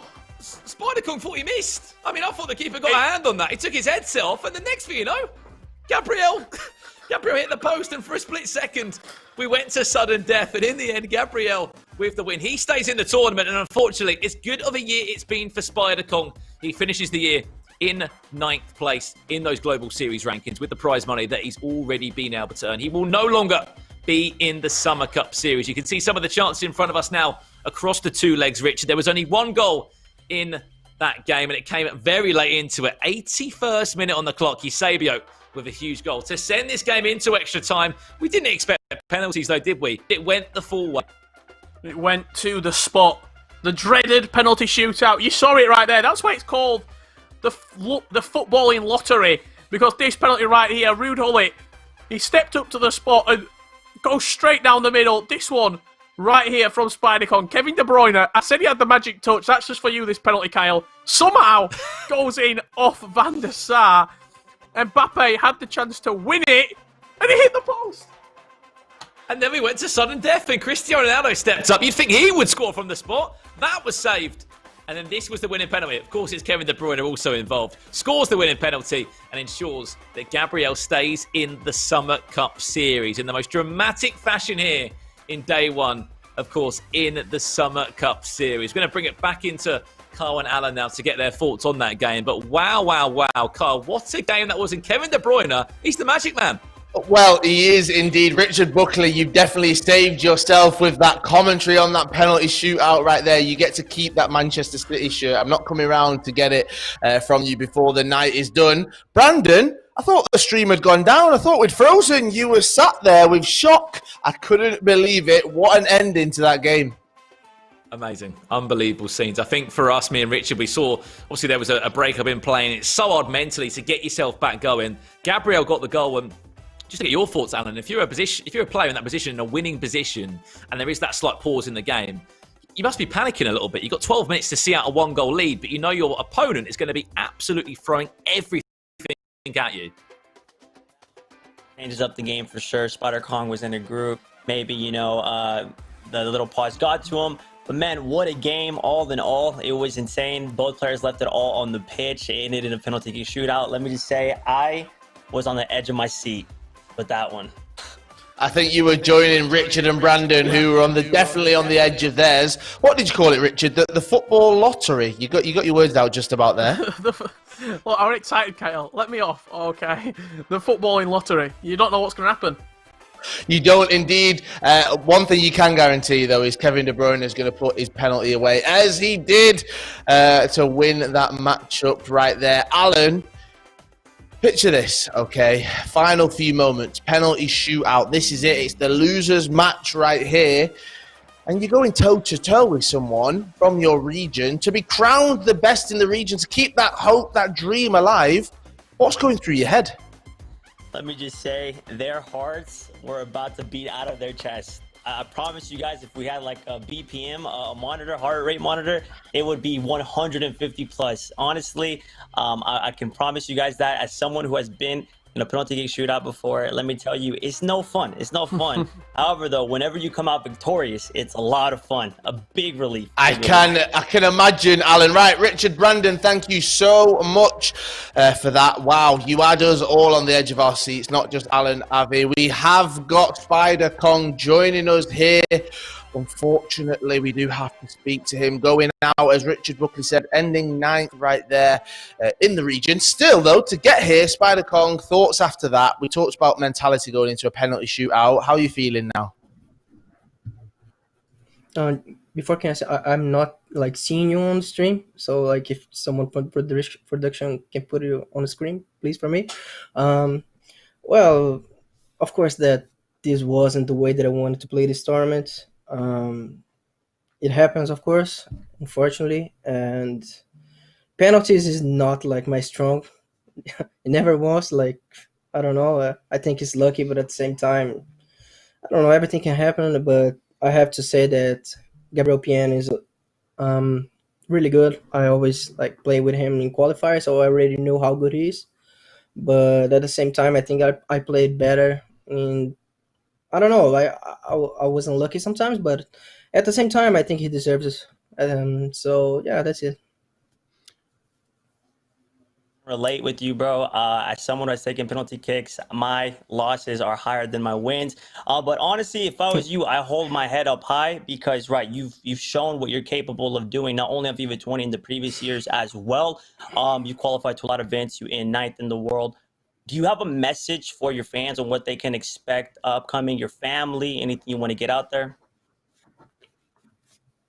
I just want to thank everyone like supporting me today. Of course, it didn't win the way I wanted to, but I think I did a pretty good year, and this will not like erase the rest of the year. So I just want to thank everyone for this good year. Thanks, Roma. We're not gonna stay together for next year, but it was awesome every single minute that I played with this shirt, and I hope to do like better, or like I don't know. I hope to do like as good or even better than I did this year next year. Spider Kong, thank you so much for joining us. Unfortunately, it is in worse circumstances than we would have hoped, but well done. GG's. Honestly, it was brilliant to watch you. Thank you so much for taking part in the FIFA 20 Summer Cup Series South America. Enjoy your time off now. This is the end of that competitive season. Before we go again for FIFA 21, see you soon. See you guys. Thank you.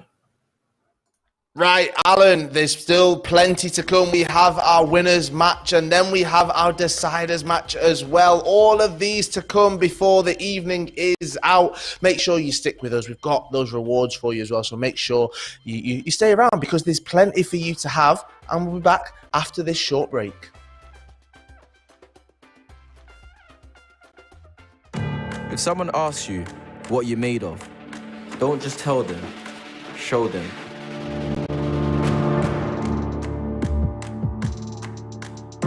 Show them that you're made of proving the doubters wrong. All the doubters. Every single one of them. Show them, whatever happens, you don't have to raise your fists to beat your enemies. Show them you're stronger when you stand together. And you never leave anyone out on their own. show them that where you're from is as important as where you end up. Raheem Sterling has called for players and fans to unite against discrimination and abuse that's overshadowing football, demanding action. And show them, whatever our rivalries, whatever our differences, we stand shoulder to shoulder against all forms of prejudice. So it's got no place to grow. Because when we show our best side, we don't just play the game, we change it.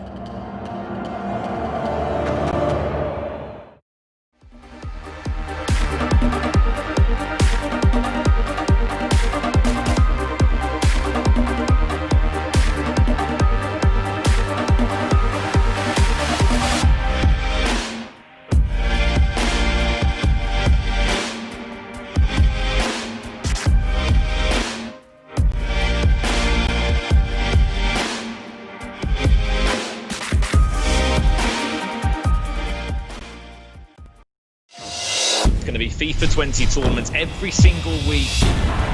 Up in the air and into the back of the net. With an absolute laser beam to that top left corner. The next PlayStation FIFA superstar. Neymar is in! What a finish from Neymar. Bosniano is writing himself into the history books. It's the story of dreams!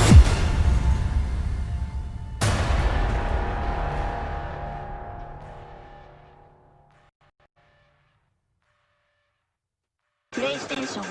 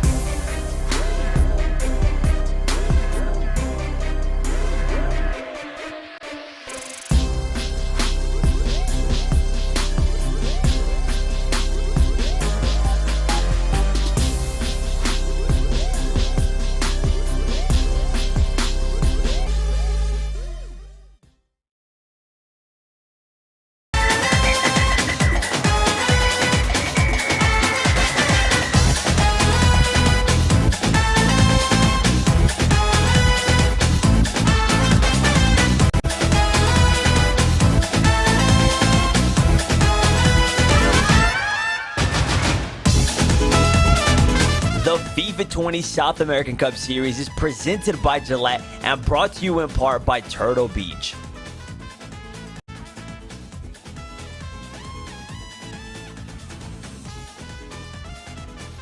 Hello and welcome to the FIFA 20 Summer Cup Series South America. My name is Kyle Walker. I'm joined by Alan Avi as well. Yes, we are other sides of the world, but we are joining you for this epic event right here. It is day one of our Summer Cup Series South America, and what a day it has been so far. If you have joined us, well, we do have some rewards for you. Yes, it is time to link your EA and Twitch accounts if you haven't done so already.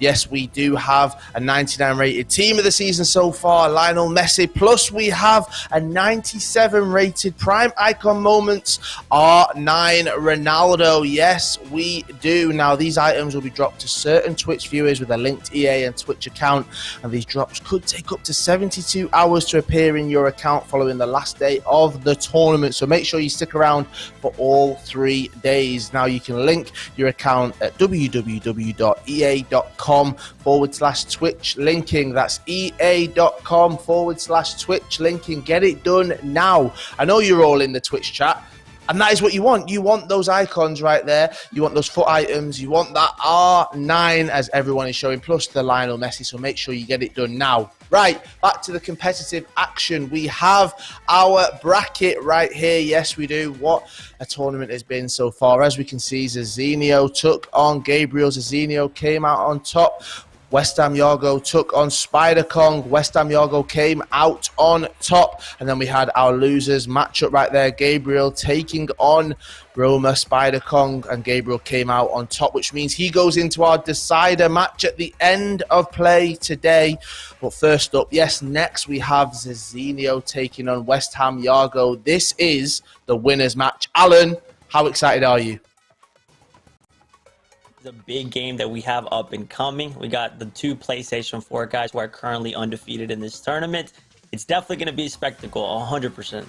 It definitely is. Now, these two are going head-to-head. We said this was our perfect matchup. I said it. You said it. Richard said it. Brandon was a little bit on the fence. I've still not seen the proof that he actually did say it before the tournament. But this is the match everyone should have wanted to see, Alan.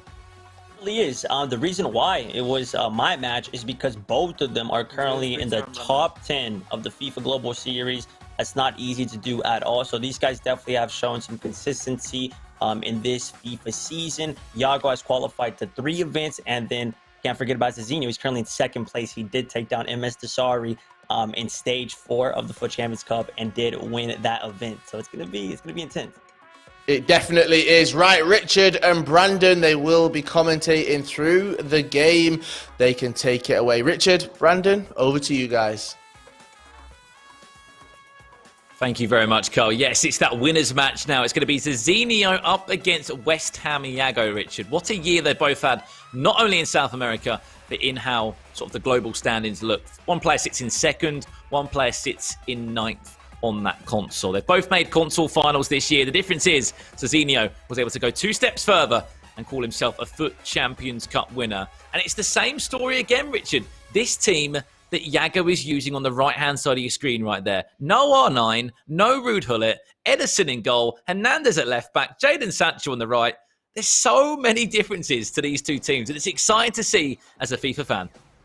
There is indeed. Even on the left-hand side, we'll jump to that in a second, but you look at this team here, Jadon Sancho starting on the right. It's Edison in goal. Very sort of unfamiliar for Edison to be in there between the sticks, but he did a job in that first game really well. And it's also use Edison to get De Bruyne on 7 chemistry. If that was just an orange link, I don't think he'd be on 7 chemistry. I'm sure people will correct me if I am wrong, but I don't think he would be. So you've got to have a solid link, and that is where Edison comes in. Hernandez at left back, very, very viable. Jadon Sancho proved himself in that opening matchup, and we'll see if he can do it here against Zezinio. Moving over to Zezinio's team, if we can have a little look at that squad right here on the left, you're looking at Van der Sar in goal, and not a lot of loans. I think that's the big thing here. There's only Gullit, Mendy, Van der Sar and Ronaldo that are the loan players in this squad, meaning that he can take more loans from different areas. David Luiz, Van Dijk, Vieira, Neymar, Atal, Ronaldo, Trent, all his own FUT players. He owns these players, so it means he can fill up the bench with the loan players instead and have that unbelievable sort of impact off of the subs bench. And I mean, just to get your thoughts on this, Richard, as a big Ultimate Team fan that I know you are, David Luiz Summer Heat, we know the Summer Heat promo has brought out a mixture of fantastic items. The only one we've really been able to see is sort of Ferland Mendy starting in games. We see maybe Ribery off the bench for a few players, but he's starting the game, David Luiz. What is it about that item that clearly appeals to Zezinio? Well, I don't know if you actually saw there, but he had Ramos on the reserves, and that squad was sort of set up for Ramos to be playing left centre-back, with Trent at right back, getting the strong link into Van Dijk, Mendy at left back, getting the strong link into Ramos. But I think he must have seen David Luiz come out and thought, that's pretty decent. He's got great pace, great physicals, great defending, good on the ball, good composure. He's really good in all the right stats. And he's also, David Luiz, he just feels strong. He feels reliable. Maybe not in real life as such on previous performances, but in FIFA, he is an unbelievable player. He always been one of the OP players in FIFA. The flashback did that, and this 94, an improvement on the flashback, is an unbelievable centre-back. I mean, it sort of is going to feel a little bit weird because Zezinio is actually going to be playing Vieira in his CDM position that we're used to seeing him playing. I mean, since the sort of Summer Cup series and, of course, a number of FUT Champions Cups events, he's found a way into centre-back as the French icon in that back four. But yeah, David Luiz, one of the choices, and it's what we love to see. Remember, it's FIFA Ultimate Team at the end of the day. Why did it start? It's all about building your dream team. Yes, there's money on the line. Yes, this is a huge, huge game in terms of, it's a $5,000 game. You win this, you're guaranteed, of course, $5,000. Whatever happens, because you're going to finish third, sort of minimum, in this tournament from coming through that winner's bracket. You get that safety of not losing a game, and when you need to fall upon it, if so on Championship Sunday, you can do so. So a lot riding on this game, Richard, and we're going to jump into it now. 2 legs of FIFA in front of us as always. I don't know where Zezinio is, unless his camera is just frozen or a ghost is playing for him, but I think he's there. Zezinio? Oh,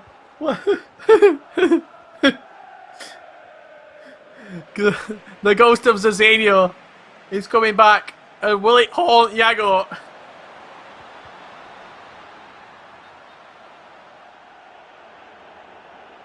Oh, that tickled me. Of course, Zezinio is there, and he's clearly playing from maybe the chair, maybe the webcam's just froze. Remember, this is a complete remote broadcast, guys. There will be a few technical difficulties, naturally. However, let's turn our attention to this one then. Yago kicking from right to left. In this one in the West Ham away strip, and also in the another away strip is Benfica. And just a word on these two, Richard. They both play for football clubs. Now, it must be a huge honour, to represent these football clubs as their official FIFA professional player. Absolutely, yeah. There's so much opportunity for growth as well in terms of the football clubs, with both West Ham United and Benfica, real, you'd say, big clubs with good histories and rich histories, both of these two professional football clubs. Certainly going down the esports path is another string to their bow.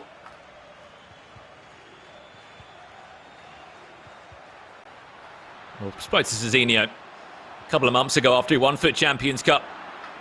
Stage 4 in France. He said, as soon as I joined Benfica, of course, naturally, there was people thinking, what is this all about? Our first ever FIFA esports pro. He continued to say the amount of support he received from the Portuguese fans in that FUT Champions Cup. I'm sure it helped him strive on to get that victory.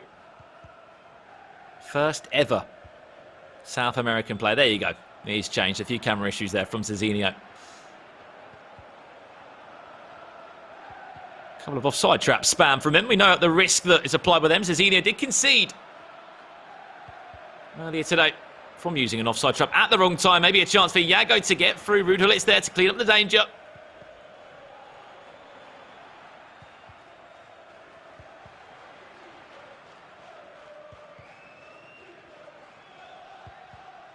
It does sort of beg the question. These two, they'll have been sparring for so long. They'll have been playing against each other as warm-up partners. They know each other's game inside and out. So I think it's more about just who is going to perform and take the initiative here.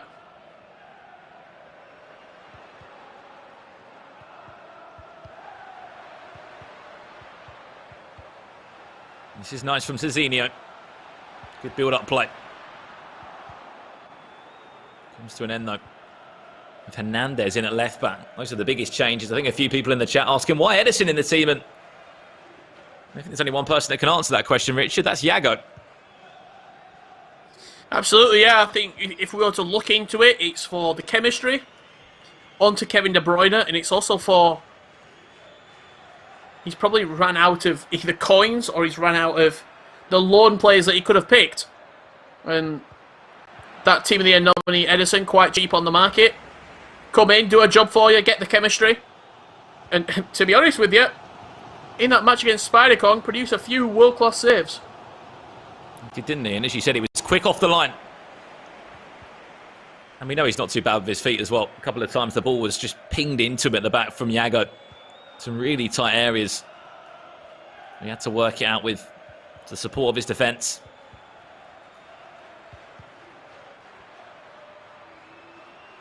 Jadon Sancho, one of those other picks in this team. Team of the season. Jadon Sancho, he must add.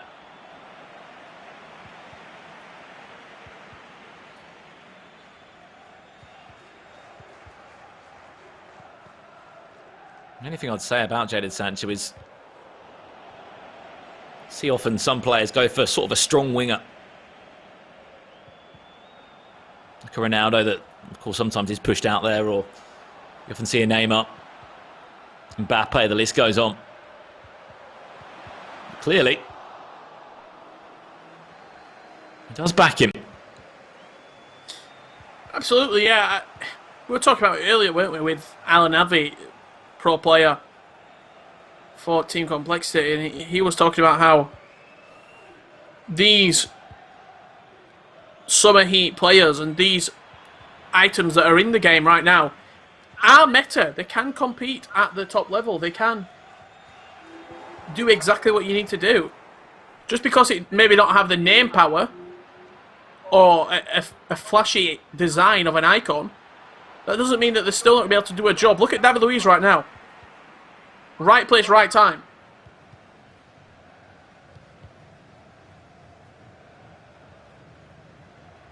Well, great ball down the line. Chance now. This is Zezinio. Oh. I don't know what that was. Was it a half La Croquette, a half bad pass? I'm not too sure what we saw from Neymar. Whatever. The La Croquette came off, but it just wasn't great. Yeah, the pass was awful.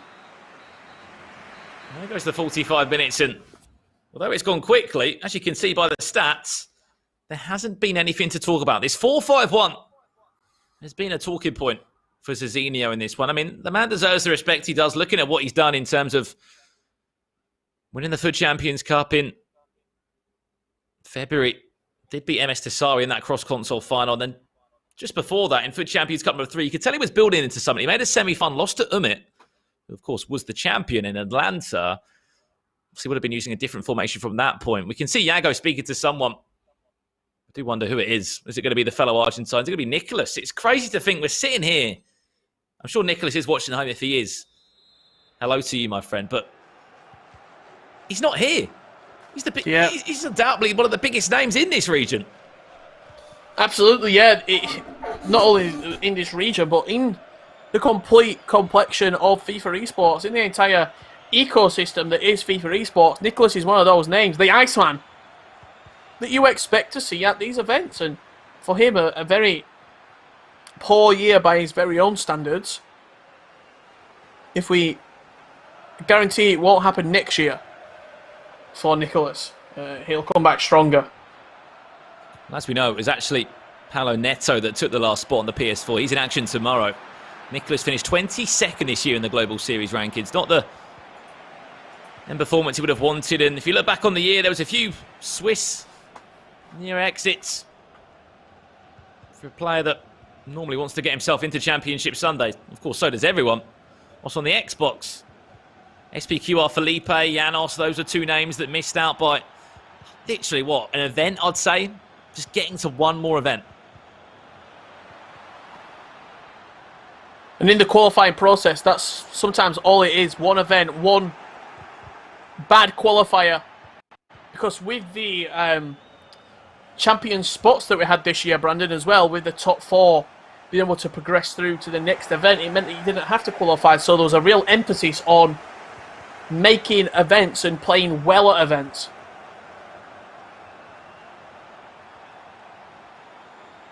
You know, that's where the points are. At major tournaments. Oh no, in reverse elastico. This is Zezinio. And Zezinio's back. There you go.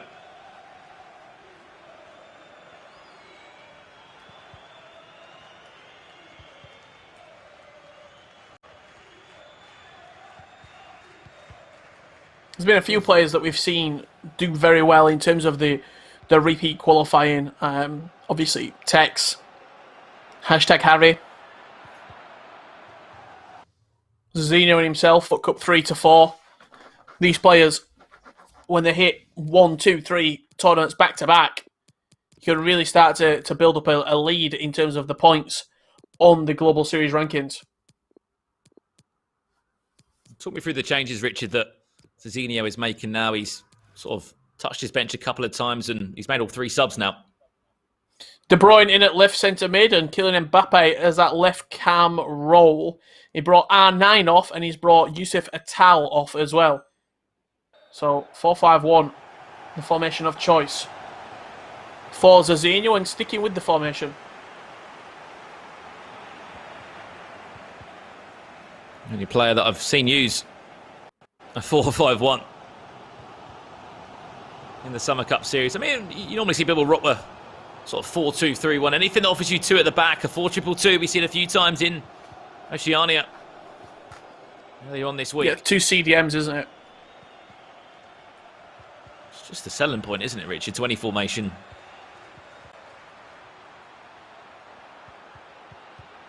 Here's Zezinio. Mbappe into Sadio Mane. He's offside. Just offside there.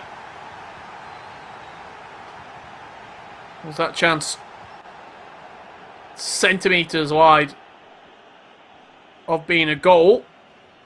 Should we get VAR in?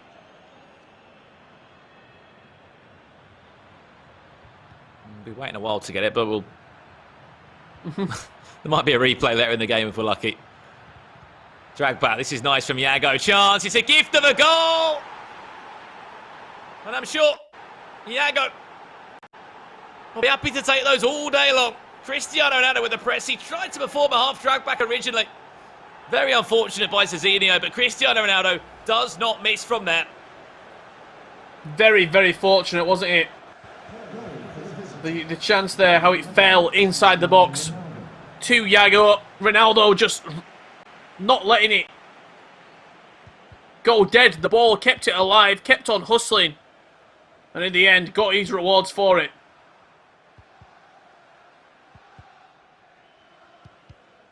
He might be the only Argentine in the Summer Cup series. Out of the 8 players involved, 7 of them Brazilian.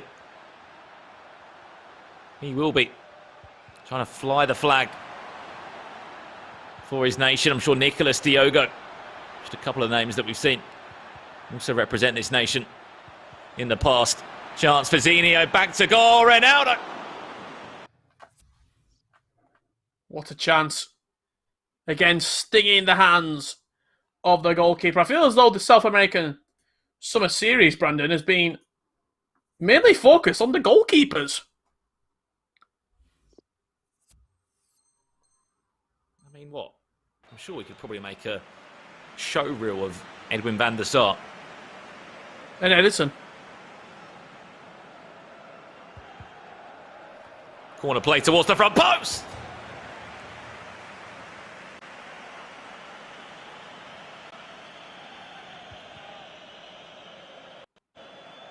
Chance goes just wide. Thought there was a hand on it. There wasn't. It was Virgil van Dijk with a glancing header. Just wide of that left-hand post.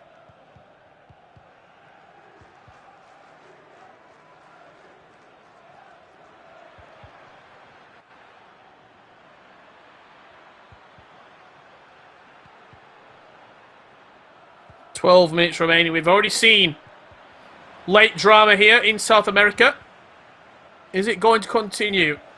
Who's going to be facing off against Gabriel in the elimination matchup?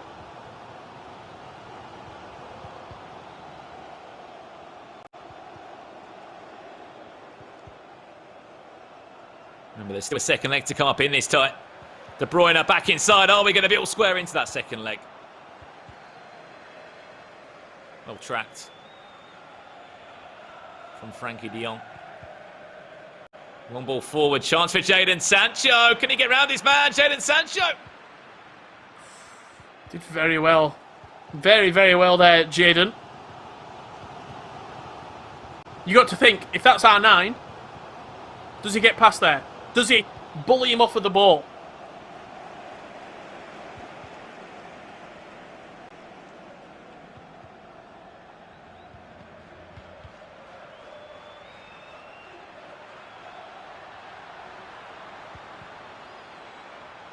Mane. Back to De Bruyne. Chance. Zezinio takes the shot off the post. Thought it could have been a penalty for a second as well. There was a collision inside the box. De Bruyne went down as the shot came rifling in off that left boot. Zezinio knocking at the door. But Edison and co keeping the padlock on. We get one more. Zezinio down the byline. He's been so clinical down there. Ronaldo tries to scoop the turn. De Bruyne takes a shot and takes another deflection. And somehow the ball stays out. Zezinio can't quite believe it.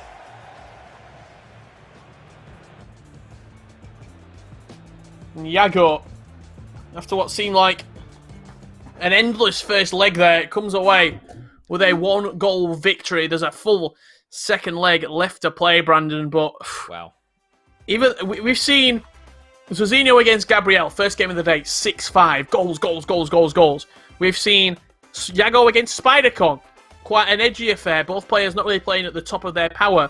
We saw a penalty shootout, which was arguably the most dramatic moment of the entire summer series up to date. And then this game, it's just been missed chances. It's been goalkeeper saves, and just that final cutting edge in the final third has just been lacking. No, it really has been, Rich. I think that's the biggest difference so far in this game. Looking at some of the chances there, that was the chance in the 88th minute that Kevin De Bruyne nearly scored, and it would have set up the tie in the most perfect way. Obviously, you saw the goal there from Cristiano Ronaldo. Slightly fortunate to get the ball off David Luiz after he tried to tackle a couple of times. But only one goal. One goal is nothing really in competitive FIFA when we've seen 11 goals scored in the first game of the day just a couple of hours ago in our Summer Cup series. Remember, $5,000 game this is. You win it, you go into Championship Sunday. Of course, you don't play tomorrow. We'll be seeing Group B tomorrow. We're seeing some big famous names there. Paulo Nito, the likes of Fafilza, NSE Vinny, Resende, big household names in the South American scene. They'll be in action tomorrow. If you are wondering where some of those names are, same place, same time, it will be happening tomorrow. Yeah, and one of the big things at the end of that game, you saw David Luiz with that mistake. Yeah. Is that going to be playing on his mind? Something that could be playing on your mind at home is, look, maybe I'm not as good as the pro players, but I can compete. I am good enough. Well, we've got a tournament just for you, and it's called the PlayStation Open Series. This is a little bit more information about the Open Series. Brandon, we've been heavily involved with the Open Series.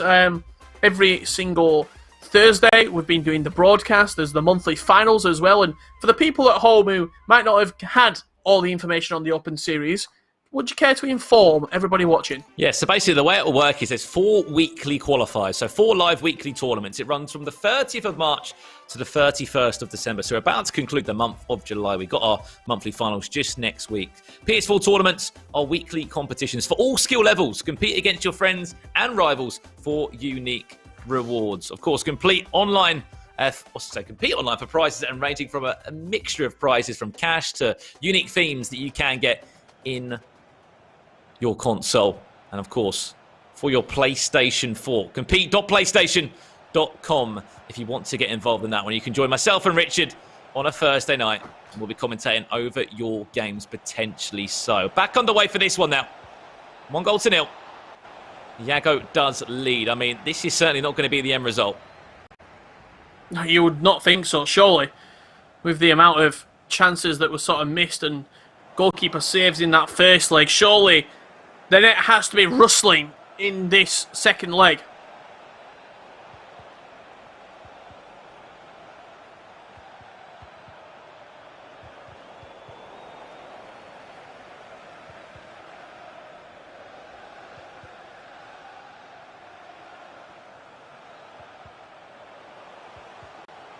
De Bruyne. Chance to get that ball into Mbappe now. That's it back inside. Yago to get a double. Eusebio back to goal. Finds the back of the net. And the lead is not 1. It's now 2 for the West Ham man. Big goal there for Yago, doubling his lead inside the opening 10 minutes. I'll tell you what, this game, has it been put out of the reach of Zezinio?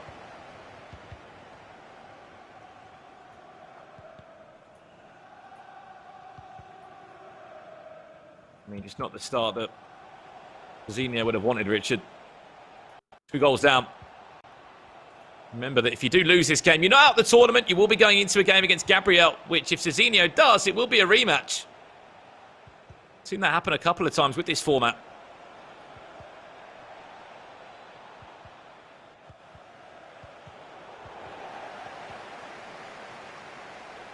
Certain rematches are just bound to happen.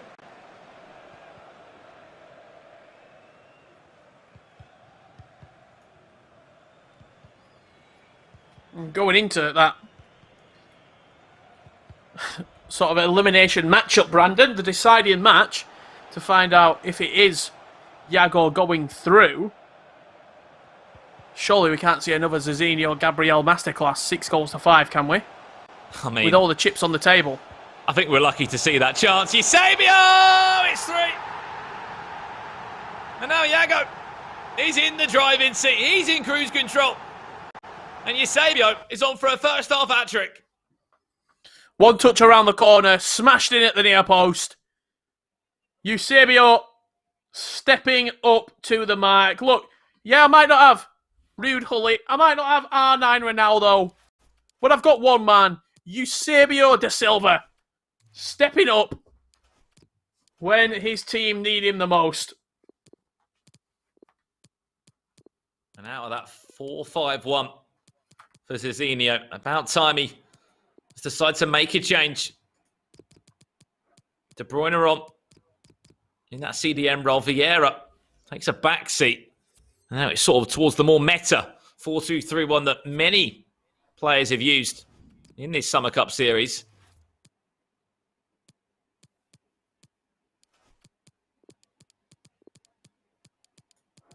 I'm just looking at the changes that he's making here. Obviously, not the native language, but I'm guessing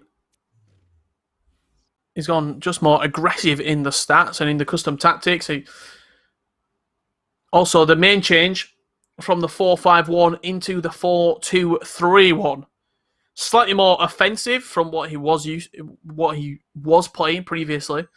The 4-5-1 slightly more conserved in the midfield, with your 3 centre mids sort of crushed up together. Whereas in the 4-2-3-1, you give a little bit more space going forward for the 3 cams.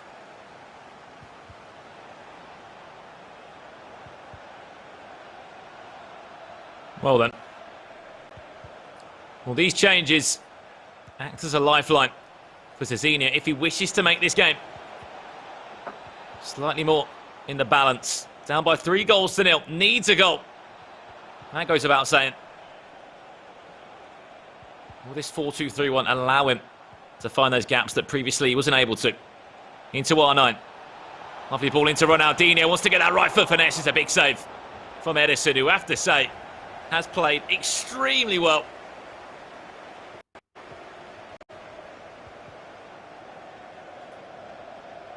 I've been impressed. I've been very, very impressed by Edison.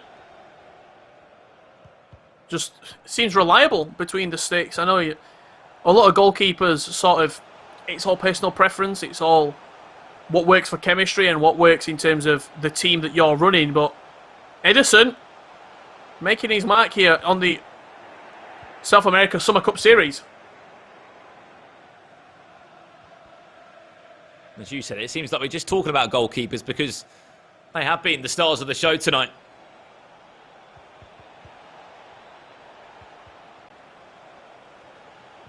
Said it before, I'll say it again, you can make a show reel of Edwin van der Sar, what he's been able to do For everyone that's used him, De Bruyne. Zezinio wants to get R9 onto the ball. There's R9 on the ball. Cuts it back inside. That's a must-needed goal. Big goal for Zezinio here. 3-1 now. He trails the FUT Cup 4 champion. Can he prove why he is a champion? Why he's got that championship mindset and that winner's mentality? And turn this game around.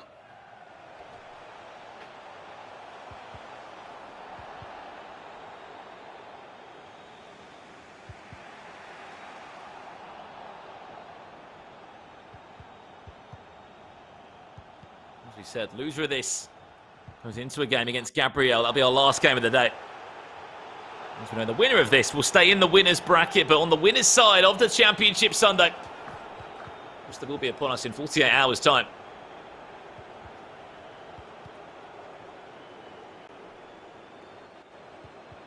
And what a first half this has been. 3 goals, could be 4 here. Chance, Neymar.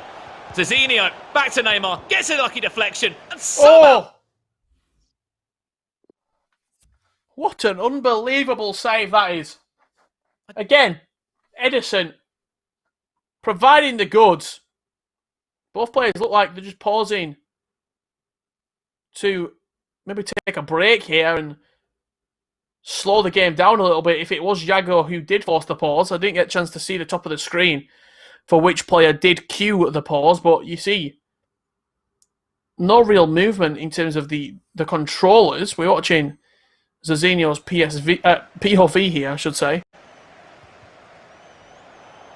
For a split second, I thought it was a miss, Richie, because I saw the line. I sort of looked like he pointed towards a goal kick. Chance again for Rudolitzer. Do everything he can in his will to pass the ball into R9. Unfortunately, he wasn't able to do so. Watch that back post now. Jadon Sancho trying his best to get past Ferland Mendy. They do extremely well to mop up the danger and to ensure Yago could be going into the break in the second leg, still with that 2-goal cushion.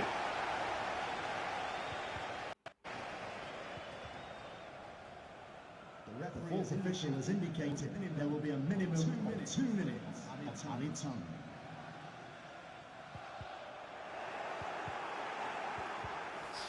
Half-time is approaching for both these players.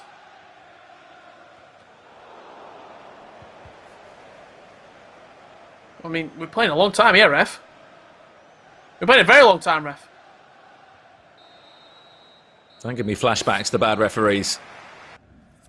Over 2 minutes over what we was originally anticipated there, but it seems as though the formation change into the 4-2-3-1 has had a positive impact on Zezinio's game here, just notching that depth up a couple more in terms of the defensive custom tactics. Trailing 3-1. If you have just joined this game, there's 45 minutes left in it. Both of these two won their first and opening games of the day in the Summer Cup Series. Zezinio won after extra time. The game needed extra time. There's 11 goals in it. 6-5. Zezinio won. Also, of course, on the other side, Yago taking a 4-1 victory against Spider Kong, who unfortunately left the tournament after losing in that loser bracket semi-final to Gabriel. And I don't know if you just saw that in the bottom left corner, but I saw it out the corner of my eye. Ultra offensive for Zezinio put on here.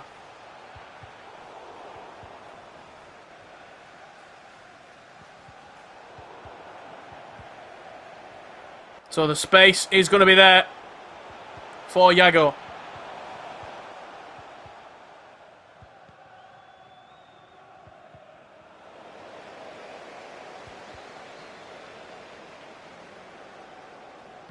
Mbappe whips it towards the back post, and it went through everyone in the box. Really an opportunity.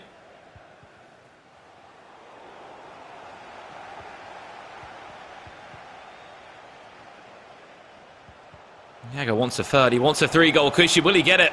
Mbappe this time. Half a drag back. Louise was there this time. No mistakes. Just a well at the back there to clean that one up, David Luiz. David Luiz potentially could be one of those players as well that Zezinio's had a lot of use on Weekend League and in other exhibition tournaments throughout the lockdown period, and just thought, I'll test him. I'll see what he's like in a pro event. Chance. Back to goal. Scoop turn. Game on. What a finish. The composure from R9 to get the ball into Cristiano Ronaldo. The scoop turn away from his man, and with 30 minutes left in this one, we have a game on our hands. Beautiful finish from Cristiano Ronaldo. Look at the change that was made. It was a 4-1-2-1-2. Cruyff at cam, Ronaldo and Ronaldo up top, De Bruyne right centre mid, Ronaldinho left centre mid, with Ruud Gullit as the central defensive midfielder. It's all out attack here for Zezinio. I mean, so it should be as well. He needs to get himself back into the tie with so much time left. There is going to be chances at either end. This game is now back in the balance.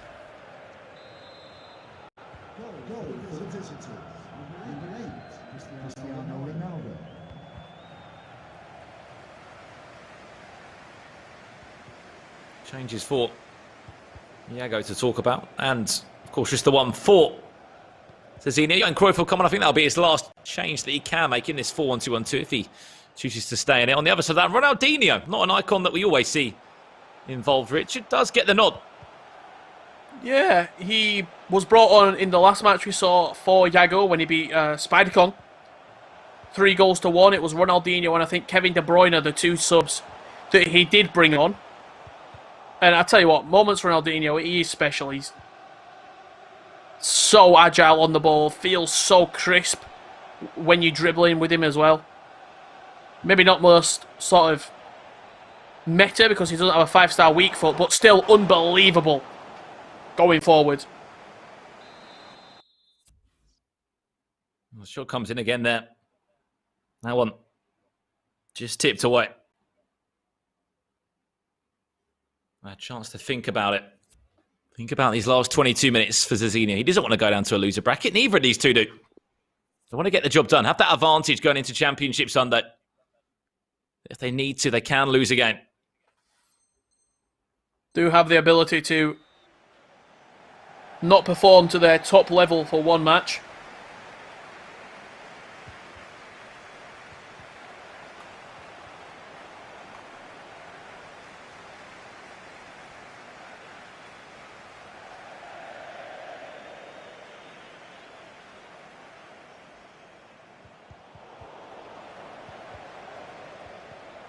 Well done. Can Yago answer back after conceding 2 goals in the last 20 minutes? $5,000 on the line. You win this game. That's the prize money that you will be guaranteed. Long for place in Championship Sunday. Ronaldinho now. He's got time into Cruyff.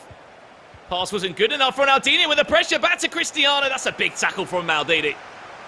Huge tackle from Maldini. Both players with Ronaldinho on the pitch here as well. David Luiz is getting a run for his money against the Brazilian icon and wins himself a corner, does Yago. 15 minutes left to play. Still, a lot of this match left to be decided. Corner, played short and as far as the edge of the box to Paolo Maldini. Patient build-up. Pass wasn't great. Possession changes hands again. Nearly into the final 10 minutes now, Richard. 3-2, Yago still leads.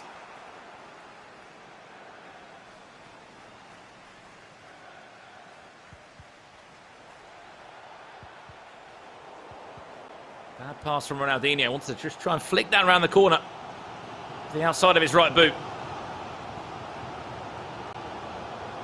Now Yago with a great chance. Can he get the goal? It would close out the game. It will. And Yago finds the back of the net. It was a guessing game for Zezinio, but lucky enough for Yago, Zezinio gets the wrong way, and Lionel Messi will have one of his easiest goals that will get all tournament long. That was all made by the patience of Zezinio. I should say by Yago, just taking his time, waiting for the opportunity, just holding his ground, and then as soon as he could, he just pulled the trigger, cut it across the box. Messi in the right place at the right time to slot in to an empty net. I think that goal would be enough to earn $5,000 and a place in Sunday's finals. Also, Richard, is it time for another 11-goal thriller rematch? Potentially so. We'll soon find out, because Yago looks like he's taking this game 4-2. There's only a few minutes left to play. I highly doubt that Zezinio will pull off a miracle here. He has got a chance, though, with Johan Cruyff. Great save again from Edison. So quick off his line, with a tip as well. Just to parry that away from danger.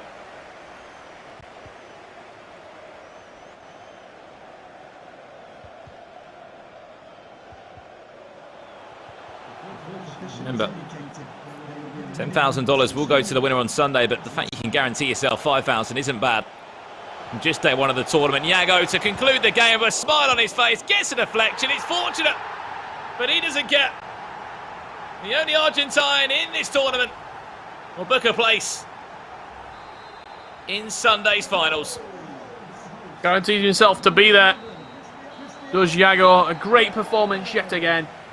Scored 8 goals, conceded 3 today, and knocked out arguably 2 of the best players in South America this entire FIFA season. Spider Kong beat him, and then Zezinio knocked him down to the losers bracket. What a performance from Yago. Yeah, incredible scenes in the end there. Huge congratulations to West Ham Yago.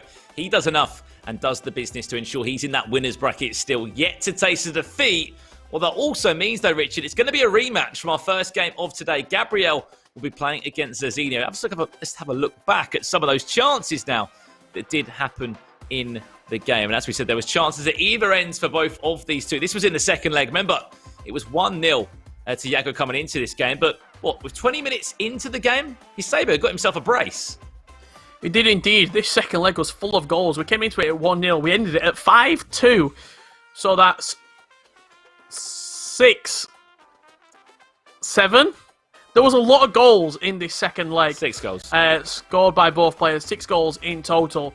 And Yago, it looked like, I thought, potentially could have thrown the lead away, because Zezinio, from 3-0 down, came back with a vengeance. Ronaldo there, smashing into that bottom left corner. And he got a second goal here, just inside the hour mark. And then Ronaldo played back to Kevin De Bruyne. Ronaldinho finding Cristiano Ronaldo, who found that near post. And at 3-2, we thought the game was really on. Yago frustrated with himself. Yeah, we thought it was game on, didn't we? There was attacking changes that were constantly made, and that's something that really impressed me about Zezinio. Always sort of attention to detail. We went into a 4-1-2-1-2, a 4-2-3-1. He was always changing. He was always trying to make things happen. This is a great goal, by the way. The patience to get that ball across to Lionel Messi. A fantastic finish in the end. If that wasn't enough, Richard, he went down the other end and scored one more goal to conclude the tie at 5-2. You can see that goal on your screen right now. It may have been slightly fortunate, but Cristiano Ronaldo is going to be taking those sort of goals all day long. He is indeed, an overall a 5-2 victory for West Ham's Yago. He will progress through to Sunday's finals, guaranteed a top 3 finish and guaranteed $5,000 to his name. I believe right now we're going to be joining with Kyle and Alan to discuss this latest matchup. Guys, what do we think? Richard, Brandon, thank you so much. Richard, you've got 10 fingers there, so I want to do some counting, all right, if that's all right with you. So we had 1 goal after the first game, and what did it end up? 5-2, so how many is that? Come on, get your fingers out, Richard. That's 8 altogether. So it was 7 goals in the second game. Brandon got it wrong anyway. No. So there's 5-2. That's 7 goals, and then there was 1 in the. Okay. Let's carry on. Kyle, look at the runner show. Carry on with the show. Come on. All right, Alan, let's talk about that game. What did you make of it? Honestly, that game was all over the place. Yago did take the lead nice and early. We can't rule out the chances, though, that Zezinio did have. He did have a chance where Ederson, I believe, made a crazy good save that would have changed the entire game. And then also Zezinio had a clear post chance. Zezinio almost made the comeback at the end, and then Yago, honestly, he like turned up. Honestly, like towards the end, he sort of like had that confidence in his attack, and then, you know, he scored like 3 goals to take the lead, you know, nice and clear, and he just secured $5,000, right?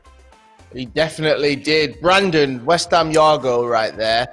He put on a performance for us all. We said that this was the perfect matchup that we wanted to see.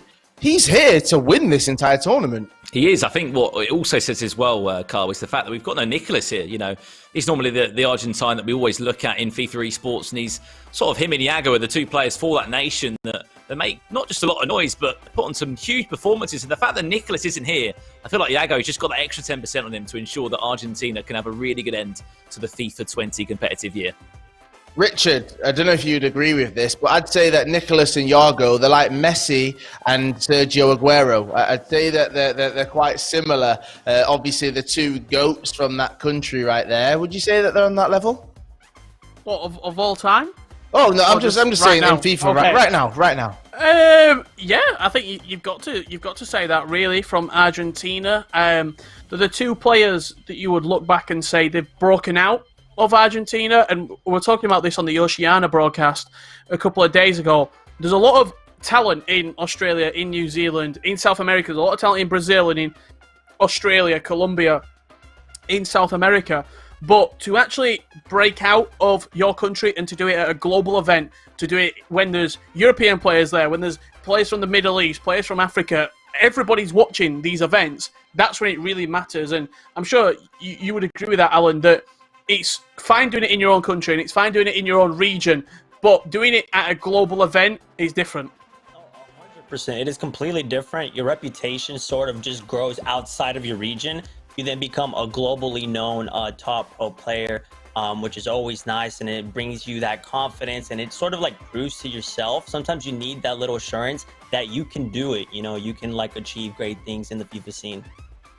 Yeah, definitely, right. Brandon, let's talk a little bit about this now, because Zezinio, he drops down into that decider match, our final match for the evening, and this is it. Do or die, or do or turn your PlayStation off for one player. They're going out double elimination, and right now it's heating up. It's late in the UK, but I'm wide awake.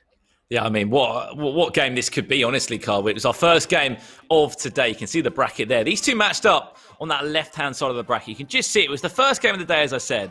And there was 11 goals in this game. It went to extra time. It had everything in it. 6 goals to 5. Zezinio won. But I just feel like Gabriel, Carl, will want to have revenge in this one. And it could be sweet, sweet revenge, because if he wins, he's guaranteed $2,500 and a place in Sunday's finals. And he'll be taking out a huge name from this South American scene. Definitely. Now, Alan, I want to ask you this, because when we had Mike LaBelle on the Oceania broadcast, we had this situation again where we had, he had a haircut as well, where we had someone we had a replay of one of the games. We had a competitor who had the chance to go up against someone who'd beat them previously in the tournament, like we've got now. And he said that actually, when you come back, when you've got this second opportunity, you're not letting it slip. You are going for it, and you'll come out on top.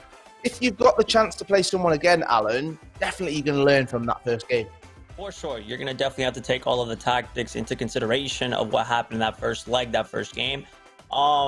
It's different, honestly, for the winner and the loser, the mindset, I would say, because as the winner, Zezinio probably is like, dang, Gabriel knows exactly how I came back, how I won the game. On the other hand, Gabriel knows what he didn't do in order to beat Zezinio. So it's a clash of 2 mindsets. Definitely, though, it's gonna get very interesting and very intense.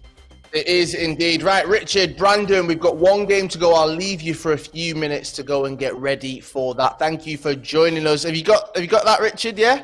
Yeah, okay. We'll leave you to count in your bedroom right there. We can welcome Zezinio to the stream. ahead of that matchup right there. Zezinio, we've seen what happened in that previous game. We saw the focus, the concentration on your face as well during it. How are you feeling going into this game now?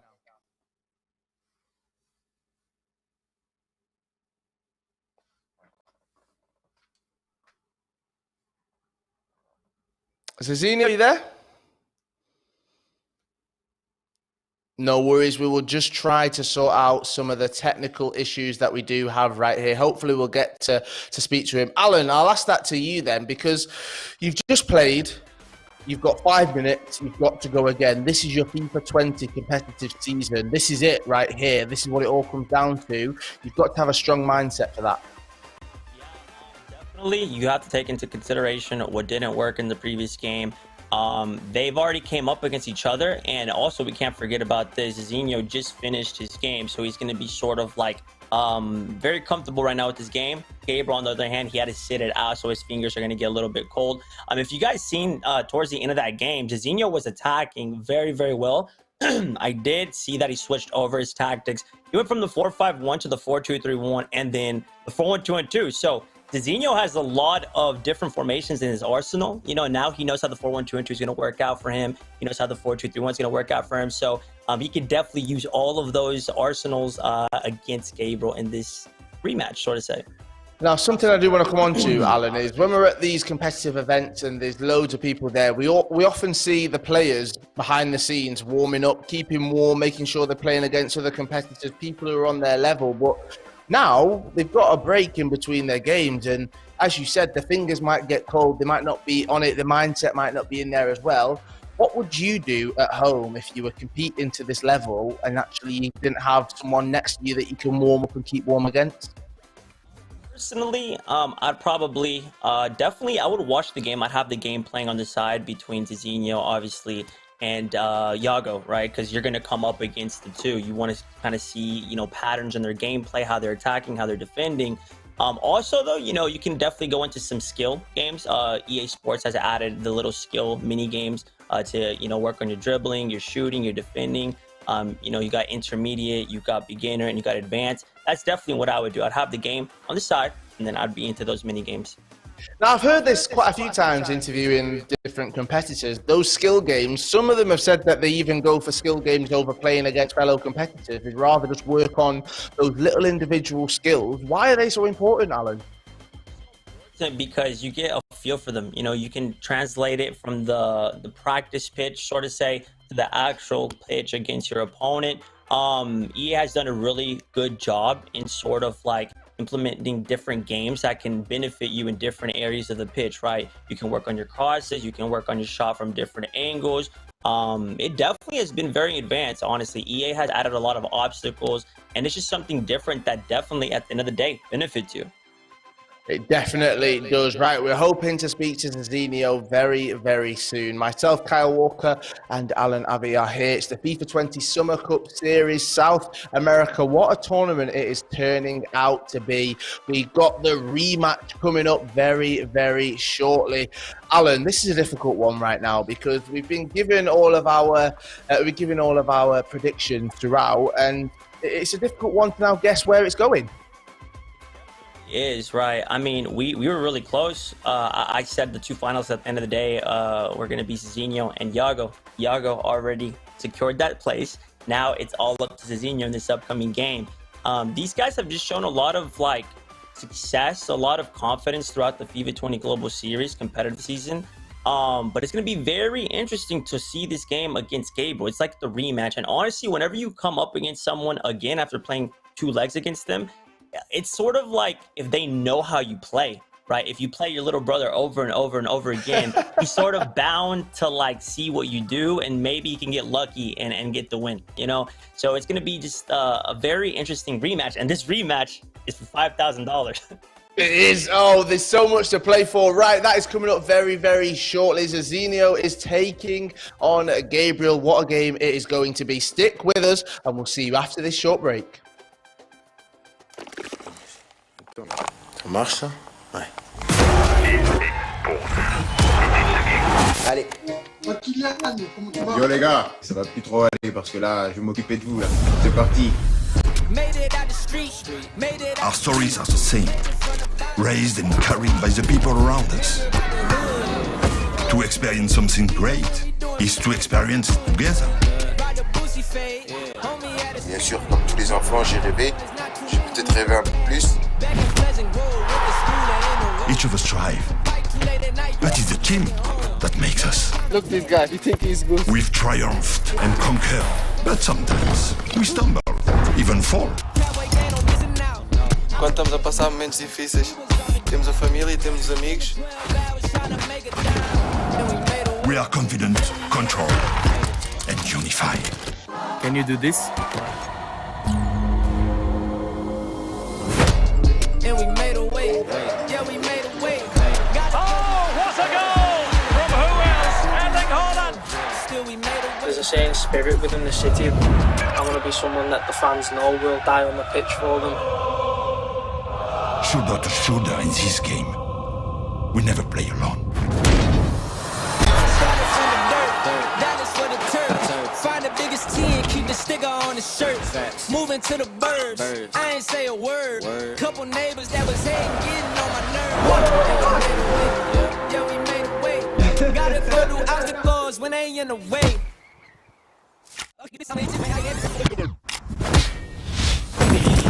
We play as one, as a collective, as a team. Find us on the streets, on the grass, or race together. From Madrid to the Mersey, VB to Paris, we win as one.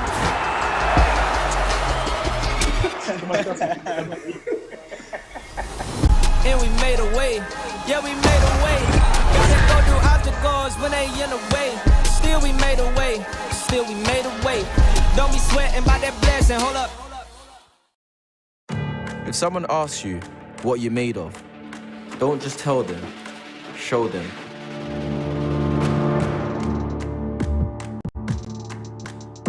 Show them that you're made of proving the doubters wrong. All the doubters, every single one of them. Show them, whatever happens, you don't have to raise your fists to beat your enemies. Show them you're stronger when you stand together. And you never leave anyone out on their own. Show them that where you're from is as important as where you end up. Raheem Sterling has called for players and fans to unite against discrimination and abuse that's overshadowing football, demanding action. And show them, whatever our rivalries, whatever our differences, we stand shoulder to shoulder against all forms of prejudice, so it's got no place to grow.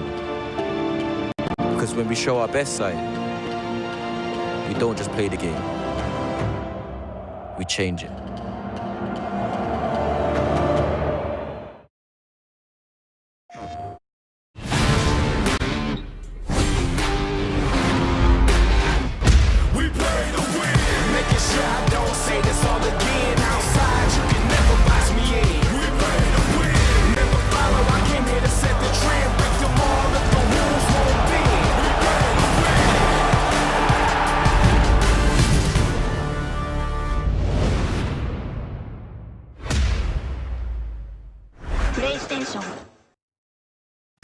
Turtle Beach, proud partners of the FIFA 20 Global Series. Hear everything, defeat everyone.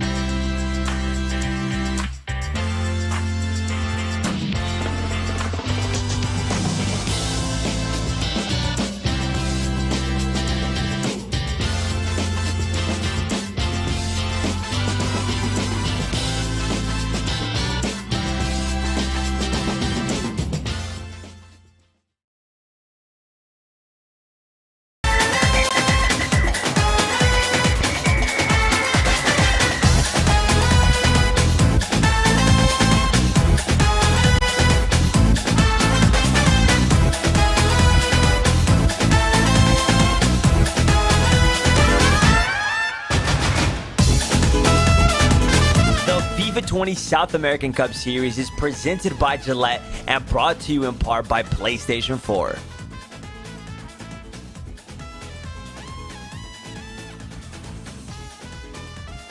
Hello and welcome to the FIFA 20 Summer Cup South Series. American Cup Series is presented by Gillette. Yes, this is the South American one. And Avi's here, and you can hear him right there as well. This is our South American FIFA 20 Summer Cup Series. My name is Kyle Walker. You heard the voice of Alan Avi, and he's joining us right now. What a day it has been, and we've still got 2 more days of action to come. If you're sticking around with us, well, we've got some rewards for you. Yes, we do indeed. It is time to link your EA and Twitch accounts if you haven't done so already. As you can see, we have a 99 rated team of the season so far, Lionel Messi, plus we have a 97 rated Prime Icon Moments item, and that item is R9 Ronaldo. Now, these items will be dropped to certain Twitch viewers with a linked EA and Twitch account, and these drops will take up to 72 hours to appear in your account following the last day of the tournament. So make sure you link your account to ea.com/Twitch linking. Right, Alan, let's get into it. Let's have a look at how the day has been so far. We do have our bracket for you to all see. Now, I want to focus on some of these matchups right here, in particular the first one, because that is what we are going to see next. Zezinio taking on Gabriel. Alan, that was a thriller to start the day, and we've got it coming up again. In total, I believe so. I feel like Gabriel needs to learn from that game, though, because he did come out as a loser in that game. Gabriel, he went down, right? He's been going down, consistently in this tournament. He went down against Spider-Kong. He needs to change that up. He needs to start going up first, taking the lead first. He definitely does. Now, we've had a lot of conversation about Zezinio right here, and I feel like it's really easy to focus on him because of what he's achieved. But Gabriel, he's achieved quite a lot in his FIFA career as well, Alan. He really has. Gabriel, he made the top 4 for Champions Stage 2. He did lose to a fellow Brazilian, NSE Vinny, who we are going to be seeing tomorrow, so stay tuned for that. He's made it to the later stages. Also, Stage 3, he made it to the round of 16. So he has shown like some definitely like good results, right? He's shown that he knows what he's doing. He's capable of achieving great things at the global stage. So you can't rule him out. Definitely can't rule him out. Oh, you cannot indeed. Right, we've got that matchup coming up for you. Zezinio taking on Gabriel. We've got Richard and Brandon to take us through it. Boys, take it away. Here we go then. This is the last match of the evening. This is the big one. You lose, you go home. You win, you go into Championship Sunday. And it's a rematch of our first game of the day. These two did play earlier on in the Summer Cup Series. The game went to extra time. The game had everything in it, Richard. And it also had just 11 goals in it. Just 11. Yeah, just a casual 11 goals. Nothing really to shout about. It was the best game of the day. It was the most entertaining game of the day. And hopefully we can get a repeat of the same quality match. I think there's going to be less goals because there's more pressure on the two players now. And both players are coming sort of different storylines. They've got different paths that are leading to this point. You've got Gabriel, who just won a clutch penalty shootout against Spider-Kong to keep him alive in this Summer Cup Series, whereas Zezinio, on this hand, he was successful against Gabriel, and he was unsuccessful against Yago, and we've joined the game, and it's currently 1-0 against Zezinio. Zezinio leading 1-0. As we said, it had 11 goals in last time, Zezinio. Up by a goal to nil in just 5 minutes here. And you heard both Alan and Cole talk about it just before we jumped into this game in terms of what events these two have made. Fun fact, they were both at the same event in Atlanta. Of course, both on different consoles, but they both made it past the Swiss rounds into the knockouts. The difference being Zezinio made a semi-final, losing to Umit, as we know, was the PS4 champion that time round. On the other side of that, you can't write this sort of stuff. I talked about it today.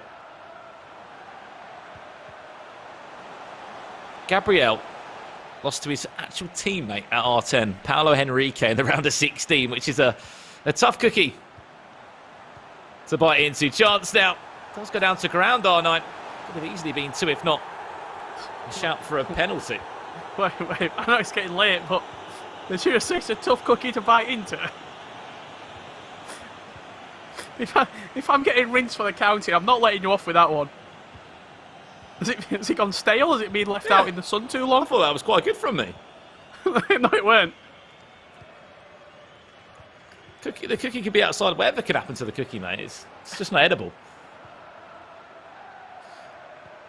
I think you're going for that's the way sometimes the cookie crumbles. You have to play against your teammates. Oh, I should have just said it's a bitter pill to swallow. I mean... There you go. There's many we can go down. Nothing about stale cookies. I might bring that one back out on Sunday. As I was saying, these two, they've made a handful of major tournaments. Chance now for the equaliser. Great save round the corner from Edwin van der Sar. Just a knockout game, $2,500. Guaranteed to the player that does make it into Championship Sunday. R9 just in a bit of a wrestle with David Luiz, the Brazilian defender, able to deal with the pressure from R9 on that occasion, though. You see the confidence and real poise that these two players are playing with here. To be a pro player, you have to have so much confidence and ability in your own sort of skill set, and to be able to take an extra touch, to know when's the perfect time to pass, when to dribble or when to shoot. It's something that when you actually watch the pros playing in a competitive environment like this, that's when you really appreciate how competitive it really is. We are going to have a look at that goal at half-time, so if you are wondering who scored it, we'll cast our mind backs and replay that goal for you. However, there might be one more to cheer about before we get there. Here's Gabriel.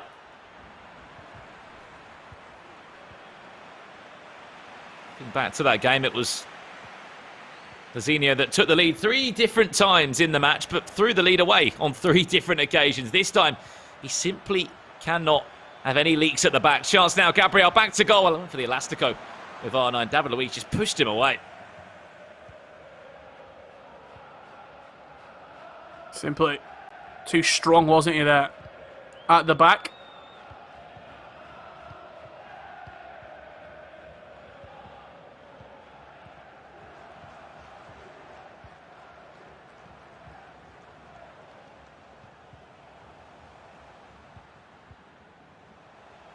I don't know if you saw the goal scorer, Richard, but should we have a guess? I'm going to guess that it was R9? Cristiano Ronaldo. Okay. It's got to be R9 for me. We'll have a look. This 10 minutes in-game time. Our final game of day 1 of the Summer Cup Series. I mean, what?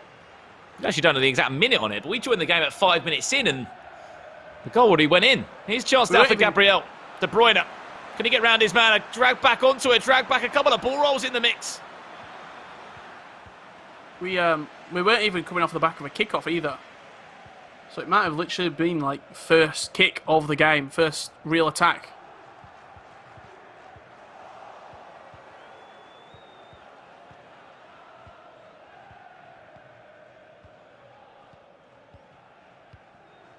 I think you've got to look into as well as how these guys will be feeling. They've been playing their FIFA for the longest today.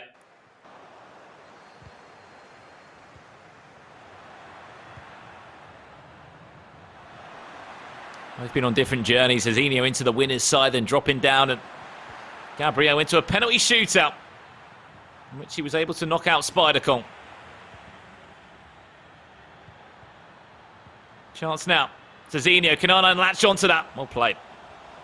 By the fullback, had to defend well, did Lala.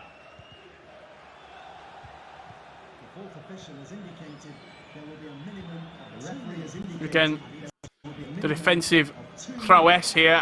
Look, there's been a goal in the first 3 or 4 minutes. We're going to see the goal here at the break, but it screams plenty more entertainment here. Well, maybe a goal before half-time, Richard Hullett. Little Elastico, chance Eusebio back to goal and cleared away. Zezinio's off his seat. He's off to take a couple of minutes out before we jump into this second half, let's have a look at the goal, if possible, of what happened in this tie, because the goal went in really early into the match. Here's the goal then, Richard. So it's literally 3 minutes in. It looks like it's R9, and it was R9 that scored the goal just 3 minutes into it. That's the difference in this game. Yeah, 3 minutes in, R9 Ronaldo breaking the deadlock here for Zezinio. The stats at the break, it was dominated on the ball by Gabriel, a shot apiece, but that early strike from Ronaldo being the difference maker at halftime. Yeah, the only difference between the two so far into this game.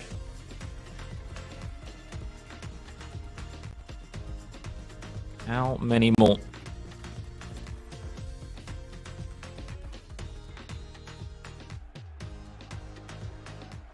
Will we see? They scored 11 earlier today. Two of the highest goal scorers in the tournament. Playing for a spot in Championship Sunday. Let's not forget who we are going to be seeing tomorrow. I mean, you thought tonight was stacked. Tomorrow we've got 11 Tresende. Of course, Atlanta United's Paulo Neto fulfills the Wolves and NSC Vinny. Look at that for another stat bracket tomorrow, Richard. All players that are in between 7th and 11th in the Global Series rankings, like nip and tuck. Yeah, ridiculous in terms of the stats for tomorrow's bracket. Today, Yago already confirmed his spot in Championship Sunday. We're just finding out who will be joining him. Will it be Gabriel or will it be fan favourite Zezinio?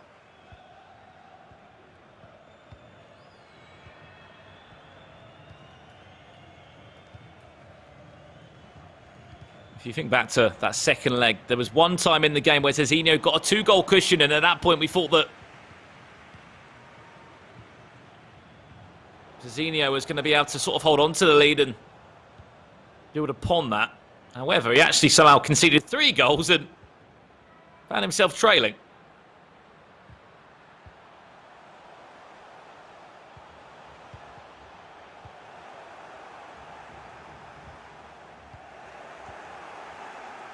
Yeah, into Mbappe.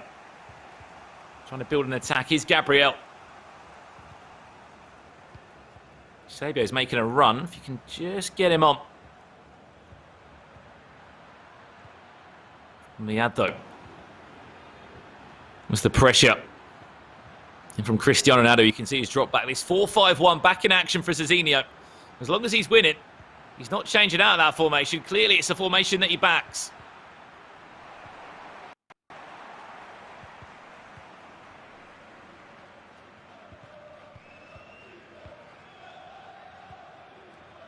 Coming up on what an hour played here. And still in the 4-5-1 is Zezinio. Usually we've seen him switch out of this formation by this point in the game, but look, he's leading the match. He feels as though this formation is doing the job for him. Looking to try and get that possession back in his favour. He was dominated at half-time. Trent Alexander-Arnold, unbelievable run by Zezinio. He was going to get the cross over, but unfortunately wasn't able to. And the chance falls straight back down the other end. Fantastic game this. De Bruyne back to R9. Gabriel pushed off the ball by Vieira. Not playing in centre-back for Zezinio, instead sort of holding the fort in the CDM role. The more experienced role that we've always seen him play alongside Ruud Gullit. Here's a chance now, Rich, to have a look at the team in a little bit more detail. We talked about those changes. Here they are. It's going to be R9 Ronaldo coming off and Cristiano Ronaldo going into the striker role, with Mbappe coming on the wide left of Sadio Mane, and Kevin De Bruyne also introduced. Still in the 4-5-1.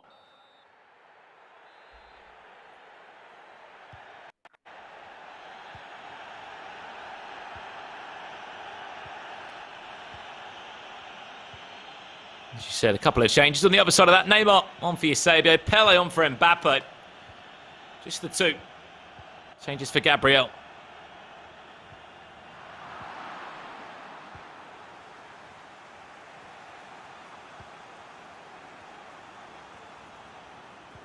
Maybe the changes, though, that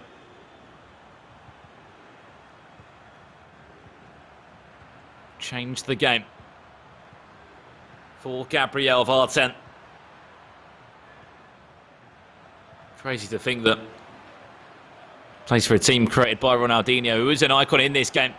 Comes off the bench a couple of times for either or.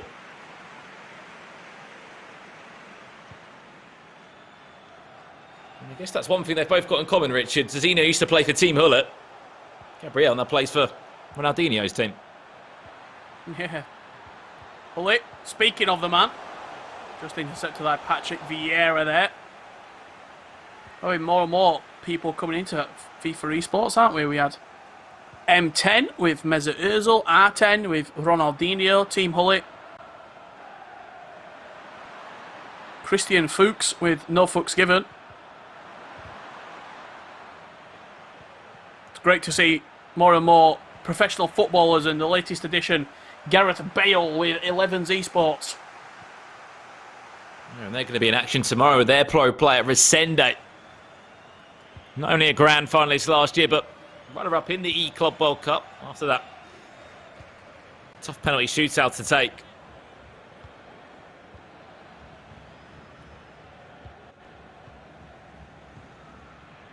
Plenty more action to come in the Summer Cup series. Make sure you stay tuned. 5 minutes left in this first leg. Are we going to see anything more than the goal? It's crazy to think that the only goal we've had, we've actually missed it. Yeah.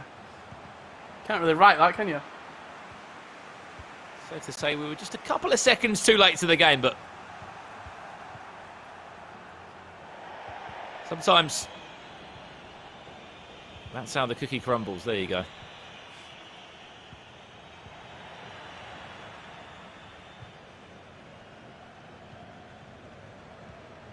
Zezinio will be happy though, up by a goal to 0. 3 minutes in, R9 got that goal. And other than that, he has been able to control this game, the 4-5-1. He's happy to rock. Is doing the job still here. 2 minutes of added time. Gabriel will get a chance. He can hold on to this ball and move it forward.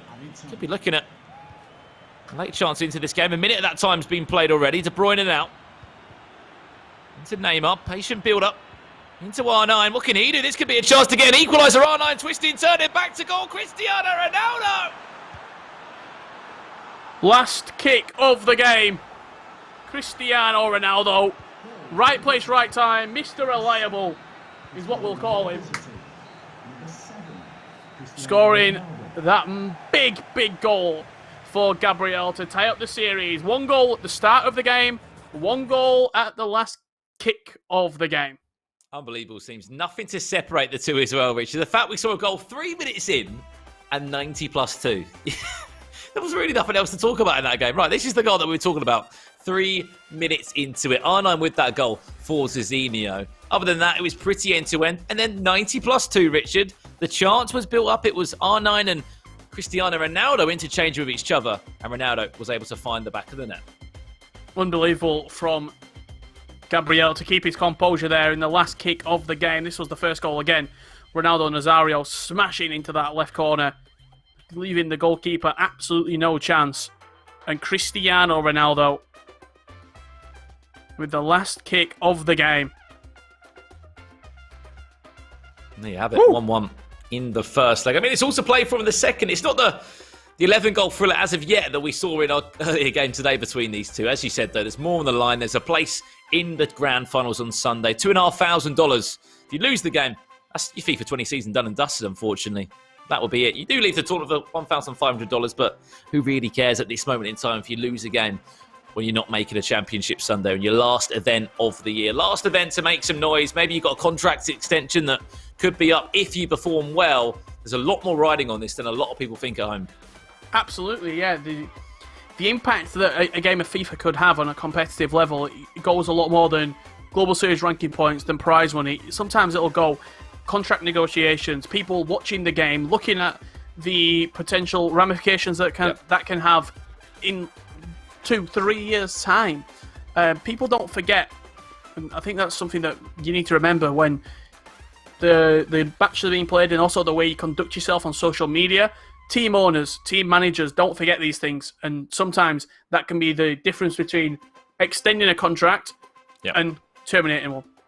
That really can be the difference. And, unfortunately, as we said, it wasn't the tournament to remember for Spider Kong, who fell out the tournament in our loser semi-final. A player that, as you said, will be doing everything he can. And fingers crossed with the achievements he's got this year, he should be able to pick up a new esports organisation come FIFA 21. But as we said, we'll turn our attentions to our final game of day one in the FUT Champions, the Summer Series Cup. I was going to say FUT Champions Cup. We've not had one of them in a while. The Summer Series Cup, South America. If you don't know what the Summer Series Cup is, we've seen Europe being played. We saw Oceania played earlier this week. This is South America. Next week it's Asia. Then it goes over to North America. We're excited to be involved in that one. And then last but not least, it closes out in style with Middle East and Africa. So much FIFA esports, so much competitive FIFA to see over the next couple of weeks. So if you enjoyed what you've been seeing tonight, yesterday or last week, there's a lot more of it to come. And speaking of the FUT Cups, they played a big part in the participants in the Summer Cup Series. It was the top 4 players in every region, apart from Europe, when they had larger amounts of players eligible to play because of it's such a bigger region in general, and the quality over there is more widespread. So in Oceania, in South America, North America, Asia, and Middle East and Africa, it was the top 4 players on the PlayStation and the top 4 players on the Xbox. They all got an invite to play in the Summer Cup Series. I've just dropped my pencil, and I think we're about to get into this second leg very shortly indeed. Tied up 1 apiece. You get your pencil, mate. I'm sure we'll wait for this game to get underway as soon as we can. You jotting down the scores here? Is that what it's for? Yeah, just... Oh, you can see that. There you go. Just about, there you go. I mean, just looking at this region today, other than Yago, I mean, we've seen some great performances. Yago, again, who's sort of got the job done. He's in the winners bracket, by the way, if you didn't know. Yago into Championship Sunday. But it's been pretty on par, hasn't it, in terms of the competition level in South America? And that's what we expected. Looking at the Global Series rankings, every single one of these players that is involved in this tournament would have made grand finals if that was to happen. So we sort of knew it was going to be very competitive, but maybe not as competitive as it has been. Well, other than Zezinio, who's got 3,288 Global Series ranking points, he was about 40 points off being the number 1 player, in all honesty, on PlayStation.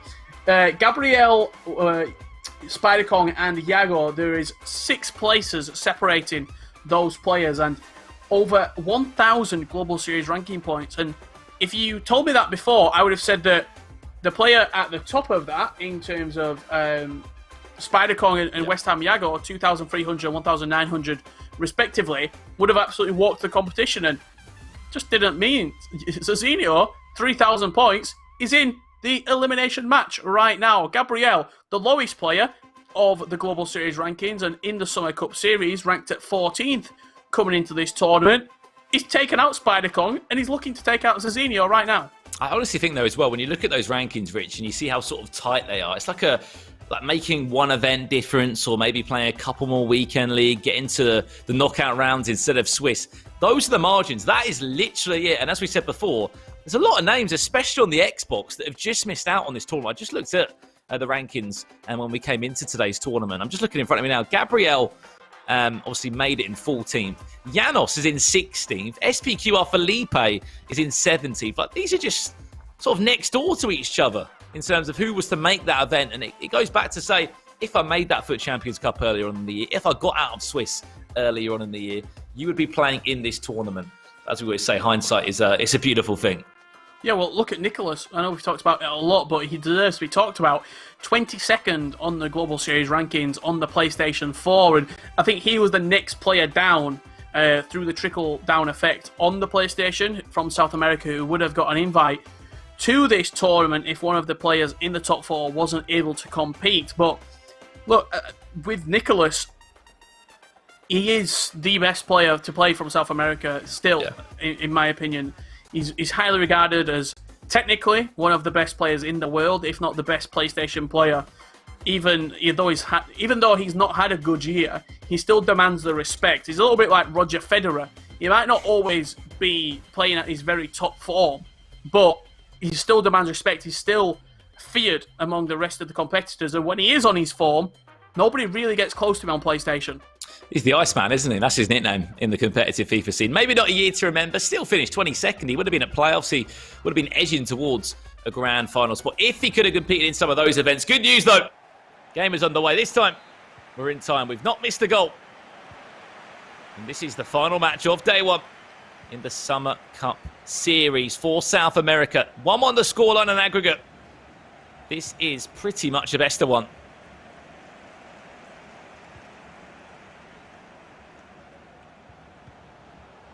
Simple. Winner of this game goes through to Sunday. The loser, well, your FIFA 20 season is over. Unfortunately, that is the way it goes.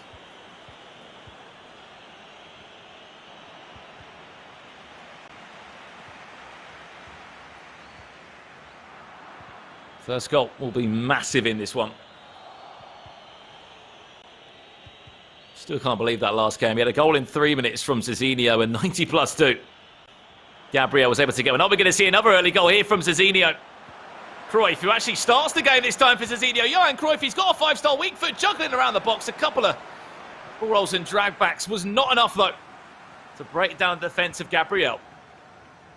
Really unfortunate, wasn't it, there on the edge of the box, looking to open up with Johan Cruyff. Was Zezinio. I'm wondering, where's Cruyff playing? I think he might have switched back into a 4-2-3-1, Zezinio.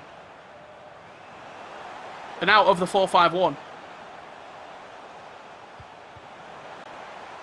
There's a chance out down the other end for Gabriel! Oh no, Ronaldo! To kick this game off with an absolute thunderbolt. He just teased Zezinio into committing the sort of, I mean, it is a foul because it was the wrong thing to do with the defender there inside the box. He was too aggressive defensively, opened up the space, and R9 Ronaldo, you give him any space at that near post, he's going to punish you. Well, we have a breakthrough in this one. Are we going to see an equaliser in just a couple of seconds after it? If it wasn't for a great save, we potentially would have.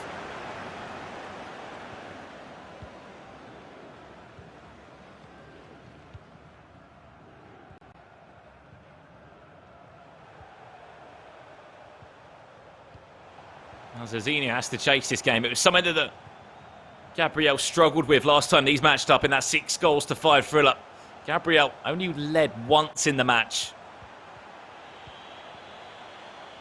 after being behind on many occasions. This is the first time he's been in front in this two-legged game. How's it going to affect Zezinio? If you remember rightly, Richard, Zezinio changed formation like 3 times to get back into the game across the 90 minutes. He's a player that is always happy to adapt. Yeah. Always happy to look at himself as well and say, something's not working here, something's not clicking. I need to change. I need to try a different formation, a different set of tactics.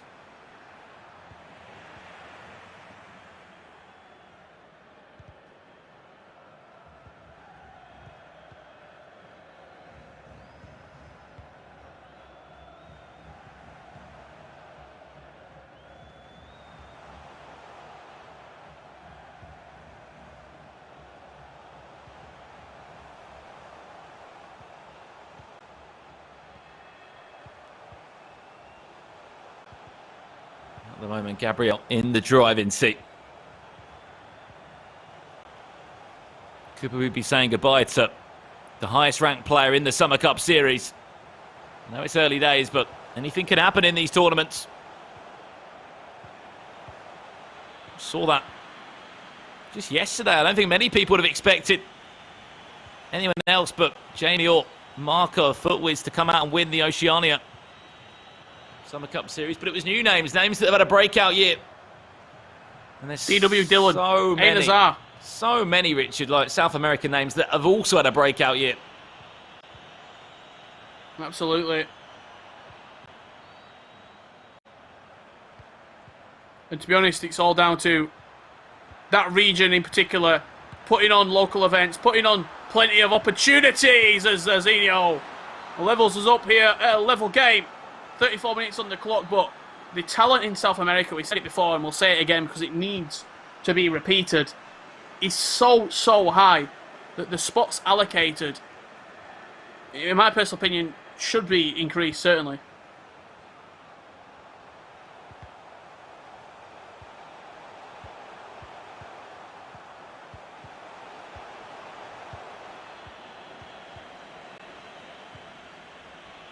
Brilliant stuff.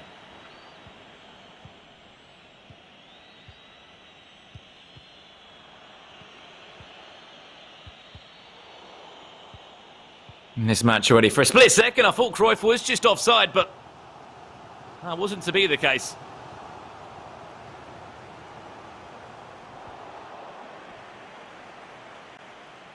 He was onside at first time he's actually started in this game, where Zezinio, as you said, Richard, has changed his team slightly. Normally he's always on the subs bench and maybe a sort of a late player to be introduced around the 60th minute mark.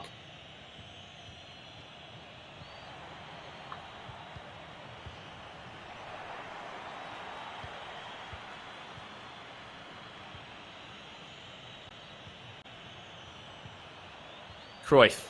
This is Zezinio. What's the final chance before the end of the first half? Will there be another chance before the end of the first half, we should say? Battle of the midfield at the moment. Tries to go long. Lala is there. Added time to follow now. Just 2 minutes.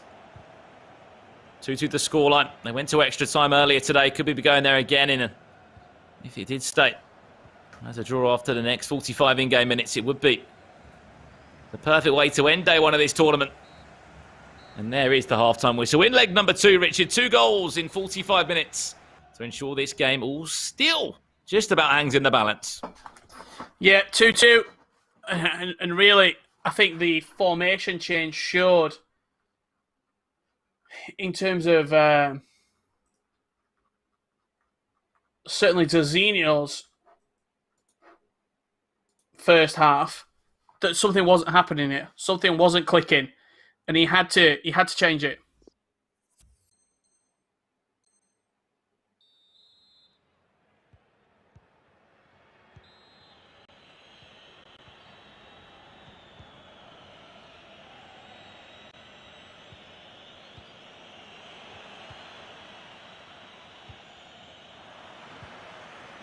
Well then, 45 minutes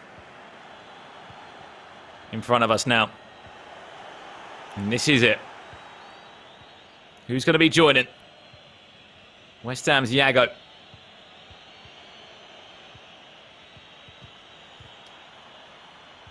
In the grand final. How's your... you been impressed with what you've seen here this evening with the South America region? I think we knew that we were going to see a really tight competition, as I alluded to a little bit earlier in commentary, in terms of how competitive it is. The fact that, you know, honestly, you compare this to Europe in some ways in terms of how high ranked a lot of these players are.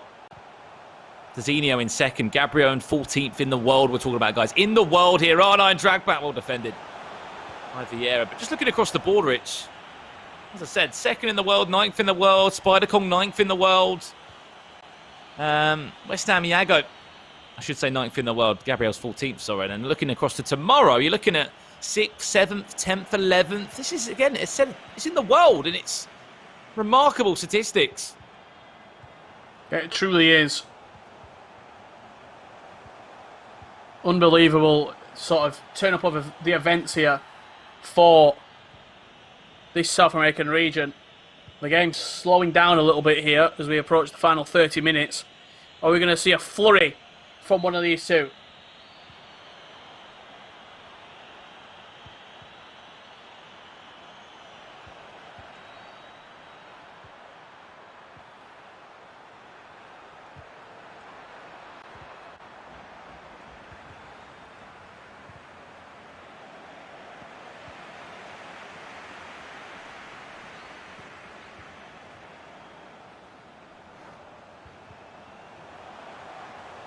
Here's Hullet.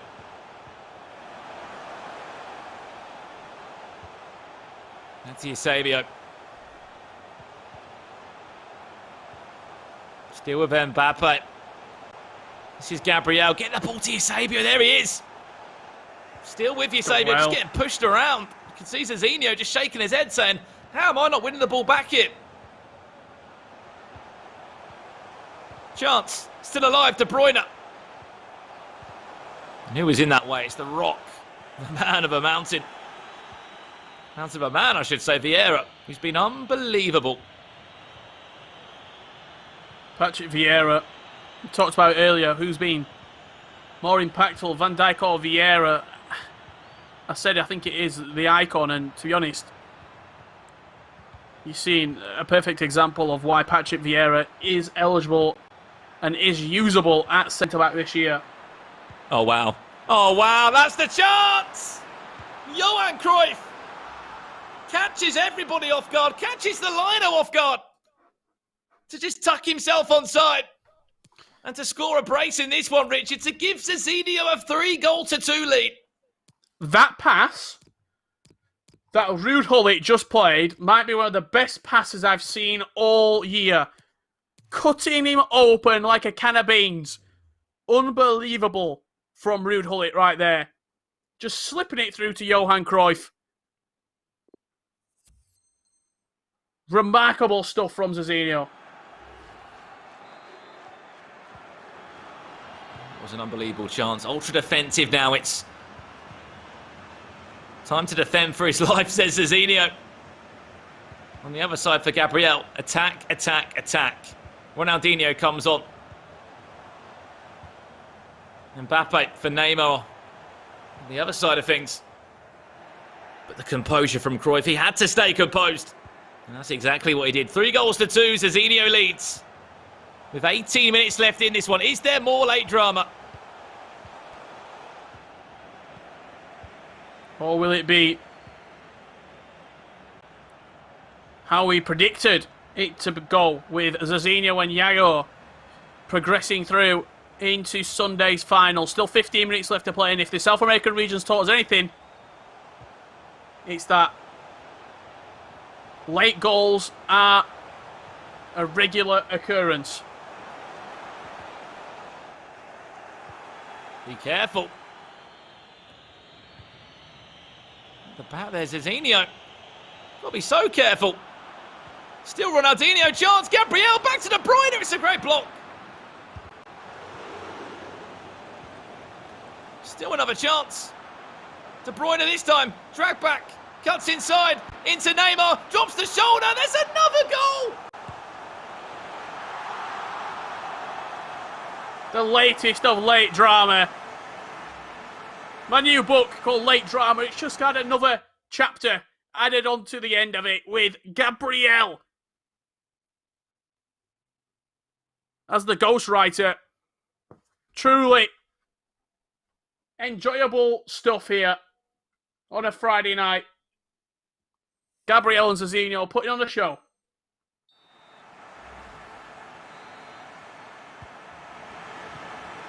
Certainly is, Richard. And once again, this game just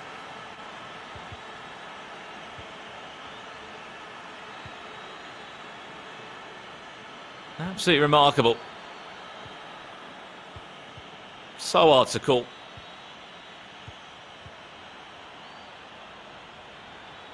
Is it going to need extra time again? Might have had 11 goals, but it's been end to end. Oh no, Ronaldo. Back to goal. Elastico. Chance! Oh! If that's how we're ending tonight, Richard, what an unbelievable finish from R9 Ronaldo. The Elastico into the finish. It's silky, it's class. And that's prime Zezinio looking to book a place into Sunday's finals. And just a flick of the right boot, slotting it past the goalkeeper. What a goal from Zezinio, showing his class, showing his championship quality right there. And he's got 5 minutes to hold on.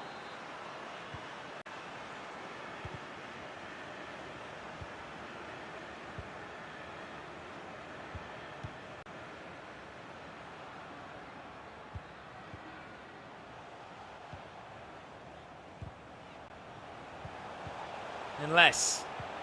No!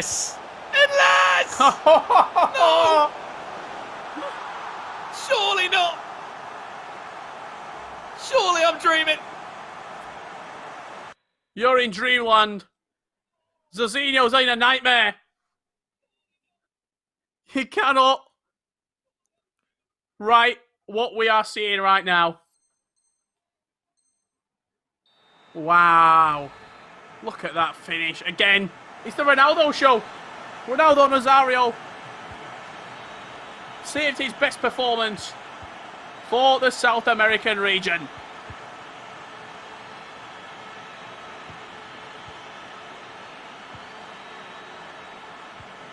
And I think we are going to extra time, Richard. 90 minutes. Clearly isn't enough. 3 goals apiece. These two aren't giving up. They want it to go to the final whistle. Surely not. Hold on. Surely not. Surely not. Ronaldinho into R9. No! It's absolutely remarkable. In the time. Unbelievable. R9 Ronaldo to snatch a place into Championship Sunday for Gabriel. Wow. Unbelievable. Truly magnificent game of FIFA right there. Gabriel snatching it at the depth.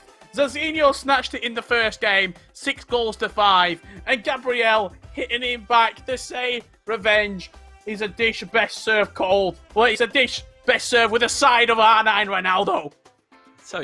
I tell you what, Richard Buckley, that is absolutely remarkable. End-to-end competitive FIFA. There's your book close for day one, because we know who's going to be going into Championship Sunday from day one of the Summer Cup Series. We'll have a look at some of those goals, Richard, on the replays.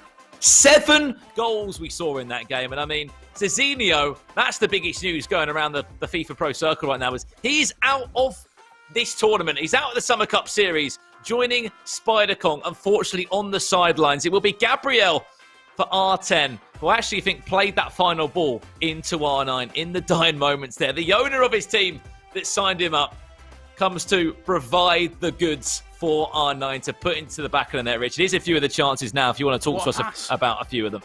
What a pass that was, Ruud Gullit. And I thought that was the best goal of the game, but these two just did not stop fighting. De Bruyne on the edge of the box, creating the space for Neymar to rifle that one in at the near post. And it was the 92nd minute for Gabriel. We're going to see the winning goal right here.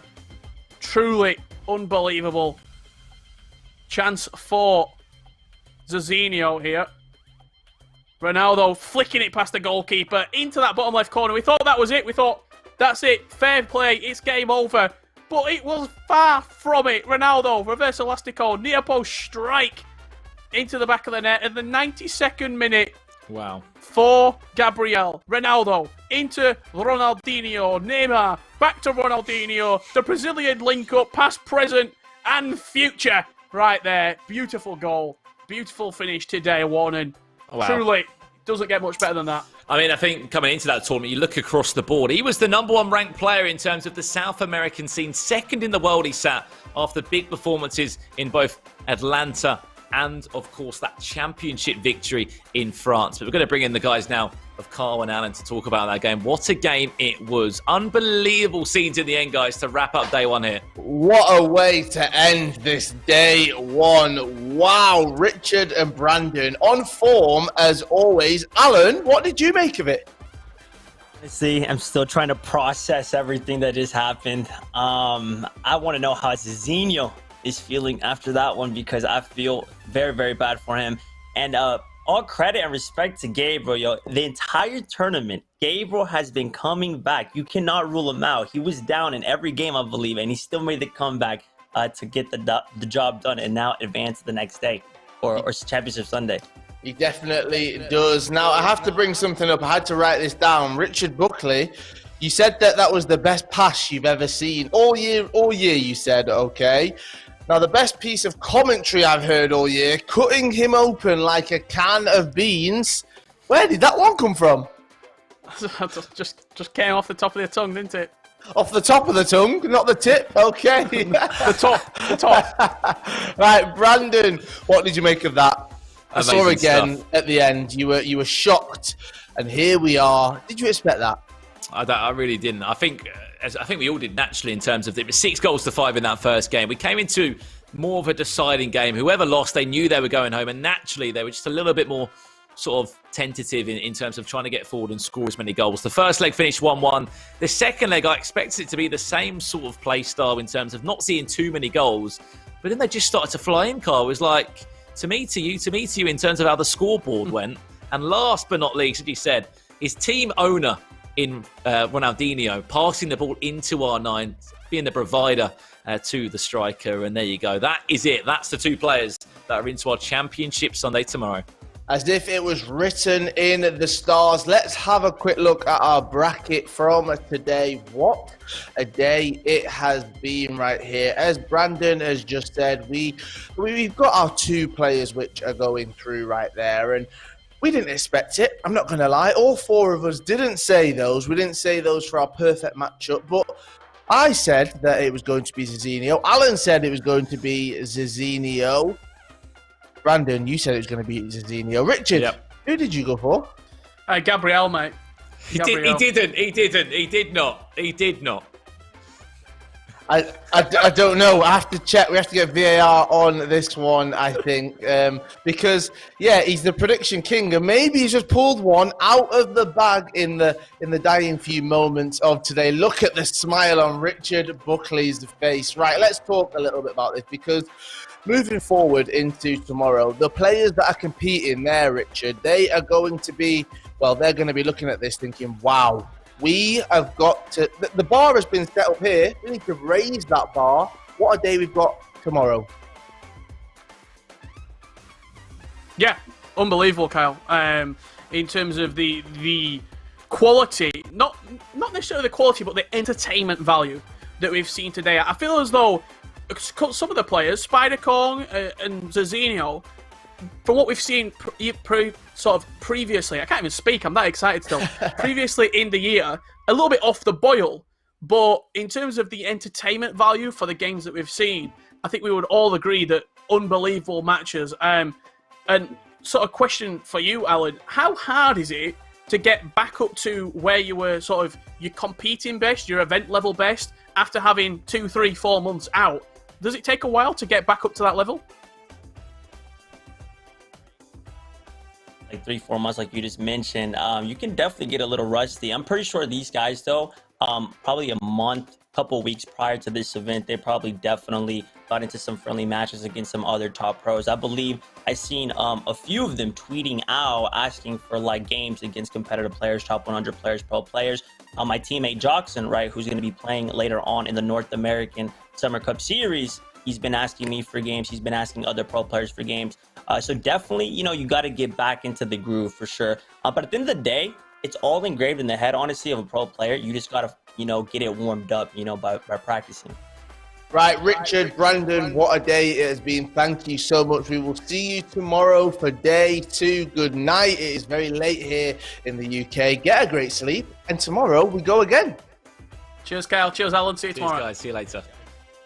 Right, as we said, what a day it has been. My name is Kyle Walker. Alan Avi is joining me as well today. And Alan, it's just been non-stop. It's been so good, but we had to choose one moment. And yes, we did indeed. We have our precision play of the day presented by Gillette.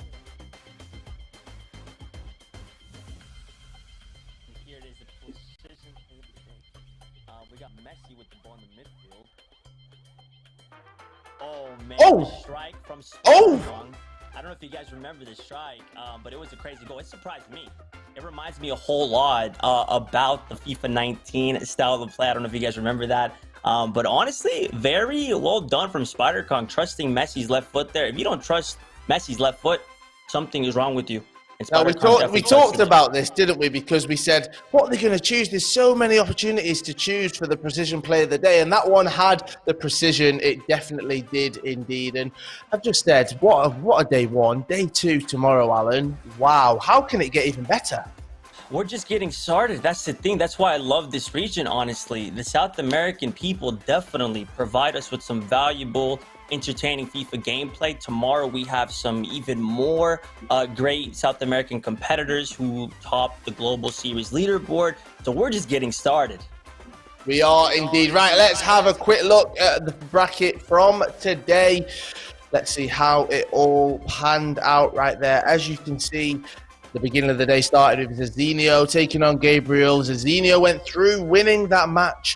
And then we had Spider Kong taking on West Ham Yago. That meant that it set up West Ham Yago taking on Zezinio. And then West Ham Yago came out on top. We go forward to the losers bracket. We had Spider Kong taking on Gabriel. Gabriel came out on top, which meant we had our rematch right there. Zezinio taking on Gabriel. Gabriel was going for revenge and he managed to get it. Yes, he did, which means he goes forward. He goes through to day 3, him and West Ham Yago. And all that's left to say, Alan, what a day it's been. Let's have a look at day 2. See, let's take a look at it. I'm ready. So there we are. We've got Resende, Paolo, Neto, Wolves for Filza, and Vinny taking part. They are the 4 that are taking part tomorrow. And wow, we've talked about how good the South American region is. We've seen it with our own 2 eyes today. And Alan, those 4 players tomorrow, any one of those could go through. We've seen them all in action before. That day 2 is stacked. Really stacked. If you guys don't know, Fulfills is currently in 6th place on PlayStation, the Global Series. Paulo Neto 11th, Resende 7th, and Vinny number 10. So these guys honestly are all in World Cup contention. They are good players. They made it to where they're at right now. So tomorrow we have a treat in store. We do indeed. Right, Alan, there we go. We are done with day 1. Thank you so much to everyone watching. Richard, Brandon for joining us. Alan, thank you. My name's Kyle Walker. What a day it has been right here at the FIFA 20 Summer Cup Series South America. That is day 1 done, but make sure you join us tomorrow for day 2. We've got plenty of action, and we'll see you there. Goodbye.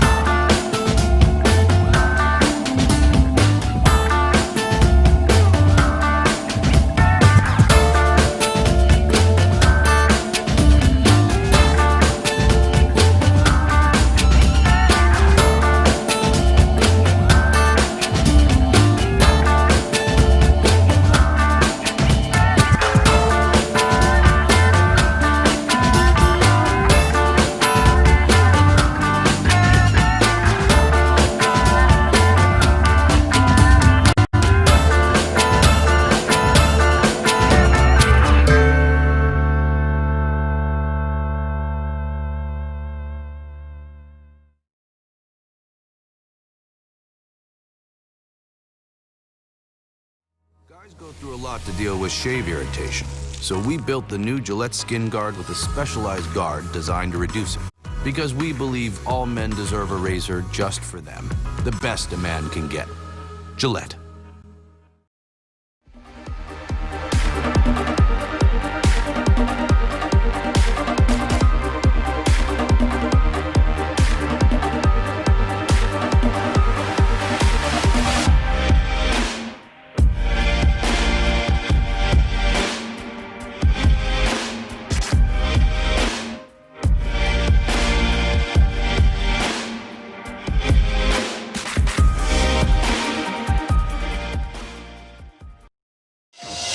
Going to be FIFA 20 tournaments every single week. Up in the air and into the back of the net with an absolute laser beam to that top left corner. The next PlayStation FIFA superstar, Neymar, is in. What a finish from Neymar. Bosniano is writing himself into the history books. It's the story of dreams.